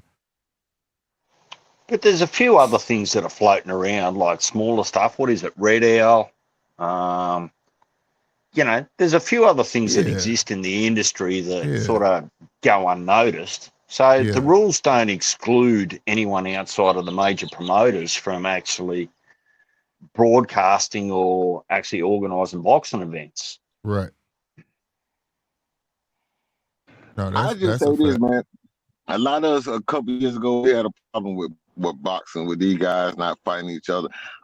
I think people want things to get better, but they want it to get better like it was already. Well, that's kind of oxymoron. You know what I mean? Sometimes if things are going to get better, you got to make changes.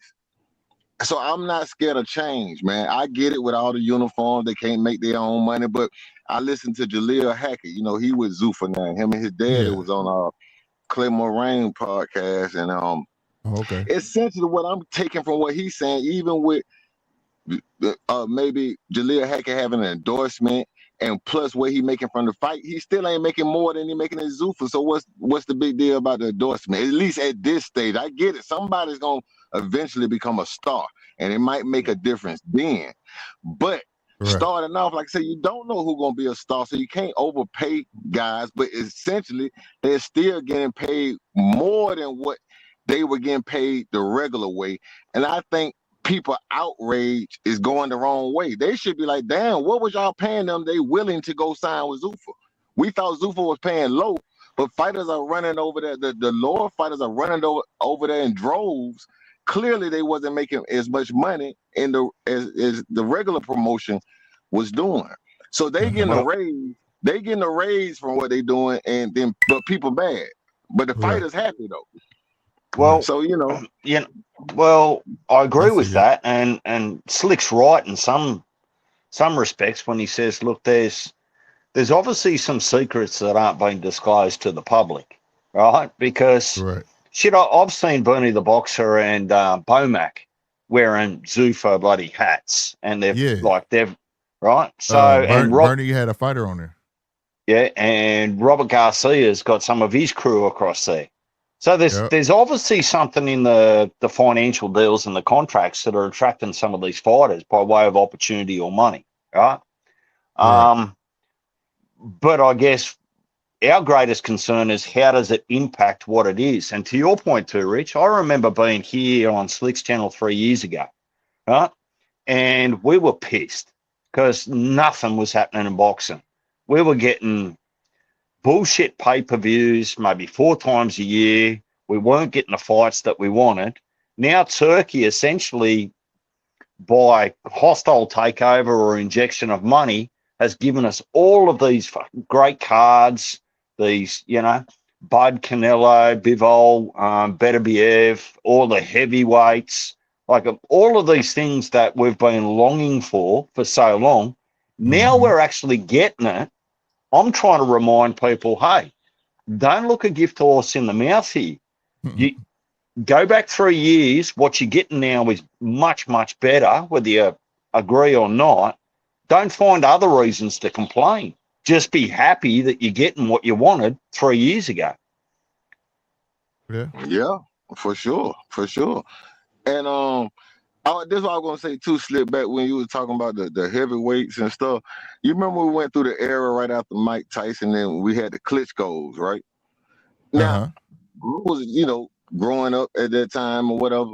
And hey, man, I like the Klitschko's, man. You know, at that time, because they were the heavyweight. But I remember hearing the talk that that I had to learn that heavyweight boxing was down. I really didn't realize it in real time. I like the Klitschko's. I like both of the brothers at that time because maybe they was the guys at that time. Right. So I think when we talk about the UK fighters now winning that heavyweight, we might be going back through that phase. And eventually, after we went through that Klitschko era, then you got the Wilder came in, and the Louis Ortiz, and it still wasn't the era of the great black heavyweights, of course. But I do think boxing go in waves right now, and maybe the Zuffa emerges a new brand of fighter. Look at F.A. Ajagba or whatever. He knocked that guy out the other night. Shit, if they put him right back in the ring in 3 months, 2 months, 3 months, you see what I mean? Then put him back in the ring another 3 months after that, you're going to get to know who F.A. Ajagba is. Right. It's just a matter. Okay, Jaleel Hackett told me he just fought. He finna be back, I think, in March or April. He finna fight again. Zuffa going to have these guys fighting. You going to get to know them. You're not going to have a choice. You're going to get to know these guys. So that's why I say give them 3 to 5 years, man. We might be surprised. Yeah. Yeah, we may be surprised. That F.A. was old F.A. That's why I like. He stopped there trying to box shit. He's a fighter. Yeah. He's a puncher. Yeah. Be yourself, damn it. You know what I mean?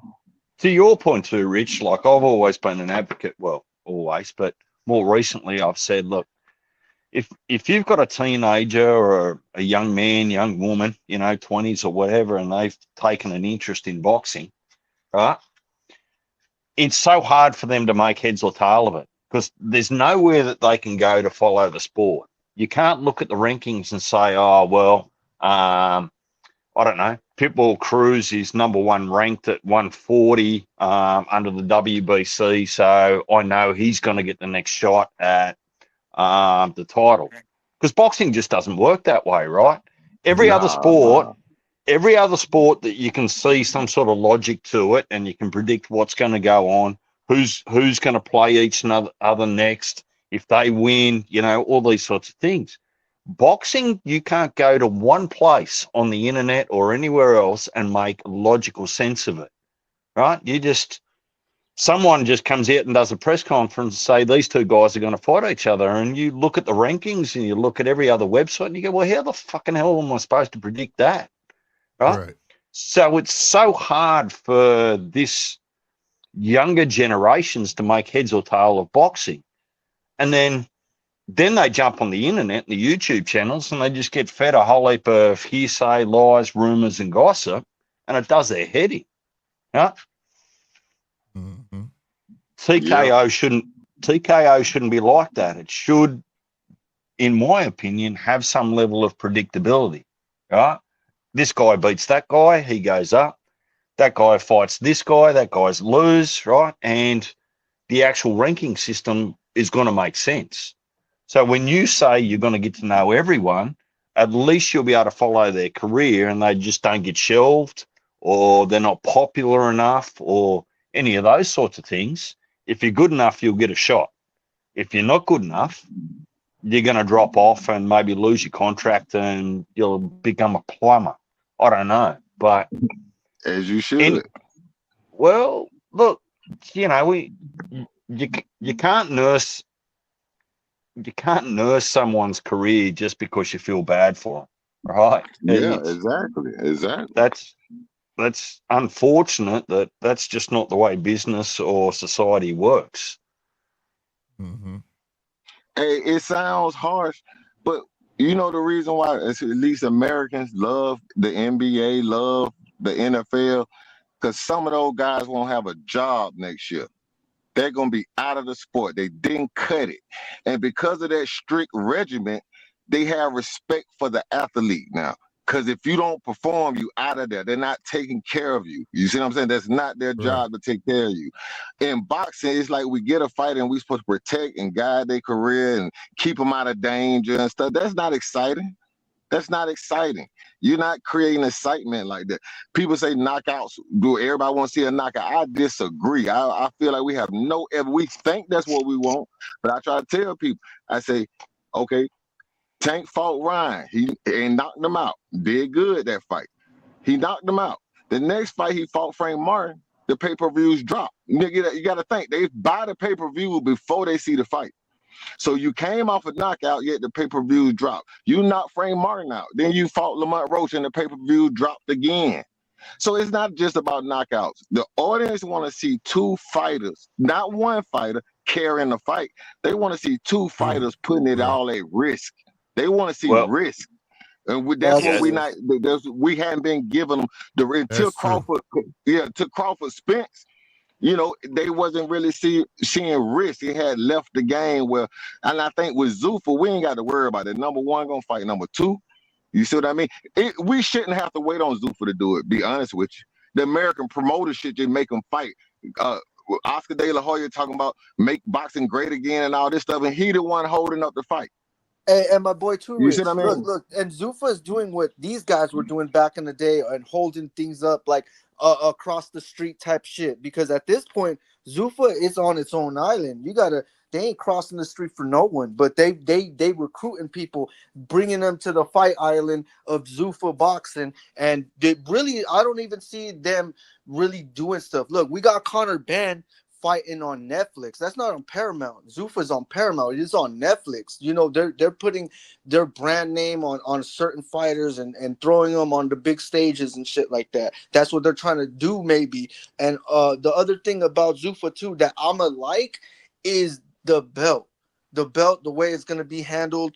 If we're gonna have an interim champion, he not gonna defend it 3-5 times. He gonna defend it probably once, not even once. He gonna be fighting for the actual belt, you know. So things like that is gonna be good. And the way Zuffa's couple cards, the first one was good. The second one and third one were better. I really liked them, especially the second card. It was a good card, but right now it's too early for them to to be as big. I mean, this is a Netflix card that Conor Benn's going to. You know, this is not Zuffa. This is not on Paramount Plus. It's on Netflix, you know. But just because they signed him, they're putting him on a big stage and trying to get that brand recognition with Sky Sports and stuff, maybe, you know. But, yeah, man, I would give it time with Zuffa. I said it before. There's going to be C and D level fighters. Most of them on the roster looking like what I've been saying. And the only thing about that 15 mil Conor was that turkey. And I knew Dana didn't pay for that because I know Dana. He ain't going to overpay for a fighter for one fight, you know? Hey, but what I was saying, give them 3 to 5 years. I don't think it's a tomorrow thing. I think you need 3 to 5 years because, like I say, there's a lot of politics going on. But listen to what you said. Just that quick, Dana got these jokers on Netflix. That's how the money move, man. Netflix gonna promote Zuffa. You see what I mean? Look how widespread this thing is. You see what I mean? Now look at the other side. We got Amazon Prime, got Tank Davis, one of the faces of boxing. Why are they not putting a card on, a free card, just like Netflix, putting on a free card for Tank Davis? I don't know what the reason is, but my point is Dana White and Turkey can make it move like that. So they're gonna be this fight gonna be promoted just like the Canelo and Crawford fight. So it's a Netflix card that's kind of featuring Zuffa basically. So they just using Netflix to advertise Zuffa. Yeah, and that's the thing what Reed does That's how and the Turkey money does. moves. You know, they bring in different fighters from different promotions. So the same thing with the Netflix card right here. You know, different fighters from all these different promotions in a big card. You know, so yeah, man, I get what you're saying, bro. See, I've still got concerns that it's going to be on Netflix because if I'm wearing my tinfoil hat, this Frank Warren court case is going to block Fury as a Queensberry fighter fighting on Netflix, co-promoted by Zuffa. So I'm wondering whether that's just going to fall apart. I hope not. I don't know that. I hope not. Well, and somebody explain it to me. Why do you need Netflix? I'm not saying you shouldn't, but why do you need Netflix in the mix as part of your promotion when Paramount Plus is just giving you $7.7 billion, right, for all of your contact sports? Yeah. I don't know. Like Paramount Plus would be pissed, wouldn't they, if you put your product on a conflicting network Yeah, with but Netflix? it's not a whole Zuffa fighter card. You know, it's like I said, it was all these other promotional companies fighters. You know, I mean, look for where is the Fury from? Isn't he from Top Rank or Frank Warren or something? Right? He's one of these guys. And look, he's not gonna be on the He, Zone. He's gonna be on Netflix. You know, so yeah, it's a little different with the Netflix thing. I mean, I think I like it. You know, it's not another paywall or nothing. Everyone got Netflix, and you don't have to. You know, so I think it's good for boxing. But the 15 million thing, one fight with Conor Ben, I feel like there's more to that. I feel like he's not that's why going. I You think know, it's a structured deal. I think he got more than one fight, bro. I 15 million just for look that fight. round one. My quiet news, and I can't name names. My quiet news is that Conor Ben was kind of loaned in some respects across to Zuffa to build their profile, and he was moved at $18 million, and Conor only got 15. So make your best guess where the other 3 million went in that transaction. Right. that's true. Yeah, That's true. what I think is when they did the Crawford um Canelo fight, it was probably more than one fight deal. You see what I mean? Then with the success of Crawford Canelo, they probably got 2 or 3 fights with Netflix. So Paramount might already know it. Yeah, Think about it. but Even if that's they the thing too, Rich. They did say they were gonna do some big fights on Netflix.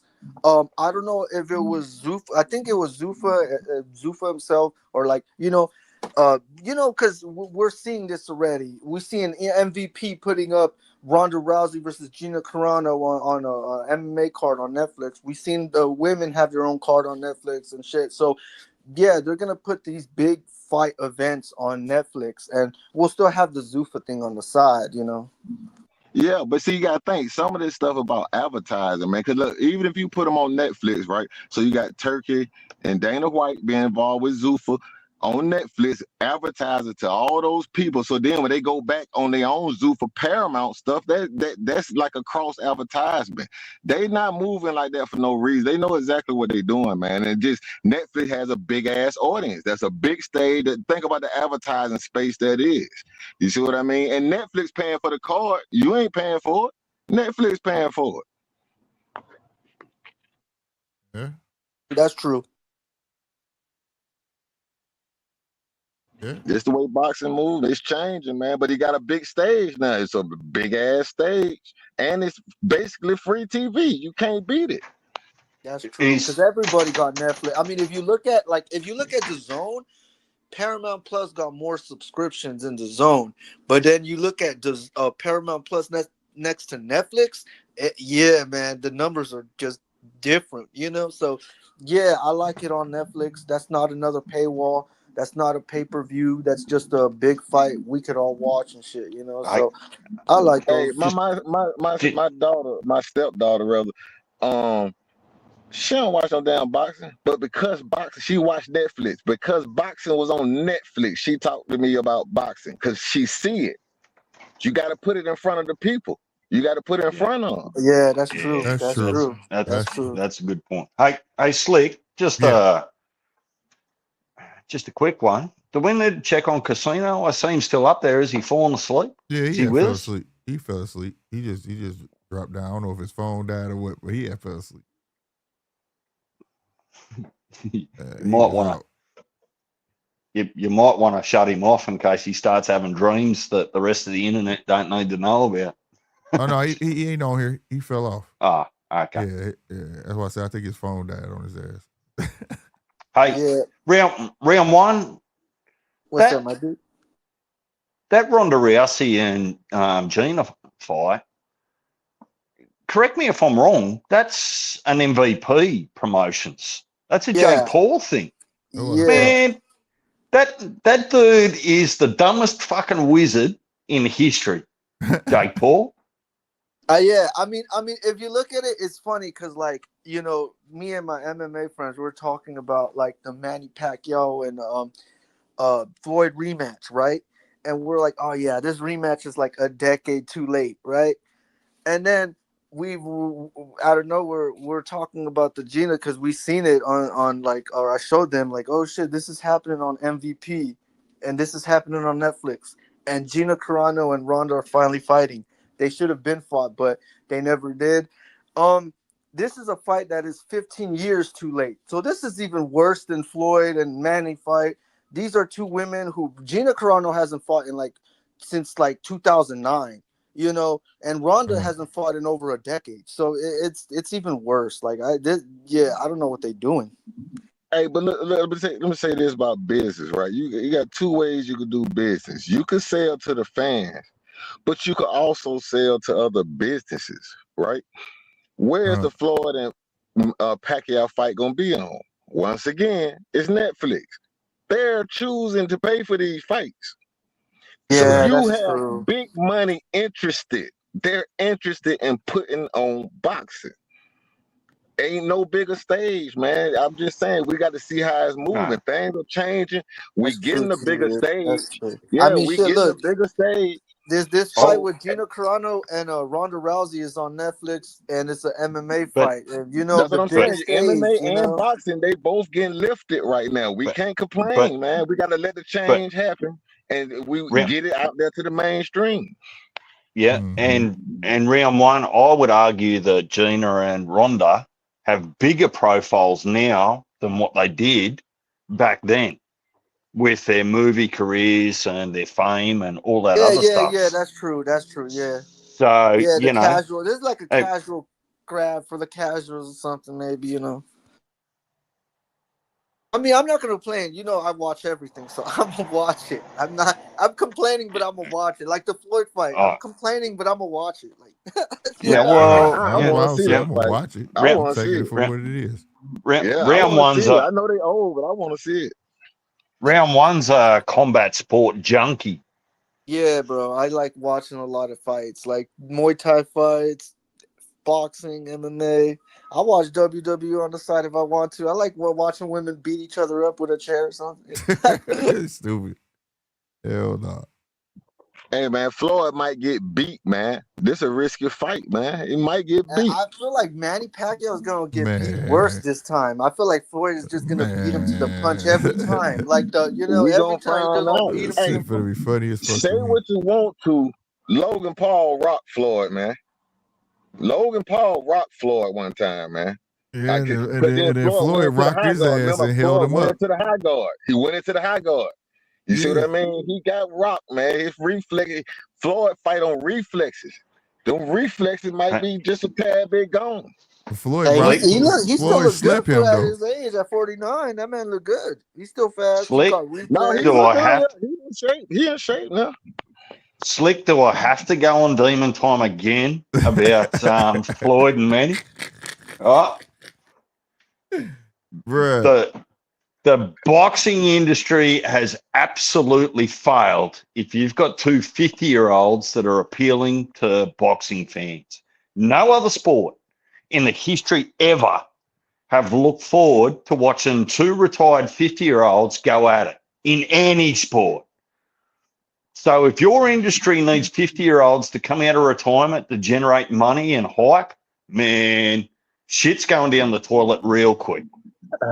Hey, that might be true, but you know what? I think people still remember George Foreman coming back, Bernard Hopkins fight. I know they were fighting younger fighters, but we remember that. They was fighting younger fighters, bro. But still, we saw even fighting younger fighters. We saw George Foreman get it done. We saw Bernard Hopkins get it done. But they was younger fighters, though. That's what made it intriguing. Can an old man do it? Hey, Manny Pacquiao was just fighting a younger fighter. So Manny Pacquiao might be moving a step quicker than Floyd. Okay, Floyd beat him. You think Floyd get the taste of that? He might want to come back again and fight a younger fighter. That's what I was saying, man. He might want to stay. But I'm just saying, man. I'm just looking at what it is, man. I'm not gonna get my hopes up. I'm promising you do not want Floyd Mayweather fighting today's generation, and I'll tell you why. I feel like he'll beat Ryan. I feel like he'll beat Rolly. Well, see, here's the problem. Here's the Or problem he with might that just round one. knock the fuck If out. That would be if exciting too to see Floyd knock the fuck out. Well, shit, he might get knocked out. but think about this though. If at Hell 50, no. 49, 50 years of age, Floyd Mayweather comes back and starts cleaning up today's generation of elite fighters, all that's telling me is today's generation of so-called elite fighters are fucking trash. Oh, trash. Hey, that might be true. That might be true. Boy, I mean, Floyd if you come. look at the welterweight Boy. division 10 years ago till now, yeah, man. Right now, we got All it would take Floyd to be one young lion, and ain't nobody other young lion gonna fight that old man. They were like, "Fuck no, I'm not doing it." That's all it would take. But Boy, be who would Rolly, think a Ryan, or 50-year-old Floyd somebody. could I'm like, beat him? nope, I'm not fucking with Floyd. Hey, He that won't get might be a another big fight. bag. That might be a big bag. Shit. Them motherfuckers like, fuck that. That's my career over. I lose that and old this man. is, I'm not mistaken, because this is not an exhibition they're doing. This is a fucking pro fight. This is going on their record, Yeah, right? it's going on a record, bro. Yeah, it's So on they're the gonna record. have Yeah. Floyd be 51-0, and he gonna be, 51-0. I ain't calling shit on this fight, bro. I'm gonna just enjoy Nah, it but for what look, it is.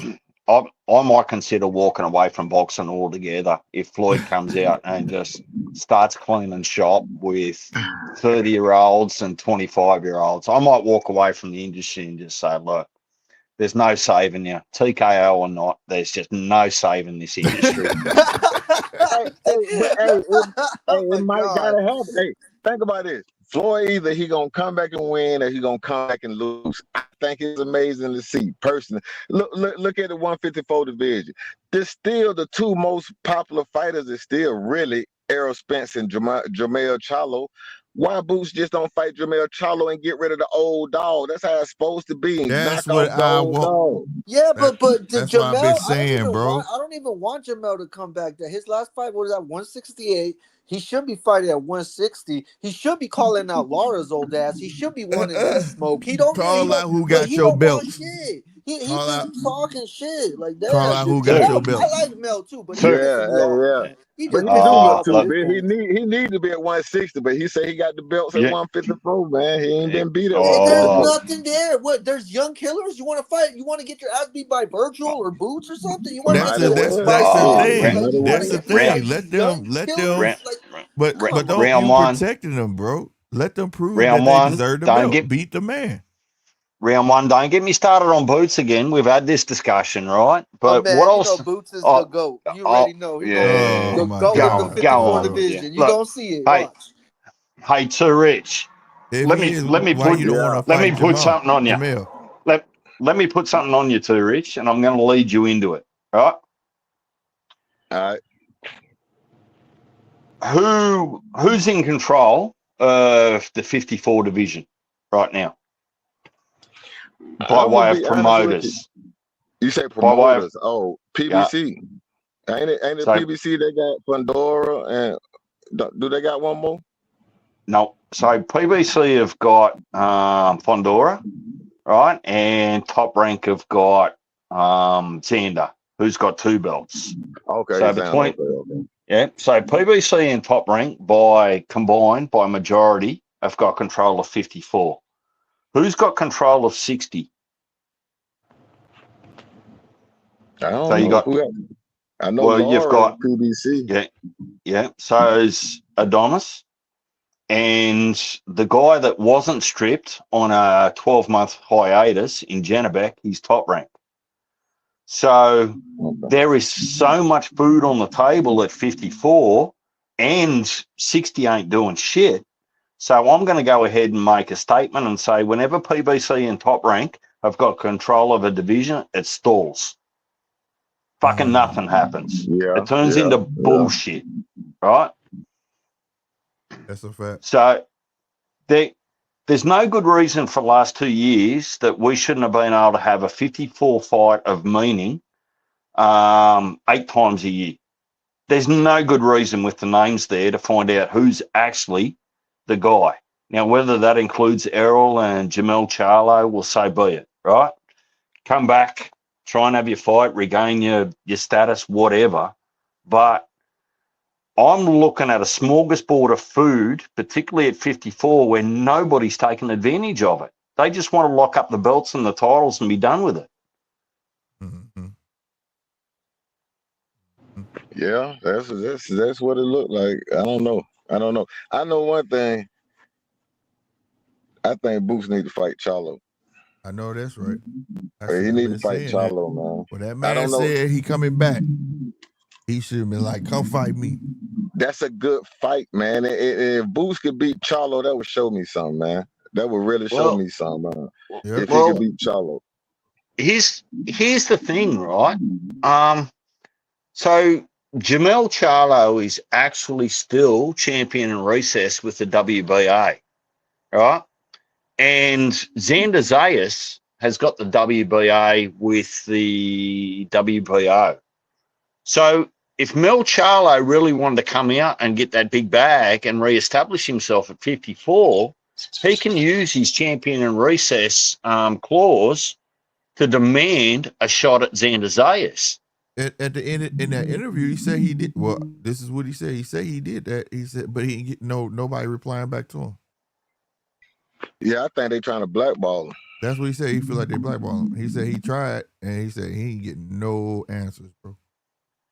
Well, I find it hard that, well, let's not say Al Heyman with his health and his age, but I can't imagine that Louis DeCubas is going to hate the idea of another PBC fighter in Jamel Charlo potentially picking up another 2 titles at 54 if Mel's still good enough to beat Xander. That doesn't make sense to me. He said he think Louis DeCubas hates him. Yeah, they don't like him. Yeah. He said Louis DeCubas don't like him. Man, look, Louis DeCubas can hate you all you want, but if you're going to put $2 million in his bank, he can hate you all you want, but he's still going to put you forward for the fight. Yep. And I will say, I think Jamel Charlo think he a $10 million fight. He ain't getting $10 million. Like you say, about $2 million. About $2 million. They're gonna be about it. Yeah, I heard a minimum of $5 million he wants to get back in the ring. He was telling Eddie called me. But on everything, that's the fight that needs to happen. If that man coming back and he's saying he active, everybody that got a belt need to know they on notice. Well, if nobody fights the man, if he comes back and has to fight somebody else and never get a shot at the belt, that speaks volumes about them champions, bro, because they should want to beat the man, bro. That's how you know you deserve the fucking belt, bro. Like, that shit ain't.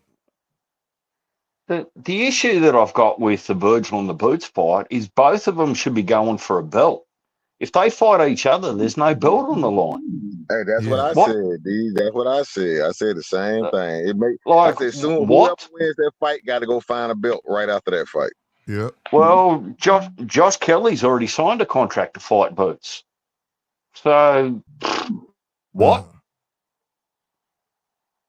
What they don't care about the IBF, or they want to?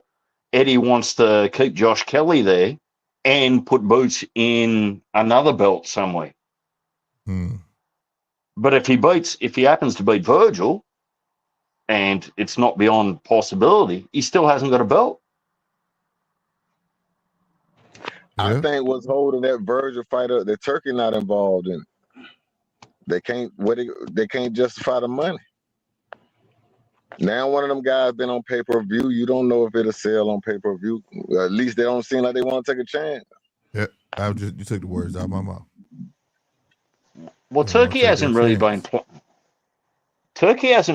playing in the 54 sand bucket. He played in there when Bud fought Madrimov.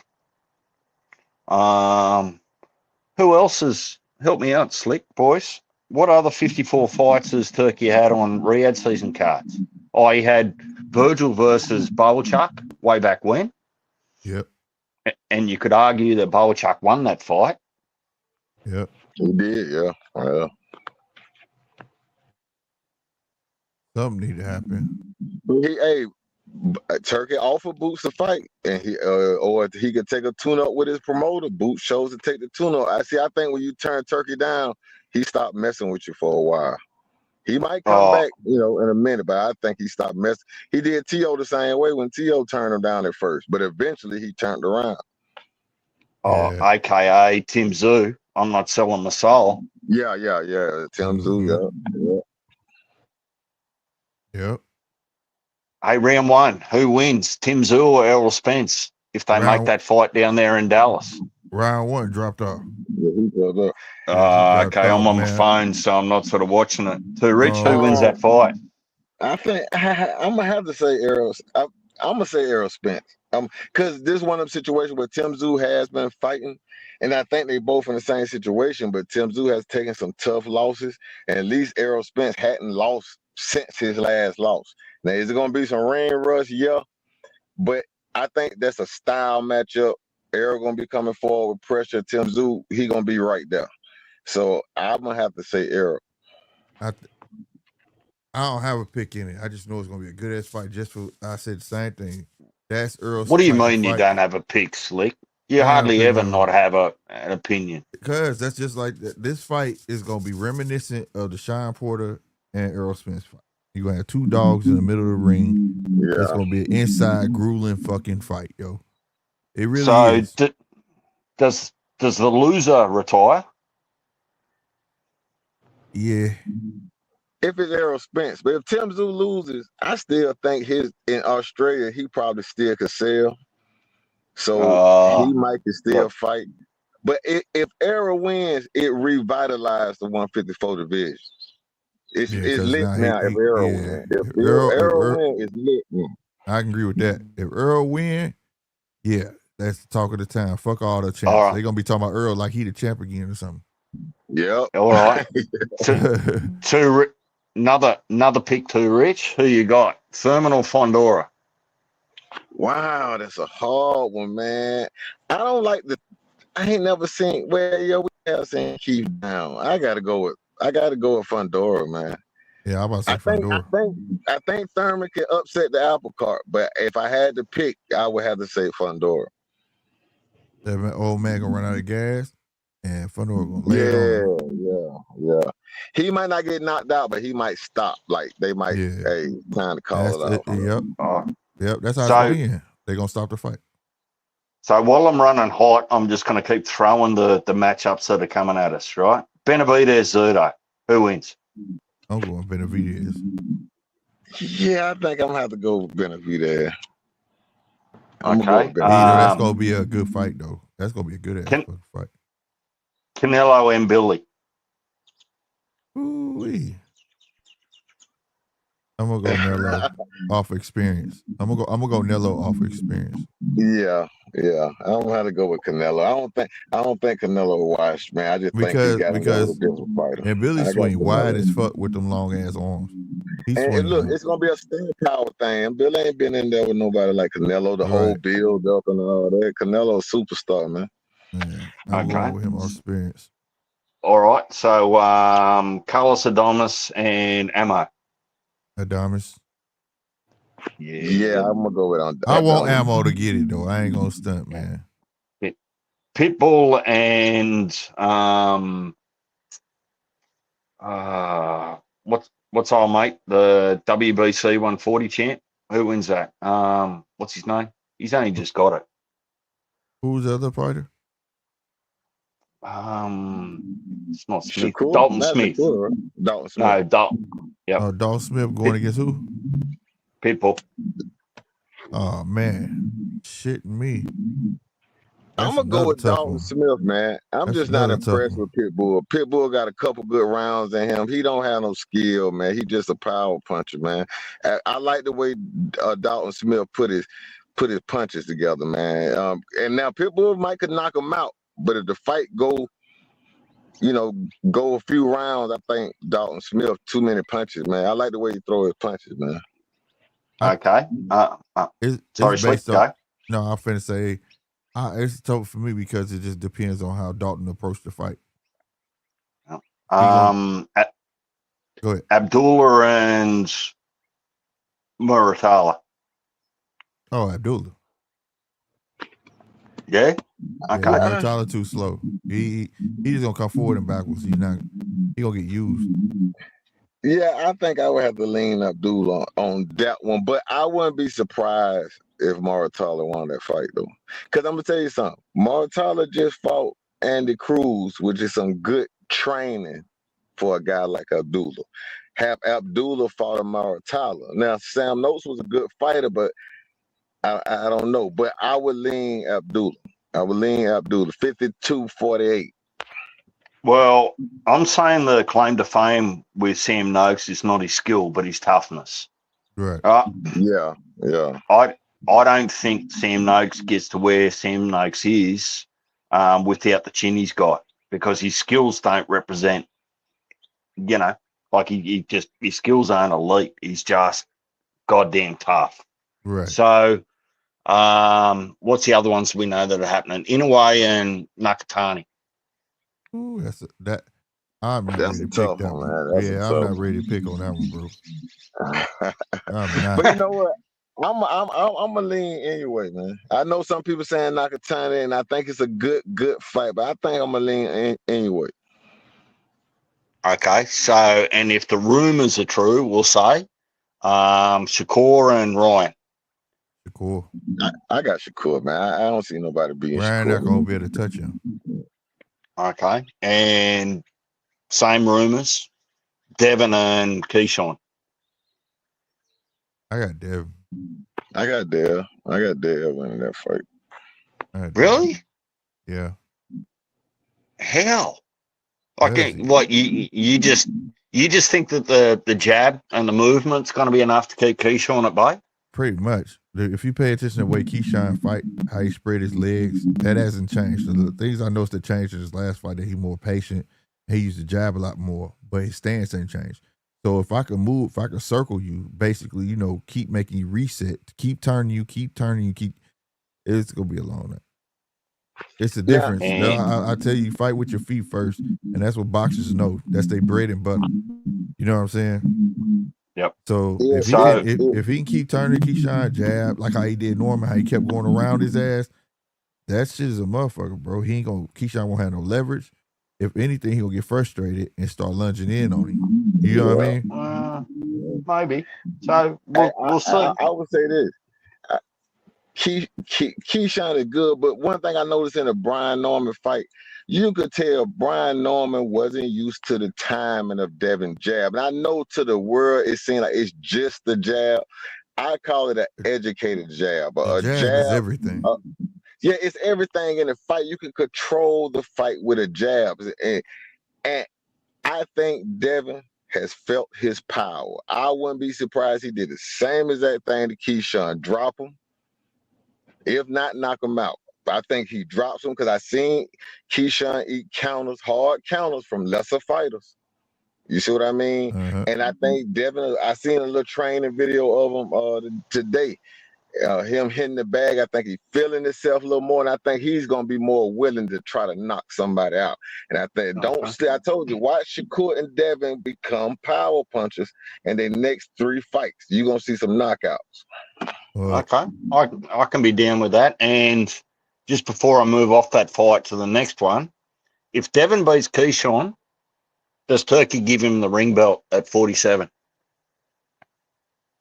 No, for what? That ain't for a belt. Well, it's not for it. It won't be for Devin's WBO, but that doesn't mean that Turkey can't award him the ring belt. I mean, but Keyshawn be going up. Yeah. Keyshawn not established. Give it to him for the Norman fight. Norman was number 1 at the time. And Keyshawn would be established. It'd be just like he moving up from his weight class. He could change his mind and go back down. I would give him the ring belt for that. I mean, it shouldn't be up for grabs. That's what I'm saying until he fight another champion. Okay. The number 1, number 2 out of them champions should be fighting for that belt. Yeah, because at the moment at 47, the ring belt's still vacant, right? So, what are the 2 heavyweights that we've got coming up? We've got Wardley versus Dubois. Yeah, that's gonna be a good fight. Or is it Wildlands? Yeah. But I'm gonna go with Dubois, man. But I can't believe a guy can keep pulling out a knockout in the 9th inning.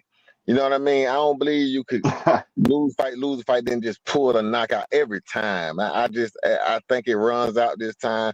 I think Dubois deserves to himself to come back. He seemed like he got some mental challenges, but I'm gonna go with Dubois, man. I'm gonna go with Dubois winning this fight. He going with the Goomba. I heard I that. just don't feel like I can trust Dubois' performance. I just, Yeah. I don't know. Dubois don't like getting swarmed, bro. That's my thing about Dubois. If you rush in on Dubois, he fold up. So I don't know. But if he keep it at range, it's the big boys. He land one good one, man, to change the fight, man. Right, that's true. That's true. And it's gonna be a good fight while it lasts, though, for sure. Yeah, and who's Moses got next, Slick? Moses Tama? Moses Tama is fighting. Is it Jermaine Franklin? Yes, I think it's Jermaine. Yeah, Franklin. it is. It's your US guy. Yeah. That's gonna be a good fight. Jermaine Franklin durable as fuck. Whatever. Yeah. I got Moses Tama boxing. I don't think he's gonna knock Jermaine out though. Yeah, I got Moses Tama right now. I definitely got Moses. Yeah, he a good boxer. He proved that last week. He can box his ass off. The stuff he was doing, you to bro. Watch him, man. He do some slick shit, man. Watch how he punch to the chest. Watch how he punch to the chest. Yeah, it set that top. Yeah, see, that's what I'm talking about. Man. That mug, he got some skills, bro. But Jermaine's so durable though. He ain't gonna knock him out though. But he gonna beat his ass. That's for sure. Yeah. They ain't being a fan. It's just the skill set is different. See, I don't even know if I feel like we've seen the best of Moses Tama yet. Nah, hell no. He just getting into it. I kind of feel like that dude's got another gear that he hasn't needed to use yet. Yeah. So he's just getting into it, man. Shout out to Rich, man, because I was trying to explain that his last fight. Like, did y'all see even the hesitation in his punches? Like, it's weird. It's like a feint, but not a feint. That motherfucker get like it's like a half punch, but then he'll pause that bitch and bow and knock the shot. Like and punch you in your chest.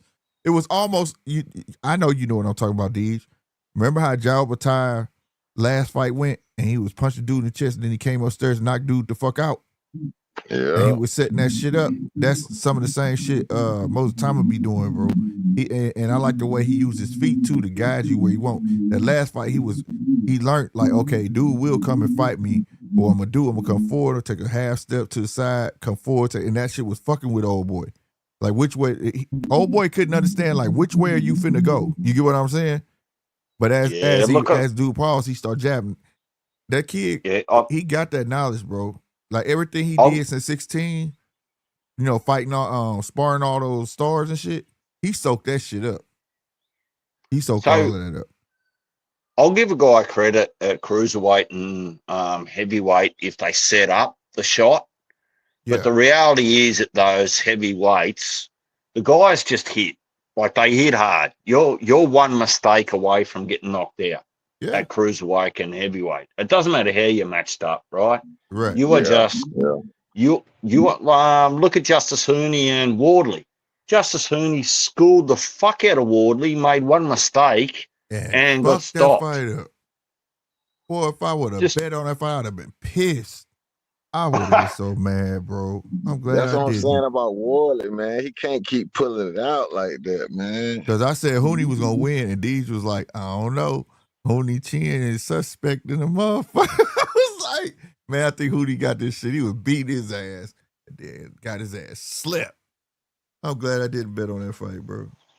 Well, my inside knowledge, being an Australian slick, said that Hooney had a habit of just getting sloppy from time to time and getting a little bit defensively irresponsible.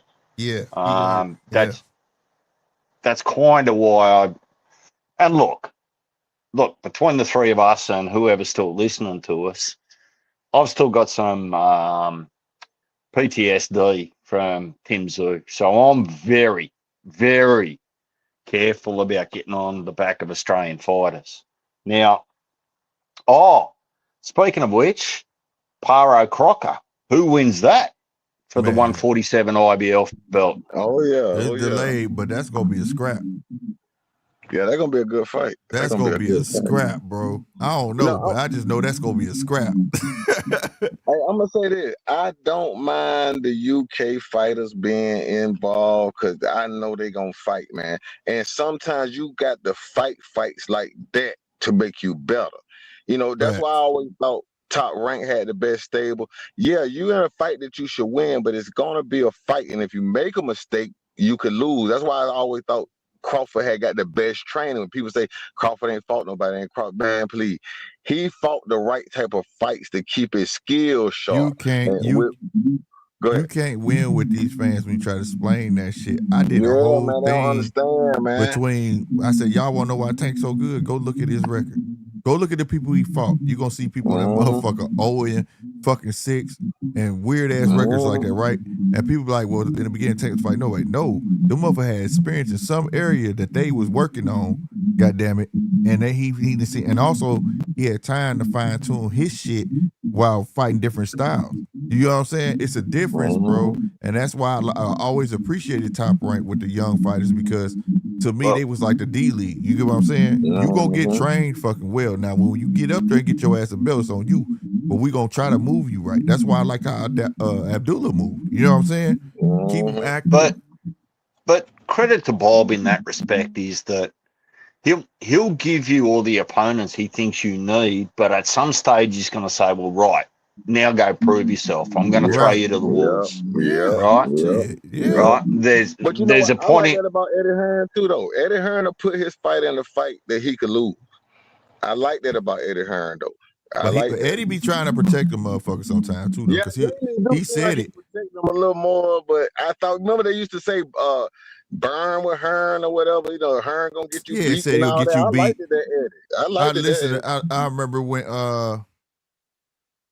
he addressed that shit. Jalil Hackett had lost. He said, "Man, I'd rather put you in a fight that a guy you should have beat, and y'all talking about getting him beat. Ain't my fault. He didn't make weight. Yeah, he was overweight. I saw him in a hotel, and I said, y'all, you on weight? What the fuck? You know what I'm saying? What the fuck going on?" And then another interview, I forgot what the fighter was, but he said, man, he told the fighter, I don't think you ready for this fight. And he said he was adamant about the fucking fight. Okay, fuck it. You want it? Better pull through. And dude lost. You know what I'm saying? Eddie ain't getting nobody beat. It's just that Americans don't understand the way they move over there in the UK. We talking about UK boxing is like number 2. You see what I'm saying? The dudes are way more fucking active over there, dude. Like they live, breathe that shit, bro. Like when we laugh at, they don't laugh at. When we have theater shows, bro, they love that shit. It don't matter where a fight at over there. It could be in a theater, a gym. They not smugging at that shit. I'll go as far as to say. You go too, Rich. You go. I was just gonna say, Matias is the perfect example. Dalton Smith, that was Dalton Smith. Yeah, he came over there, and if that was a fight that Matias should have won, but if you're not on point, you're going to get beat. Yeah. And that's what happened. Matias got beat. And then what happened? Josh Kelly, okay, Murtazaliev, if you're not on point, you're going to get beat. It's a fight you should win, but if you're not on point, you're going to get beat. Like, those good fights there. That's good fights. Go ahead. So here's my thing, right? And Slick, you know, I'm just sort of, I don't know, I guess I'm making myself a little bit more known to Rich. To Rich, last year I told Slick on his channel multiple times that I had a tinfoil hat conspiracy theory that I thought that Eddie Hearn was protecting Eddie Hearn because he'd got his ass whooped in the 5v5. He brought Sky Nicholson back to Australia to fight Tiara Brown and got beat at home, no less. So don't no one want to tell me about Australian judges being biased, right? Whitaker had the Quittaker ankle thing, right? So Eddie just had a really bad year, and I think that my view was that was washing off on what he was doing with Boots. The whole reason that he allowed Boots to have a tune-up at 54 rather than going straight for a title shot or against one of the names. Yeah, he wasn't sure about Boots. He wasn't sure. Right. Well, remember, there was that miscommunication back then because he kept saying that he wanted Boots to go to 154, remember? And Boots was saying he wanted to stay where he was. Oh, look, it was all over the shop there for a while. I remember Slick, but you know, and Eddie had lost with Eddie had a year where he'd lost more than he won. Now he's starting to get those titles back now, but I think that I could see a thing with Eddie just saying, "Oh shit, I need to protect my brand, so I don't want to put my next star in Boots in a fight where he might end up getting an L." Right. So, yeah. Yeah. So look, you know, Eddie, like I said earlier in the channel, look, Eddie's the hardest working promoter out there. Matchroom had 30 cards last year, and the closest rival was maybe 8 cards, right? Mm-hmm. Yep. Wow. That's crazy. Eddie a motherfucker, man. But DJ tell you too, Rich, I've always advocated for UK fighters, bro. It's something about the way they fight because they fight often. Like when you look at a UK fight, bro, you know why I feel different? Because it ain't no agginess between the two fighters because they used to doing what they do because they fight so often, bro. Yeah. Like, do you know that sometimes when you, like, okay, over here, you will see fighters like, okay, they start so they on the TV. Over there, these dudes on TV and not on TV. Like literally. You'll see a cat fight today. Matter of fact, goddamn it, what's that light heavyweight kid now? They gonna use to replace AJ. A Tang? You know, y'all know what I'm talking about? Who are His name. His last name is ATANG. A Tang, bro. Man, they been keeping this motherfucker busy like nobody busy. Like he on every fucking card. The same thing with Look, what's the other dude name? He got the same name as old boy at 154. Except his name start with an O instead of an A. What the fuck is his name? Omari. A Coley? Omari Jones. Oh, right. You know, they keeping his ass busy, bro. Like, and these motherfuckers be so comfortable in that fucking ring, it's crazy, bro. But when you watch fighters over here, because they're not fighting often enough, dude, they got to go through the motions when they're in that motherfucker. Yeah, they filling each other out. They doing this. When you watch them, it ain't like that. They ready to just hit. You know what I'm saying? They ready to just go. Ezra Taylor, they're keeping him pretty busy. Yep, he's Ezra with Taylor. Yep. He's not Matchroom, he's Queensbury. But yep. Look, you know, it's success in the UK is a pretty simple, like with sport anyway, it's a pretty simple formula, right? Allow the UK fans to drink and watch sport, and everything will be fucking successful. Darts, snooker, soccer, boxing, billiards, all of that shit. Billiards, man. You give those dudes a reason to start drinking pints of beer over there, man, they're there in droves. And they'll make their own fun if it's boring, right? I swear, bro. And that's the thing, too, though. Like, the fans, they respect their fighters. 100%. They respect that. I watched a dude get his ass whooped, pillar to post on a card, and that son bitch got a standing ovation. He got a standing ovation, bro. They was like, shit, he put on the line. He got his ass whooped for 10 rounds. And Slick, I remember you and I. Yeah, look, I remember early last year, Slick, you and I sat together and watched what looked like some sort of pub card. Like they had heavy, like I don't even know what it was, right? It was sort like of a amateur theater or some shit. It was crazy. So, but they look, was into that shit. It's interesting we're not hearing about Ben Whittaker though. For that whole promotion, that signing, the big deal that they made, who's Ben Whittaker going to fight next? I don't know, but he doing shit on YouTube. Like he got a channel now. What's he at? 68 or 75? 75.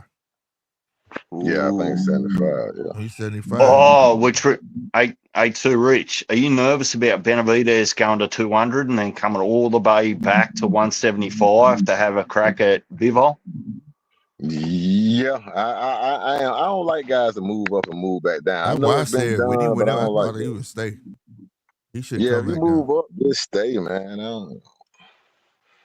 Benavidez don't never like he in shape nowhere. I don't know how he gonna move up, move down, and I don't Well, know. Yeah, him and Neverready got that Slick, dad bod. Boy, they my Slick. My news is, and it's gossip. Nothing's ever confirmed, right? But my right. news is that win, lose or draw against Zerto, Benavidez is coming back down to 175 to fight Bivol in September. That's too much, bro. That's so much of an advantage for Bivol. That's a lot. That's gonna be a lot to deal with. That's gonna be a I lot to mean, deal with. I commend Benavidez on when he's trying to go make his own legacy and stuff like that. I'm not mad because I don't after Zerto, what other fights is it for him up there? I just don't like the I, idea of moving up and coming back down. Just like Shakur, okay, I, you went to 140, they took your belt. Don't go back to 135 for what? Don't Right. don't go back down. Where you going down Part of for? me feel like that was I, strategic. Like I, just stay there. Like they want him to stay there, I, bro. I think that I so, kind of think it was. I kind of think it was. so, Rich, I'm not biased, and the boys will tell you, right? I'm not particularly over patriotic or a fanboy, right? But I'll tell you what's up there for Benavidez after Zerto is Jai Opataya. Yeah, Now, that's what I if meant to say. That. Yeah, if yeah, you're right. You're right. and I'm here to tell you that if any hardcore or casual wants to tell you that that's going to be a boring fight, tell them to go to bed and wake up in a week because both of them are just going to go to war. Hell yeah. Nobody's going to get on the back foot in that fight. That fight right there is a scary one. Now I would say I got Opataya in that one. Now. Yeah, If but he that's do a that, I scary got one. Oh, Opataya. do you? Do Yeah, I you? got Opataya. That's a Yeah. scary one, Why? boy. That's a war. I Because think you the think punch will that be too heavy. Think about it. What his name was with the 11 fights, 12 fights. He dropped Benavidez. I ain't saying it was the hardest shot, but Opataya gonna be punching harder. Even He's Zerto. lying. Zerto might damage him a little bit, slow him down just a tad bit. Cause yeah, Zerto nah, can Zerto. punch, Yeah, I don't but think he he can box too, does. though. I He ain't can say box beat too, him, though. but I'm saying sometimes fights slow you down for the next fight. You go in there and get hit hard by the heavy guy, you go into the next fight, you might not be the same exact fighter. To give you an example, I thought the PBC shouldn't have blocked the Fundora Crawford fight.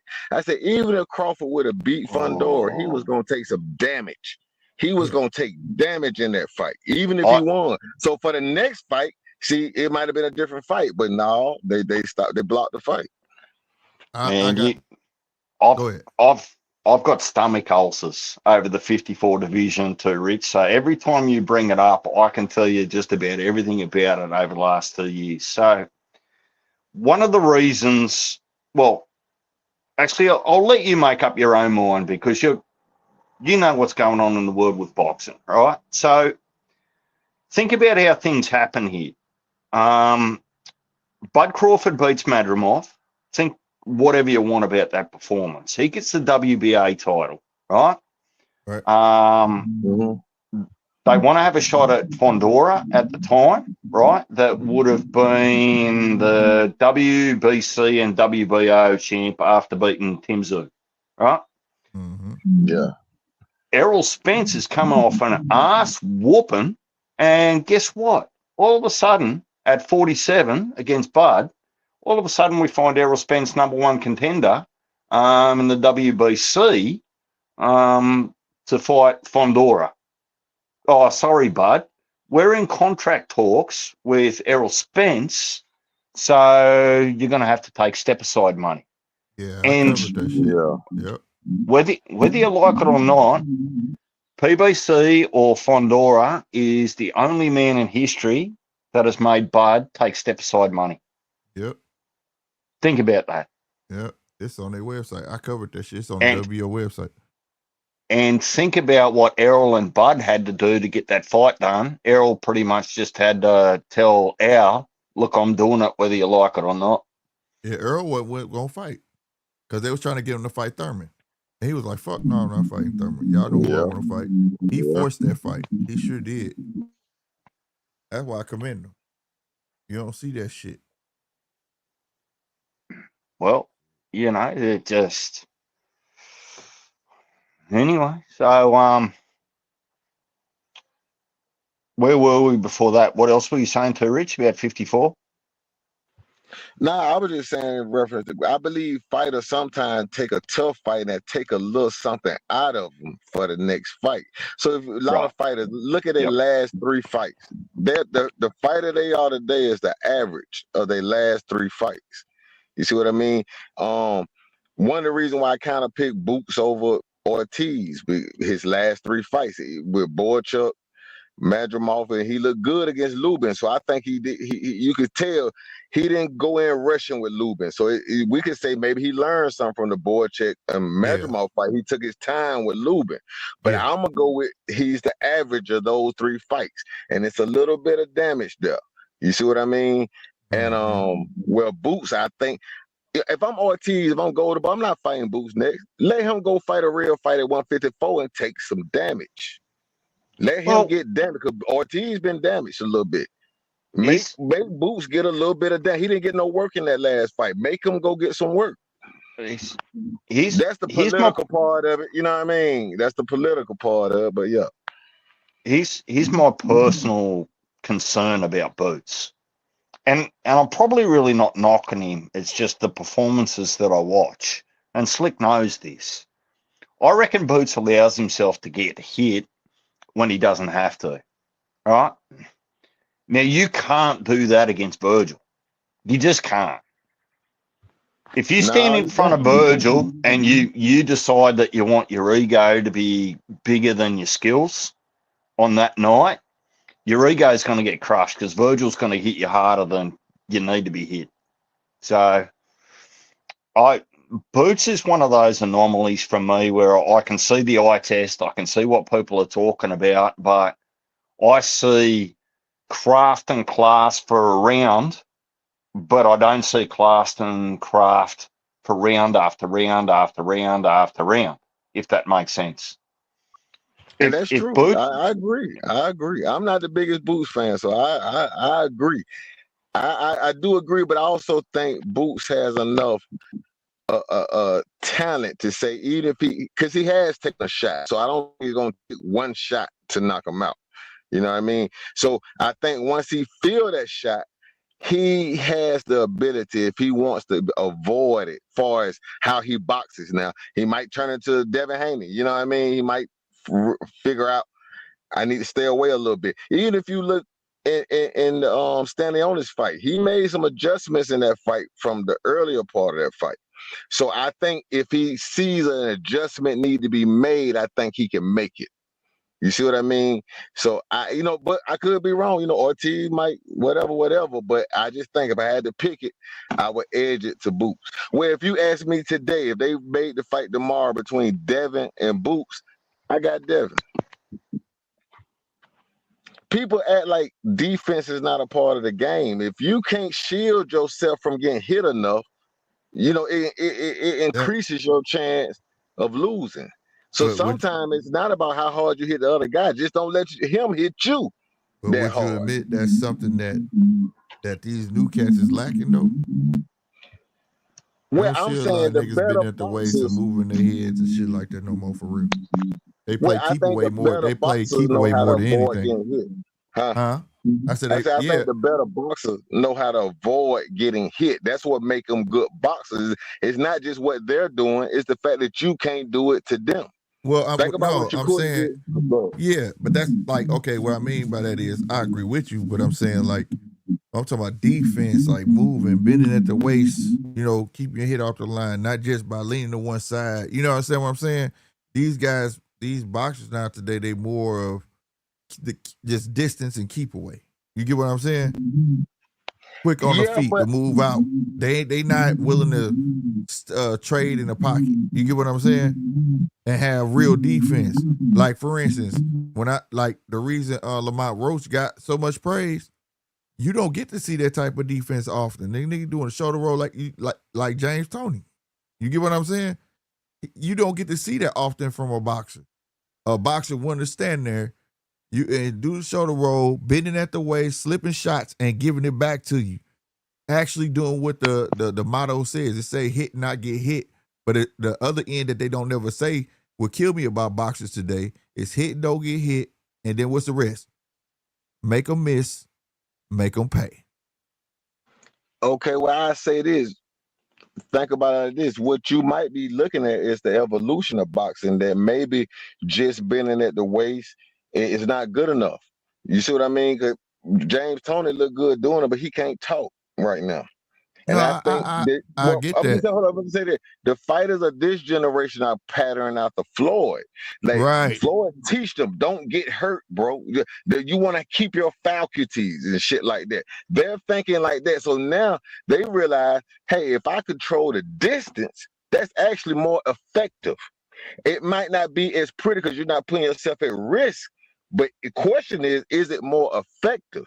I think it's more effective how they doing controlling this. It's just that Crawford made it look good because he a dog and he still went for the kill. Now, if you telling me Shakur could control the distance like he control, but he could still go for the kill, then you have to have more respect for it. But I think the defense of controlling the distance is more effective than standing there and just bending up and down. You're gonna take shots like that. Well, It yeah, looks it is better. go. Like I say, it's more effective because you got, like I say, you got that distance in between. You know what I'm saying?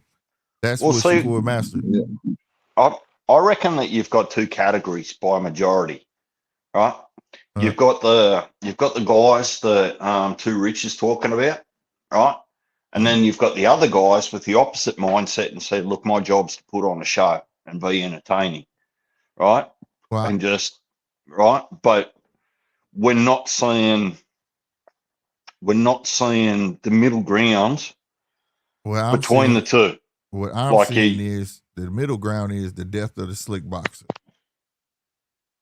A slick boxer could pull both off with all three off. He can stand in the pocket, slip shots, give him king of distance, and he can be a dog what he needs to be. But if you're going to be a guy that's always playing the outside, staying out of reach and dishing and give one and dish out, you know what I'm saying? And you ain't got no dog about you, you can't say you a slick boxer. You just a good But boxer.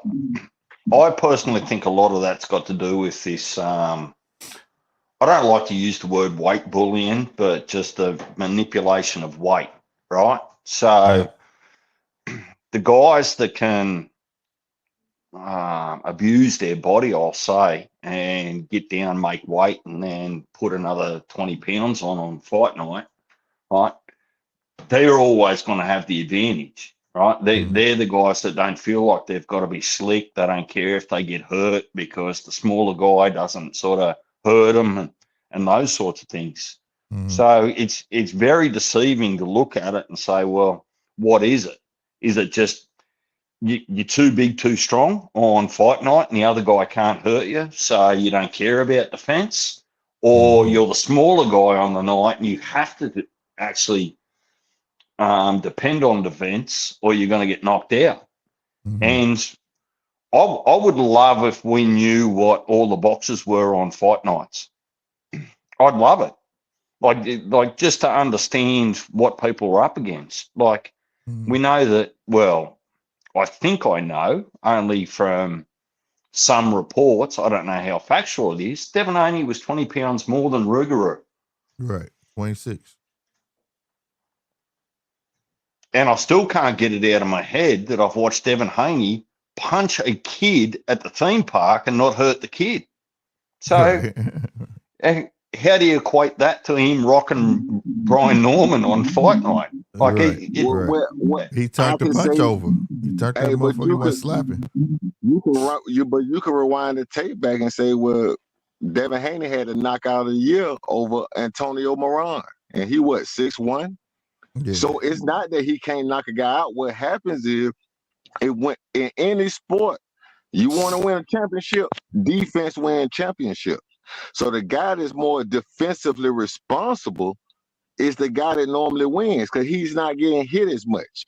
You see, a lot of people put the onus on the boxer. I would say these guys that we're calling power punchers don't have enough skill. Yeah. They're not skilled enough. So it implies that all you got to do is take a step back and that's all you got to do to beat the best boxers in the world. No, I don't believe that at all. I watched that fight on Pro Box tonight with the hometown guy. I can't remember their names. And the other guy supposed to have so many knockouts and the hometown guy only had 5 knockouts. And that guy kept trying to step back away from the dude. He couldn't get away from the dude. The dude just beat him up and knocked him out. Lopez. Yeah. Well, So actually, what I'm saying, it's more than just the guy took a step back. No, you have to be highly skilled, I think. And what we're seeing that these boxers that's supposed to be exciting are not skilled in these days. But if you keep matching them up right, you're gonna create the boxer punchers where the boxer gonna have to become more of a puncher, and the puncher gonna have to become more of a boxer, and that's what the even ground, and that's what we had back in the day. All those guys, they weren't knockout guys; they were boxer punchers. Slick, you might want to record that and put that in a short, depending on how tomorrow's fight works out, because I think the Too Rich has described to a T how this Navarrete and Sugar Nunez fight might be tomorrow. Yeah, that's gonna be a good fight. Because I'm here to tell you that I don't think that Navarrete can afford to let Sugar Nunez get a good shot on him. Navarrete might not recover from that, right? Yeah, exactly. So, hey, let me tell you that right quick. The example I use, remember when what the guy the heavyweight, what's the heavyweight champion name? Usyk. When Usyk was at cruiserweight, he didn't have a lot of knockouts. But when he was known as a boxer. But when he got to heavyweight, all of a sudden he's stopping shit. He has no choice. Because of the matchups, he's becoming more of a boxer puncher. You see what I mean? And so if you keep matching, put Shakur, you want to make the money? Go fight this guy. Well, you're gonna have to sit down and punch. You see what I mean? Keep putting them in those situations. I think the guy would just keep getting better. You see what I mean? Put him in there with somebody that may knock his head off. Yeah, you're gonna have to sit adapt. down on some punches. Yeah, you gotta. It's gonna force you to learn how to adapt. Exactly. 100%. 100%. But like I said, that's what they did back then, though. You know what I mean? Nobody was really ducking no smoke. You knew what you was in for, and you got ready for it. You know what I mean? So, I mean, at the end of the day, I wish it was like that. And that's why I be saying, like, certain things is missing in the game today. And I agree with you. All your punchers seem to don't know how to take their head off the line. You know what I mean? Yeah, exactly. Like Norman thought he was coming there, throw one good left hook and knock Devin Haney out the ring. Come on, man. That ain't going to work like that. Right. So do you boys have a fight coming up in March that you're looking forward to? A particular matchup? I'm looking at all. I'm looking forward to all of them, man. I'm a boxing fan, man. Give me all of them. Shit. Okay, so there's not one that you're going, gee, I'm looking forward to seeing that matchup in March. Nah, let me look them up. Well, who's fighting in March? That's Fundora and that's tomorrow. That's tomorrow. No, Fundora and Thurman's on the 28th of March, I think. Oh, that's 28th of March. March. Okay. Yeah. So you got. I'm a month ahead. So you got the Zufar card with Jai Opataya next weekend. That's next weekend. Okay. I'm pretty sure Gabby Fondora's fighting too. In March. I'm particularly looking forward to watching Yolanda Hernandez fight on the undercard of Thurman and Fundora. Okay, yeah, that'd be good. What weight here? That's 160. What that? 160? 160? Yeah, 160. Yeah, that's 160. Okay. Like that man's a beast, and he's fun to watch. Yeah. He's a beast. He's a beast. Yeah, but him and Laura are friends, though, right? Look, I don't know. I don't know that much about him. Only that he's starting his career late. Like, what is he? 28, 29. He's only had like 8 or 9 professional fights or something like that. But he's always in Canelo camps, and I remember watching him last year with Slick on one of the cards there, where he was beating the shit out of who was it? Davis. And he walked to the middle of the ring, stomped his feet, called him into the middle of the ring and said, "Oi, get in here. I'm not done with you." Bring your ass here. Yep. Beat the shit out of him. I That don't even fight see didn't that. I stop, want to know man. what day that card on. That Yanelli card. I don't see it. What'd you say, Slick? Sorry? What day is that Yanelli card is on? Did you hear me? Yeah, I don't know whether it's my internet or yours slowing down. What'd you ask me, sorry? When is the Yanelli card? Because I don't see it. I think he's on, I'm pretty sure he's on the undercard of Thurman and Fondora. Okay, that's what it is. Let me see. Oh, they don't have the undercard though. That's why I don't see it. Okay. And that same day, damn. So Fundora and Thurman, and then that same day you got the Moses Atama card. Damn.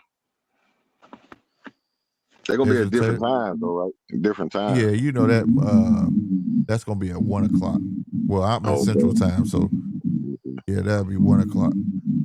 If you Eastern, it's 2:00. But yeah, that's gonna be earlier card, and they got Willie Hutchinson going against Ezra Taylor. That's gonna be a fight. What did I just say? Ezra Taylor's been busy, right? Yep. He fight on the card against Willie Hutchinson. Oh my God.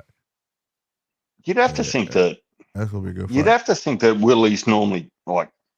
I feel like in my mind that Willie's just a punching bag. He just gets a shit beat out of him all the time. He's a fighter though. He gonna bring it to him. That's all I want. That's what Ezra need. Cause somebody got to break him from that. It's a difference between being slick and showboating. You know what I'm saying? Like somebody got to break him from that shit. And see, Willie ain't gonna let him get that little walk off and that little bullshit he be doing taking time. He gonna be all over him. He gonna be all over him. Hey, too rich. While I think about it, give me your inside scoop on where the next US heavyweight's coming from. Is there someone I need to be keeping an eye on? I can't think of his name. They got one coming up, but I think he's a few years away.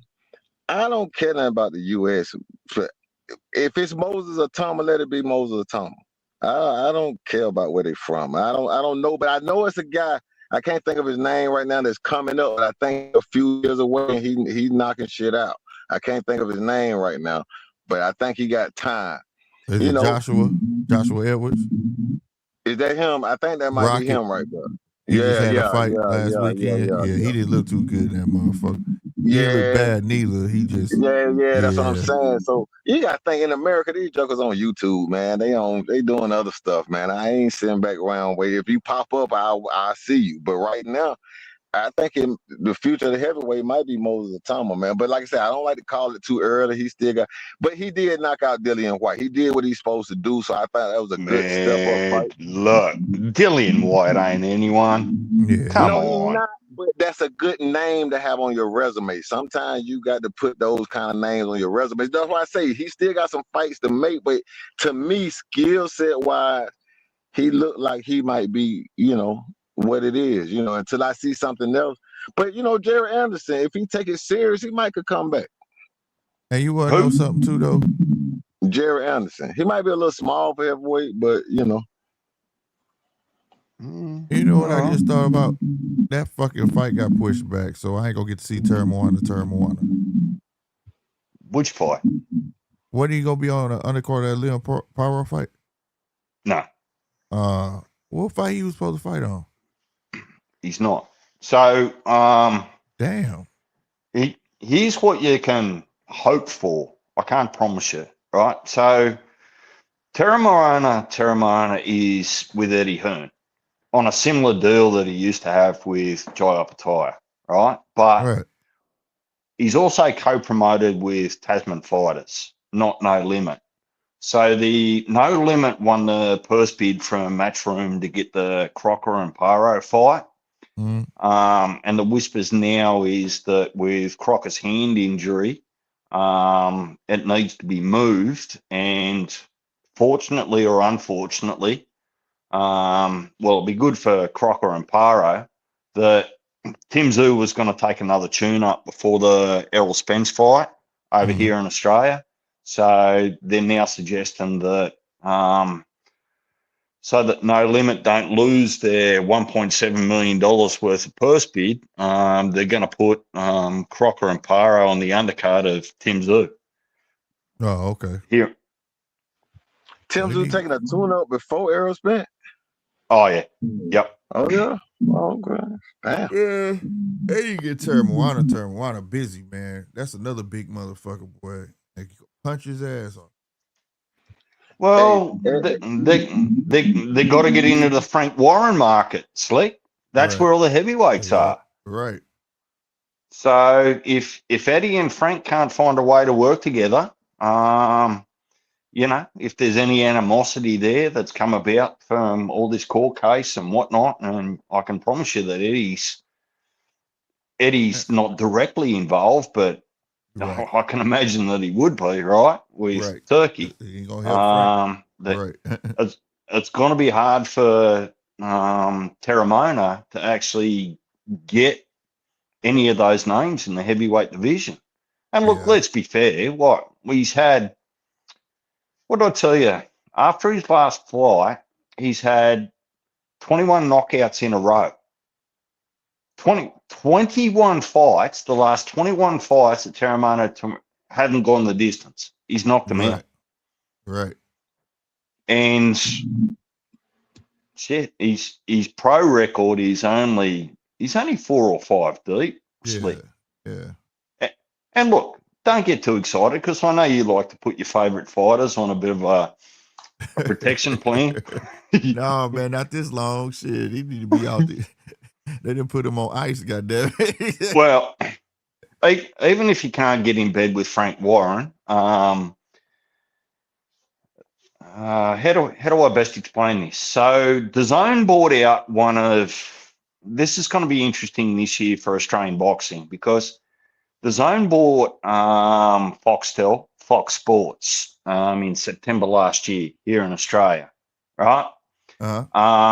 And they're actually the subsidiary of Fox Sport is KO Sport, where No Limit do all of their boxing. So really, the Zone kind of still now owns No Limit in Australia by way of broadcasting rights.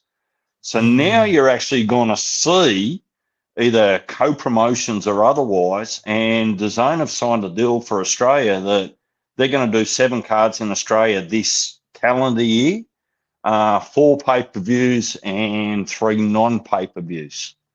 So you can kind of see how this Paro Crocker thing's starting to pan out a little bit.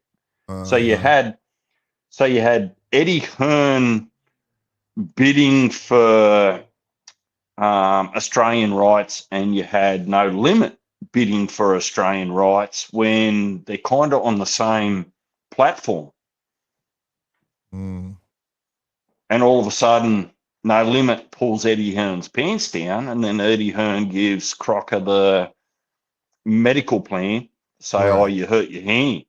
So read into that how you want. But the good thing is, out of those 7 fights, those 7 cards, I can guarantee you that Terramona is going to be on at least 2 of them. You'd have to think. Right. But who's going to fight that dude? Oh, no, that's a massive cat. He is tall, motherfucker. And he could punch, bro. That's all I care. I want to see more heavyweights in the mix for real. Yeah, you got to get the heavyweight back going, man. How do you have maybe the nicest dude in the world being the most destructive dude in the world? How's that happen? That motherfucker love your ass to sleep. He don't sound nothing like how he punch. That's a fact, bro.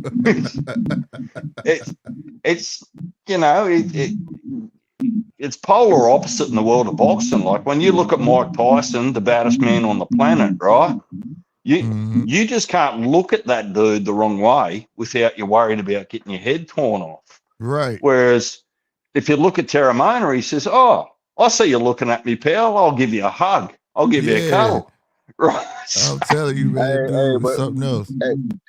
But remember, Mike Tyson was the same guy up there raising pigeons and stuff. You know what I'm saying? Yep. In some ways, he was the most softest guy in the world. And in some, I think Yeah. all boxers got split personalities anyway. You know what I mean? Sugar Ray Mm-hmm. always smiled and seemed nice, but he fought like you know what I'm saying, a totally different person.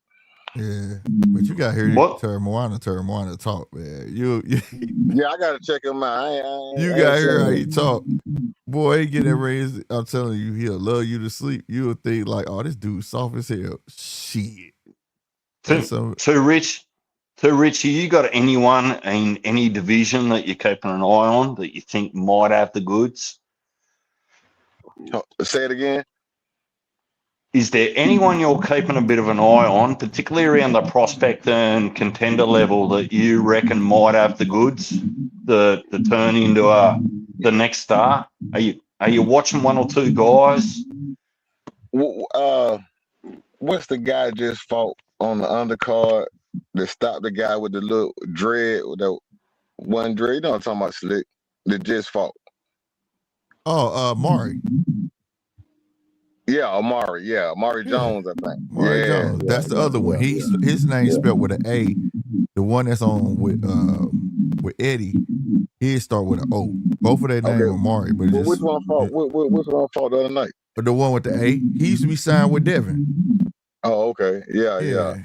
Yeah, I like him. The Scooter Davis. He coming up, Scooter Davis. But yeah, that's the one I can think of offhand. See what they, if they really the good. Cause I just remember Gary Antoine Russell a couple years ago. He like a monster, man. And now that he's fighting tougher competition, don't quite look like that no more. So I don't like to choose him too fast. I'm not a big eye test guy. I see the talent. For me, it's a difference between talent and skill. You start off with talent. Every gung ho athlete got talent, but can you turn it into skill? And you're not going to be able to turn it into skill till you get the right experience. You know what I mean? So some guys won't last until they can turn it into skill. So we got to see. You know what I mean? Yeah, look, I give Gary Antoine Russell a bit of a free pass in some respects, in that he's not going to continue to get them, but sometimes you only need to be better on the night, even if you win ugly, right? Mm-hmm. Yeah, and he fought a tough fighter. That was a tough fight, so I give him credit, no doubt about it. I give him credit. He fought a tough fight. Yeah, we won't know how good that win is until we see Andy fight again against a notable name. Because if Andy starts running through a heap of other guys at 140, all of a sudden Gary Russell's performance all of a sudden gets a lot better, right? So it's too early to judge there. But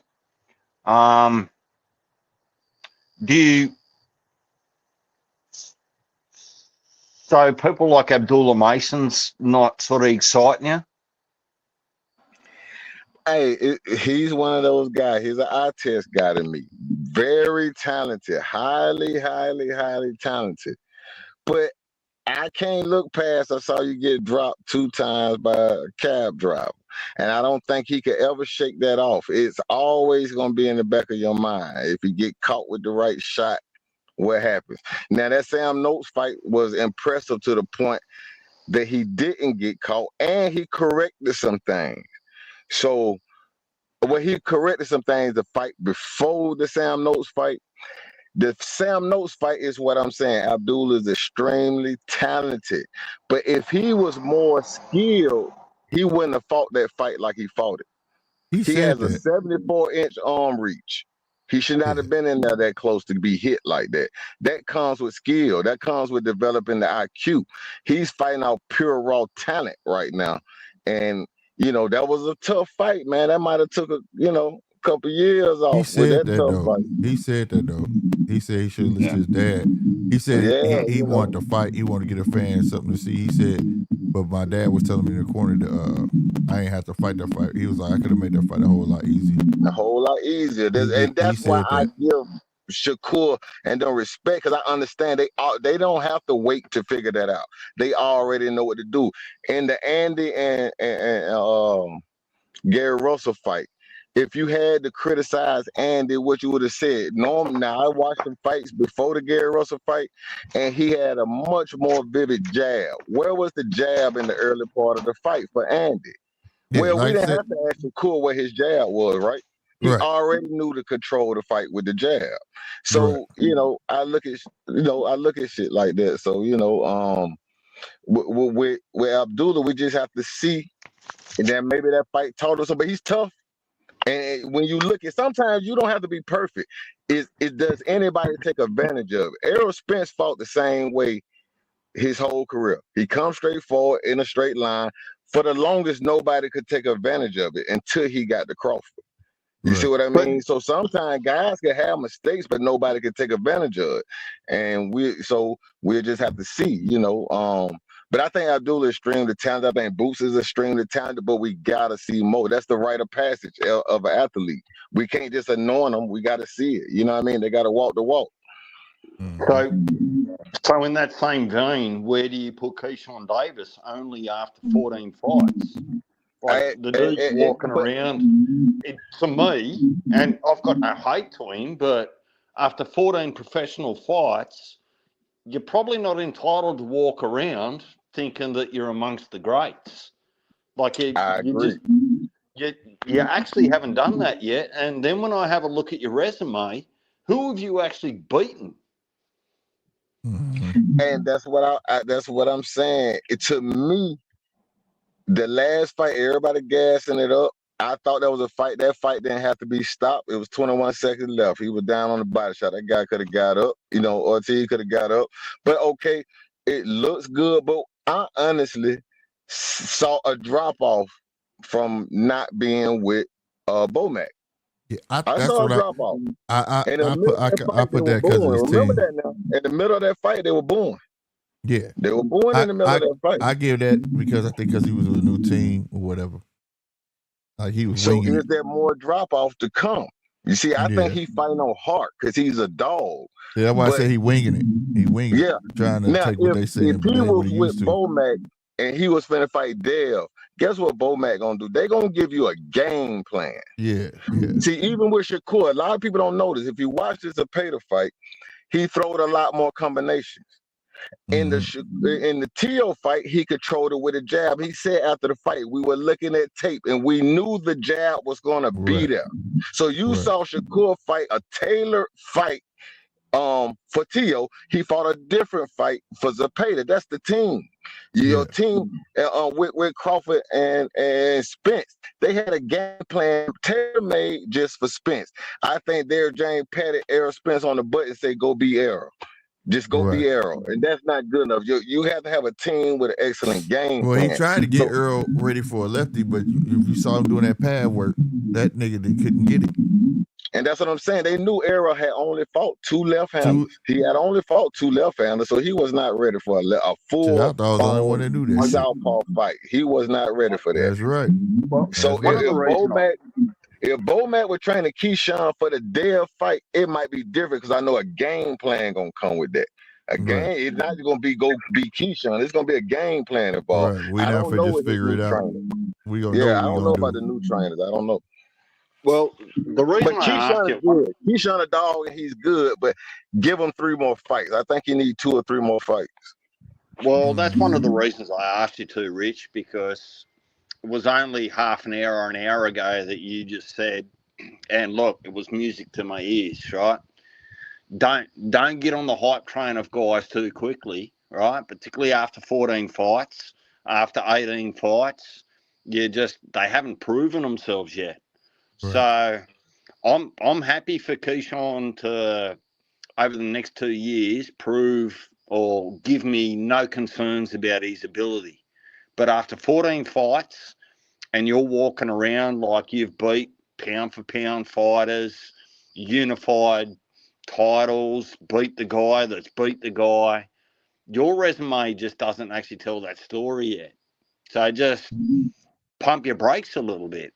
Now, So you don't have, and I'm about to drop down, but you don't have a fighter for me to keep an eye on? No, I mean, I said Scooter Davis, Amari Jones. I'm the 2 I think that's next up. in those lighter classes, but off top, that's really all I could think of right now. You weren't impressed by Shushu's fight? Oh yeah, Shushu. I like Shushu. Man, That's my Shushu dude. good, man, but let's be honest, man. I'm honest about sports, man. When it comes to sports, man, before Shushu knocked that guy out, hell, I thought Shushu was finna get stopped. For So, real? man, he was getting rocked in that by third round or so. He was getting He rocked, took a man. couple punches, man, but that was my gripe. When he got rocked, that's when he woke up. And that's always been my gripe about Shushu. Yeah. It's like he's another one on my list where he got to get hit to get started. You know what I'm saying? Yeah. So he's always been on my list for that. But I like his skill set though. I like that his punch selection and all that. He can fight his ass off, but he got to stop willing to get hit. He got to stop getting hit before he started. He got to just know when to start. That's all I'm saying. You can't keep getting hit, man, because sometimes Shushu admire his work. Right. He'll punt almost like, okay, I hit you, that should be it, and then get hit right back because he's still kind of watching his work. So he got to get all that, And he's still doing the same shit from his debut. He'll slip a punch to the left, and when he dip, he leave his whole face exposed, bro. Yeah. He been doing that one thing. Every fighter got a tick, and this dude has not fixed that. Not fixed that. And he been doing that since his debut, bro. Yeah. And see, to me, I see Boots do a lot of that to me to just give me a little bit of pause. Oh, you think you just gonna stay in range and just turn your head one way and turn your head the other? Come on, man. Somebody gonna set you up. Somebody gonna set you up for that. If that's all your defense gonna be, you turning your head one way or the other. Man, keep it hand. A skilled fighter is not really exciting like that. They have a heightened level of fundamentals, man. Sometimes it just being very, very good at the fundamental shit are the best fighters. You see what I'm saying? The flashy fighters, they violate the fundamentals, and eventually it catch up with them, like Roy Jones or like somebody. But they look good, but eventually that's gonna catch up with you. You're taking too many because you go slow down. Unnecessary chances. Yeah. Sometimes you just gotta have a heightened level of fundamentals, man. You know what I'm saying? So Yeah, man. So I agree with you, man. Too Rich, but Too Rich, thank you for coming through, bro. I'm gonna be back up tomorrow, man. We're hitting that 6 hour mark. I'm gonna shut it down. Right on, bro. All right, take it easy, man. Appreciate you letting me come up. Hey, anytime. All right. All right, y'all, man. Thanks everybody for coming through. Y'all know what it do. You know what I'm saying? Great boxing talk, bro. I've been longing for this all week, man. Like I said, man, we're going to give a big shout out to the sponsor of the channel, man. Make sure y'all go check out T-Flex, man. That QR code does work. Make sure y'all use my code. I need to start putting it on the screen. GMT15 to get 15% off of your order. You understand me? All your fight shirts, shirt I got on, if you can see it, all that good stuff is over that way. You understand me? Go check out T-Flex, y'all.